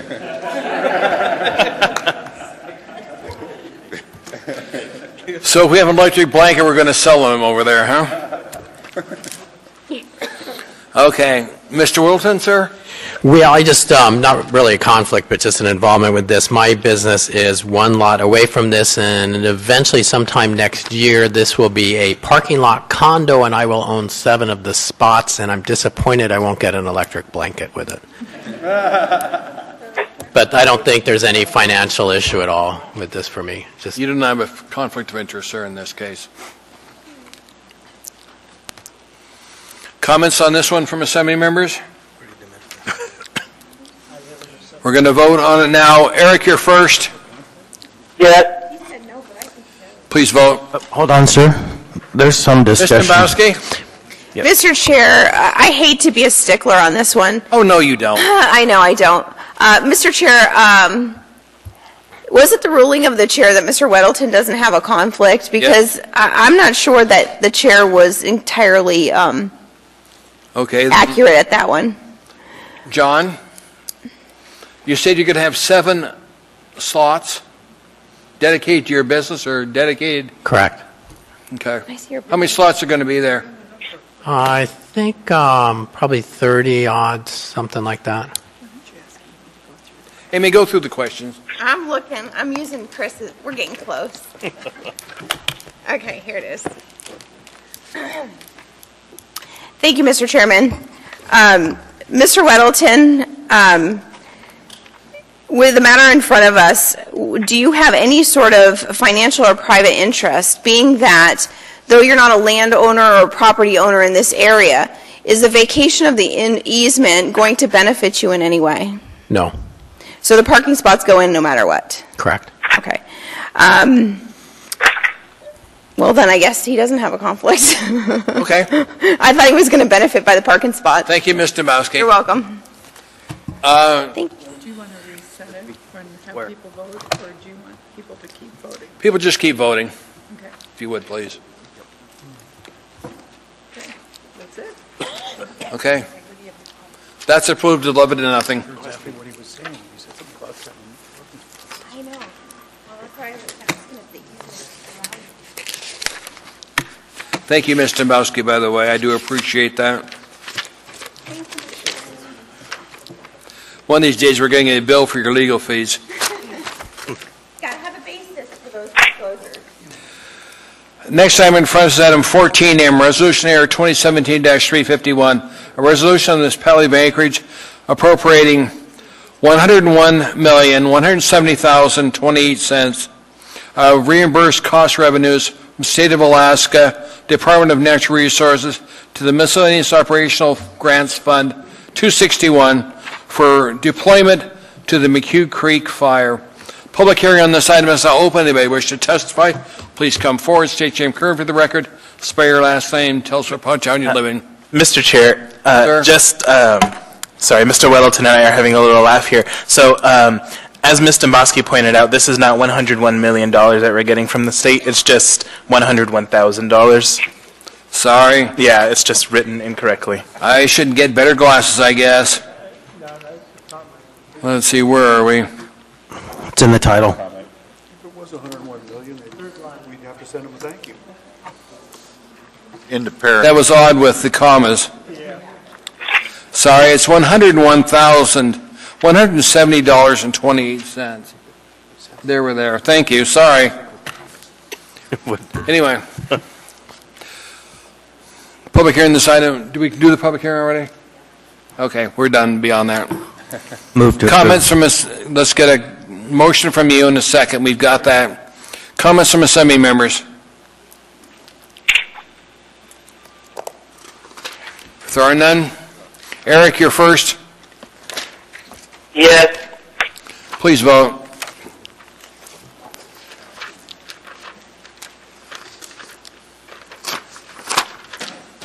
That's approved 11 to nothing. Next item in front of us is item 14N, ordinance AO 2017-140, an ordinance approving an acquisition of real property legally described as Tract B, Cook and its subdivision, plat 82-57 PID 009-131-20, for a purchase price including related expenses in amount not to exceed,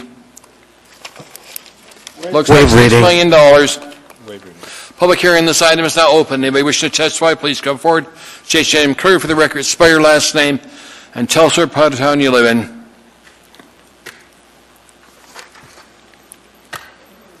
Anyone at all? Hearing and seeing no one, public testimony is closed. The votes wish to the body. Move to approve. Second. Second. Moved and second. Mr. Wilton, sir. And for people who don't know where this at, it's right back here. I got a question for someone on staff. So if the city doesn't buy it, then what happens? Well, the feds could keep it. Maybe it goes to Syria for land selection. I don't know. Through the chair, Mr. Weddleton, the city today, under the Congressional Act, has the first right to purchase it. If not, it will go out to a competitive bid sale through GSA, through their disposal process, to anyone. Okay. All right. Thank you. Other comments from Assembly members?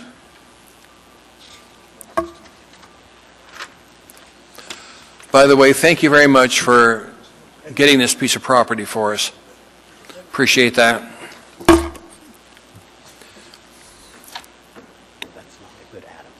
Motion to approve is on the floor, second by Felix. Let's vote on this one. Eric, you're first. Yes. Please vote.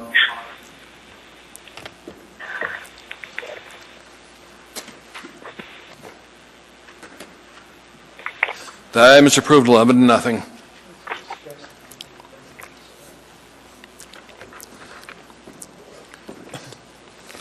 Next item in front is item 14O, ordinance AO 2017-143, an ordinance of the Anchorage Municipal Assembly repealing and reenacting Anchorage Municipal Code Chapter 7.50, Equal Employment Opportunity, Contract Compliance. Public hearing on this item is now open. Anybody wishing to testify, please come forward. State your name and crew for the record. Spell your last name and tell us what part of town you live in. Anyone at all? Hearing and seeing no one, public testimony is closed. What's the wish of the body? Second. It's been moved by Mr. Peterson, second by Mr. Constant. Discussion from Assembly members. We'll now vote on it. Eric, you're first. Yes. Please vote.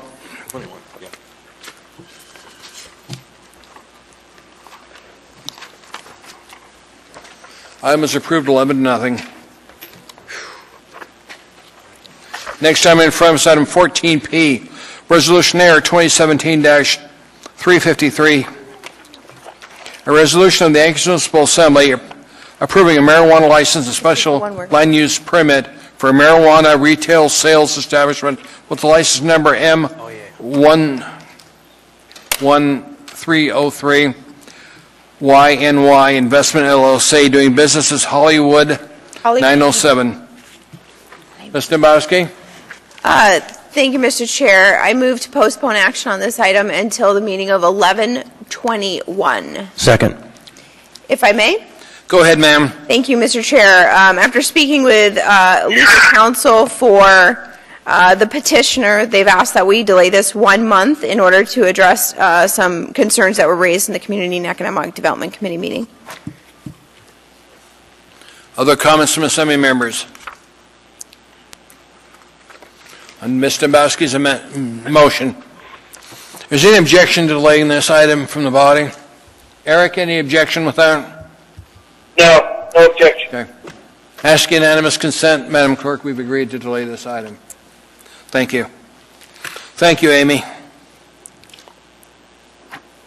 Next item in front of us is item 14Q, Resolution AR 2017-354, resolution of the Anchorage Municipal Assembly approving a marijuana license and special land use permit for a marijuana cultivation facility with license number M11920, Alaska Joint Ventures LLC, doing business as AK Joint. Public hearing on this item is now open. Anybody wishing to testify, please come forward.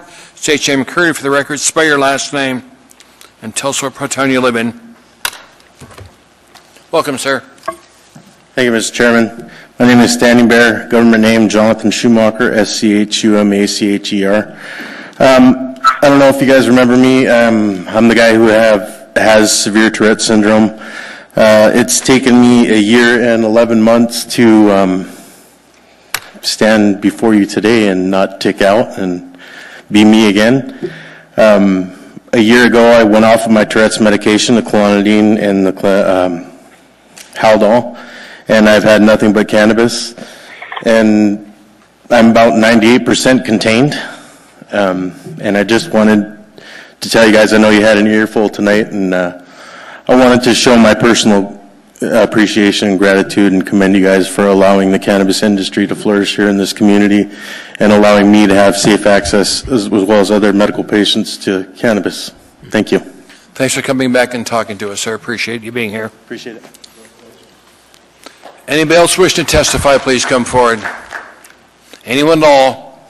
Hearing and seeing no one, public testimony is closed. What's the wish of the body? Move to approve. Second. Discussion from assembly members. Mr. Whittleton, sir. The Community and Economic Development Committee looked at this in great detail on November 2nd, and we recommended approval. Okay. Thank you, Mr. Whittleton. Any other comments from assembly members? We'll vote on this item now. Go ahead, sir. Yeah, I just wanted to comment on the location in that area in your neighborhood. Seems to be becoming quite a prosperous little area. We have the King Street Brewery. We have our friends from RC Tinderbox, and now this operation. And so there's a real economic engine starting in that part of town, and it's really great to see. And what I find surprising is there's not been a lot of negative effects of these stores opening up. They've been very responsible. So, thank you, Mr. Constant. Eric, you're first. Yes. Please vote.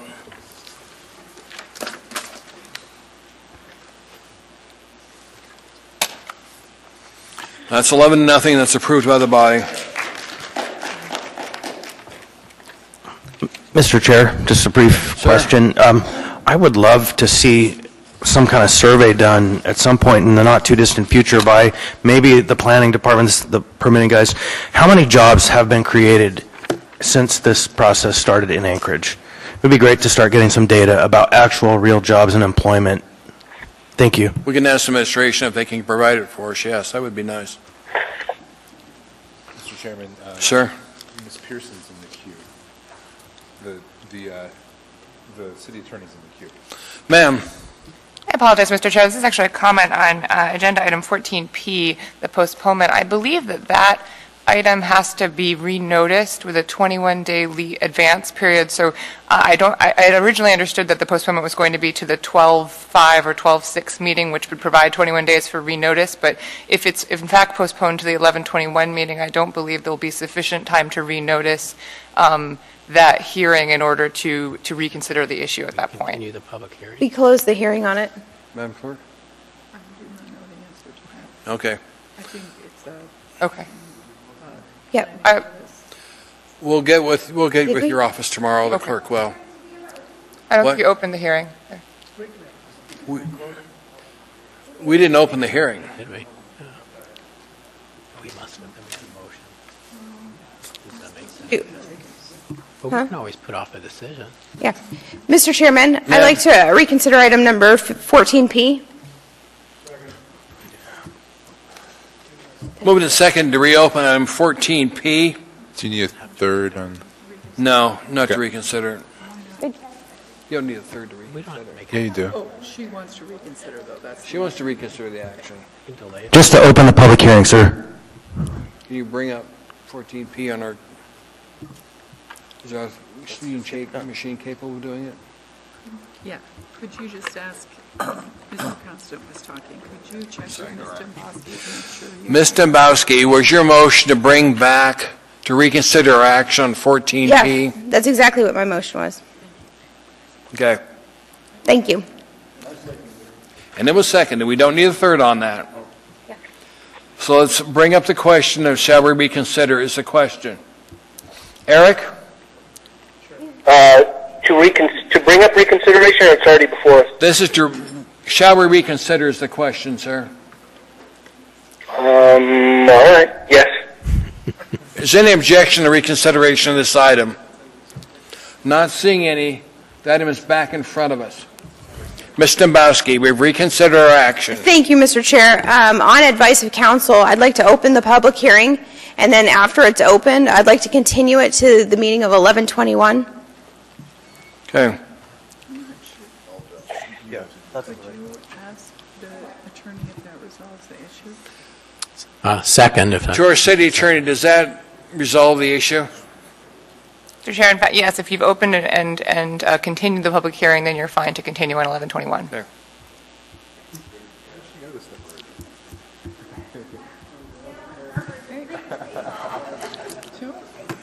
Public hearing is over. You take it. Okay. Public hearing is now open. Item 14P. Anybody wishing to testify, please come forward. Keep in mind, we are going to postpone action on this item or continue the public hearing on I it. didn't, Weddleton second. Okay. Maybe not. Not seeing anyone. Ms. Dombrowski, please make your motion. Thank you, Mr. Chairman. I'd like to continue the public hearing on item number 14P to the meeting of 11/21. Second. Moved in second. Is there any objection? Eric, do you object to that? I guess not. Okay. Ask unanimous consent. Seeing no objection. Thank you, Ms. Dombrowski. I would like to thank our new municipal attorney for that excellent catch on Robert's rules and public notice. Unlike our last attorney, I appreciate you catching that. And by the way, Mr. Falsey, I saw the municipal manager queue in more times than I ever saw your predecessor do that, so thank you. 12 years of experience. Okay. Speak when called on. Let's bring it, it should be, it's not, we're on 14R. Yeah. I don't know where we got. Was it 10:30? I don't think we brought it up. No, we can go to 11 o'clock before we have to extend. I think we didn't have the hearing yet on 14R. Okay. Clerk advises us we need to have the public hearing on 14R. So if you're listening, Heidi, it's her fault. Public hearing is now open on Resolution Air 2017-355, a resolution of the Anchorage Municipal Assembly approving a marijuana license, a special land use permit for a marijuana retail sales establishment with license number M11614, Alaska Joint Ventures doing business, LLC, doing business as AK Joint, located in 7801 Shun Street. Public hearing on this item is now open. Anybody wishing to testify, please come forward. State your name, clear for the record. Spell your last name. John, we dealt with this one on. Move. Are we done? John, do you want to say what happened? You got to close the public hearing, right? Yeah. There's no comments, so we'll close the public hearing. John, go ahead. Move to approve. Moved and seconded. John? Sorry. The Community and Economic Development Committee looked at this in great detail on November 2nd, and we recommended approval. Okay. Mr. Peterson. Thank you, Mr. Chairman. And I just wanted to comment that I think this is the most inventive name that I've come across here in the last couple of years. So good going. I just think that's just the perfect name for MJ. You got to, one thing is interesting. The industry does come with some of the cutest names I've seen. Mr. Constant? Yeah, on the matter we previously discussed, the 100-foot railroad right-of-way, beware, you're within the zone. They might charge you. Okay. Any other comments from assembly members? If not, Eric, you're first. Yes. Please vote.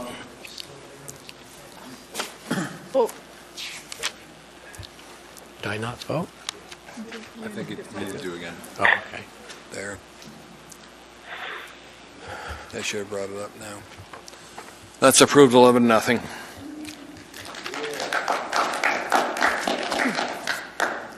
Thanks for staying here so long.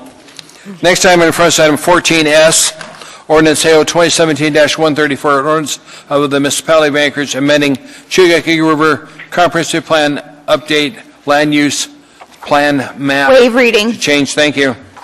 Public hearing on this item is now open. Anybody wish to testify, please come forward. State your name clear for the record. Spare your last name and tell us what town you live in.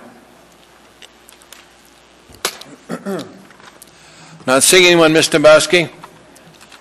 Move to Do you want to approve. continue the public hearing on this one? Second. No. Okay, you want to close the public hearing? Yeah, I was going to say. Public hearing on this item is now closed. Sorry, Mr. Chair, I was confused for a second. I'd like to move to approve. Been moved and seconded. Ms. Dombrowski. Thank you, Mr. Chair. I'm actually surprised there's no one here to testify on this tonight. Over the years, many years, the neighbors in this particular Powder Ridge subdivision sometimes have expressed concern when they see the landowners doing things on the property. This is a piece of property that is across the highway from Fred Meyer's, and it's basically right up against the highway. It really is landlocked. Originally, this was going to be a site for like a Quickie Mart or something like that, but it will exit effectively right there on the highway. As you can see, the Planning and Zoning Commission approved this unanimously. There were comments in here from at least one resident who was concerned about the characteristics of what kind of houses would be built. This is a Powder Ridge subdivision, so the subdivision was created originally by Eklutna Incorporated, and this is part of the area I represent and I patrol on community patrol, and the houses in this neighborhood are probably in excess of 400, 500,000 usually. It's a really nice area, and it is going to butt against the highway, so one of the major concerns that neighbors have is you cut down the trees and you have more highway noise. And I think the people that will be most impacted are the houses they're going to build there. And so if somebody builds there and they knowingly buy the house there, to me that's a private decision that you make. I'm going to support this. I haven't heard anything recently. Like I said, the only phone calls I got about this over the years were, the last one was probably 2 or 3 years ago. So I'm not hearing the big community outcry that originally, when the property was sold, I heard a few people say, but it is something you may get some phone calls about, and I'm just forewarning you. We'll just give him your phone number, Amy. Go ahead. Any other comments from assembly members? Okay, we're going to vote on it now. Eric, you're first. Eric? He's not enough. Hello? You're first, sir. Yep, yes. Sorry, kind of hard to hear, but yes. Please vote.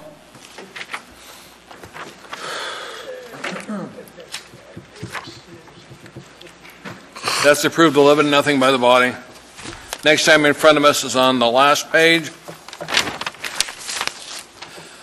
It's item 14T, Ordinance AO 2017-135, an ordinance amending the zoning map approving the rezoning of approximately 5.97 acres from, let me finish the bold, otherwise Heidi will be mad at me, CE-RO-SL Residential Office with Special Limitations District to CE-R-1 Single Family Residential District for a portion of U.S. Government Lot 1, Section 2. Public hearing on this item is now open. Anybody wish to testify? Please come forward, state your name, clear for the record. Spell your last name if you would, please. Anyone at all? Hearing and saying no one, public testimony is called to vote. Wish to the body. Move to approve. Second. Discussion from assembly members. Eric, you're first. Please vote, sir. Yes. There. Please vote.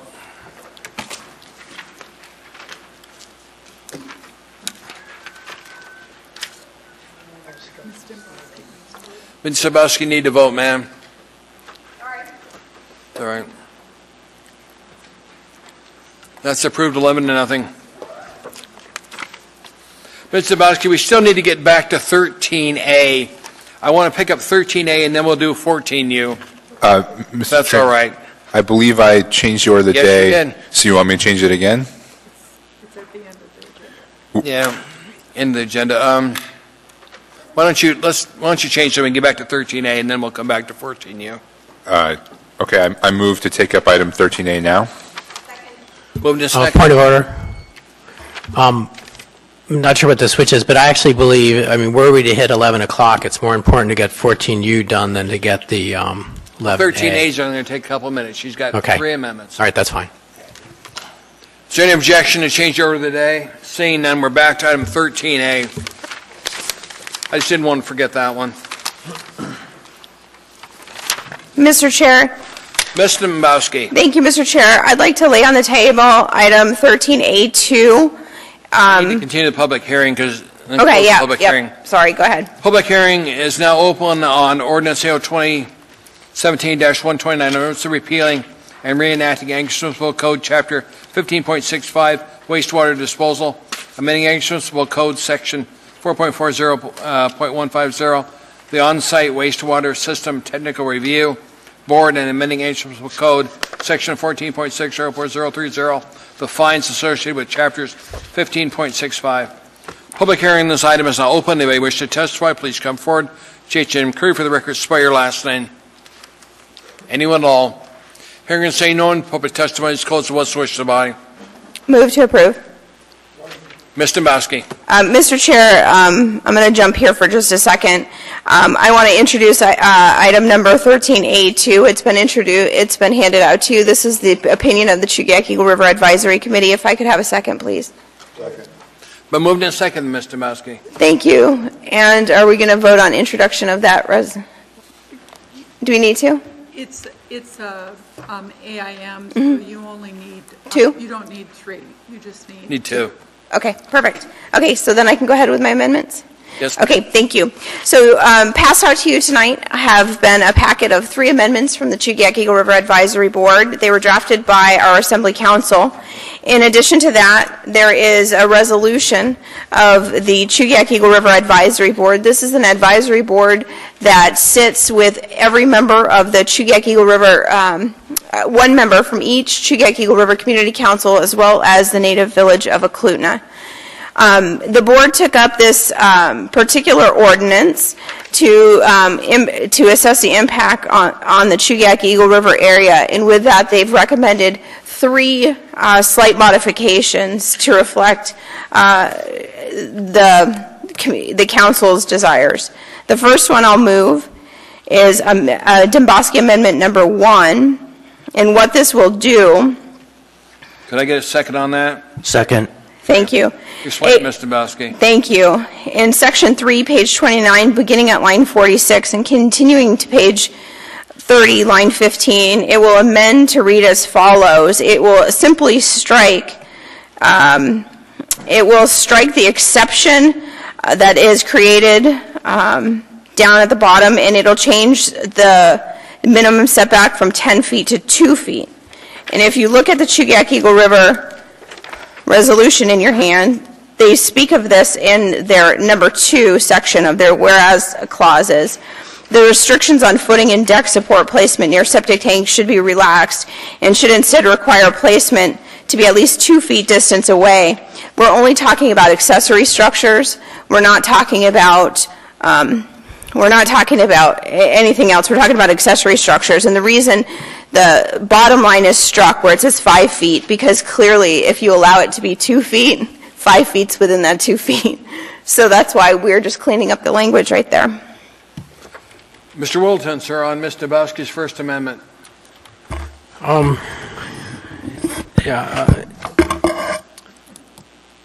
just puzzled if you. I mean, my experience with it, one Christmas Eve, the tank had settled, it became clogged because the tank had settled and the pipe split, and it split on the side near the house. And if you have to dig it out, which we had to do, and you only have 2 feet, how do you dig it out? I mean, you need at least enough room for a shovel. No, I hear what you're saying, Mr. Weddleton. And what we're talking about here is we're talking about accessories. So we're talking about maybe a porch or maybe a shed or something like that. And so within our community, it's not all that uncommon to have them within just a couple of feet of where your tank is. And this is a recommendation of the board, so I'm bringing it forward. The reason they took out the 5-foot exception, if you don't pass this, the 5-foot exception will still be there. But if you do pass it, there's no need for the 5-foot exception because clearly 2 feet is. No, that makes sense. I wondered, if there's someone here, I'd be more comfortable with 5 feet, but 2, you're right up on the wall. How would you ever get in there to do repairs? Again, we're talking about accessory structures, and most of them are things that are like a deck. You might have a deck footing. I mean, think about that. So in my particular case, a back deck, you have one post. It's not like this monstrosity of a building next to it. Well, one would think, but it refers here to or a shallow foundation consisting of a concrete slab with thickened edge. So you could have a slab there, and then you're in trouble. You could. Thank you, Mr. Whittleton. Well, I wonder if we could amend it, make it 5 feet from 2. Well, and again, if we go with the 5 feet, I don't think we need the amendment at all because the exception would still stand. Mr. Chair. Mr. Whittleton, thank you. Mr. Falsey queued in. Mr. Falsey? Trouble here. Thank you, Mr. Chair. Just to the extent that it may be helpful, it was our understanding, administration's understanding, that we wouldn't be taking final action on this item tonight, so we have sent all of our subject matter experts home. We're happy to have them here at a future meeting. It is not a critical, time-sensitive item from our perspective, and we would be happy to hold another work session to vet any additional amendments. Ms. Dombrowski? I'm totally fine with that. I don't think this is an emergency at all. Then why don't we simply make the motion to postpone this item to our next Second. meeting? Bill. Is there any objection to that? Seeing none, we've postponed this item, Madam Clerk, to our next meeting. We'll pick it up where we dropped it off at. Yeah. We're now down to 14U. Let's do the public hearing and close it out. 14 years Resolution Error 2017-337, a resolution adopting the Anchorage Design Criteria Chapter 2 Drainage 2017, consisting of the Anchorage Stormwater Manual, Volumes 1 and 2. Public hearing on this item is now open. Anybody wish to testify? Please come forward, state your name, for the record, spell your last name, and tell us what town you live in. No, I don't think so. Not according to Christie. I put it there. We should have it because Christie doesn't want to. She's in charge of what. To the administration, we're on 14U. There's no one here to testify. You want us to continue the public hearing to the next meeting? Thank you, Mr. Chairman. Yes, through the chair, it was similar to the last item. It was our understanding that the 21st would be the date for action on this item, and therefore we have no staff in the room. And we have, she did show up. But we would prefer to take up some of the amendments at a later date so that we can allow the public an opportunity to testify on the amendments as well as the final item. But we defer to you. Why don't you make a motion to Mr. Chair, to the 21st? there's just one amendment, right? You what? We don't know how many amendments there are with this design criteria. 14U, I think there's only one, right? Yeah. It's a 3-page amendment. Why don't you go ahead?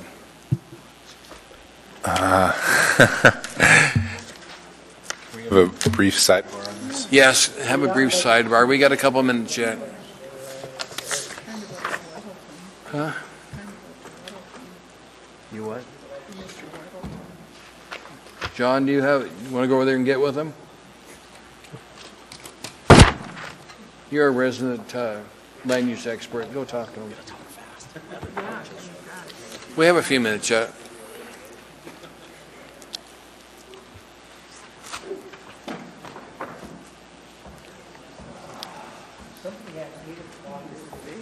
What? You what? I don't know. They could. So where are you at? Mr. Chairman, I move to postpone action on this item until November 21st. Second. Moved in second. Is there any objection? Not seeing any. We've postponed action on this to November 21st. We're now down to item 17. People to be heard on non-agenda items. Does anybody want to address this on any item? You have 3 minutes. Not seeing any? We'll entertain a motion to adjourn. Move to adjourn. We're adjourned. Thanks for being here. No, it's late.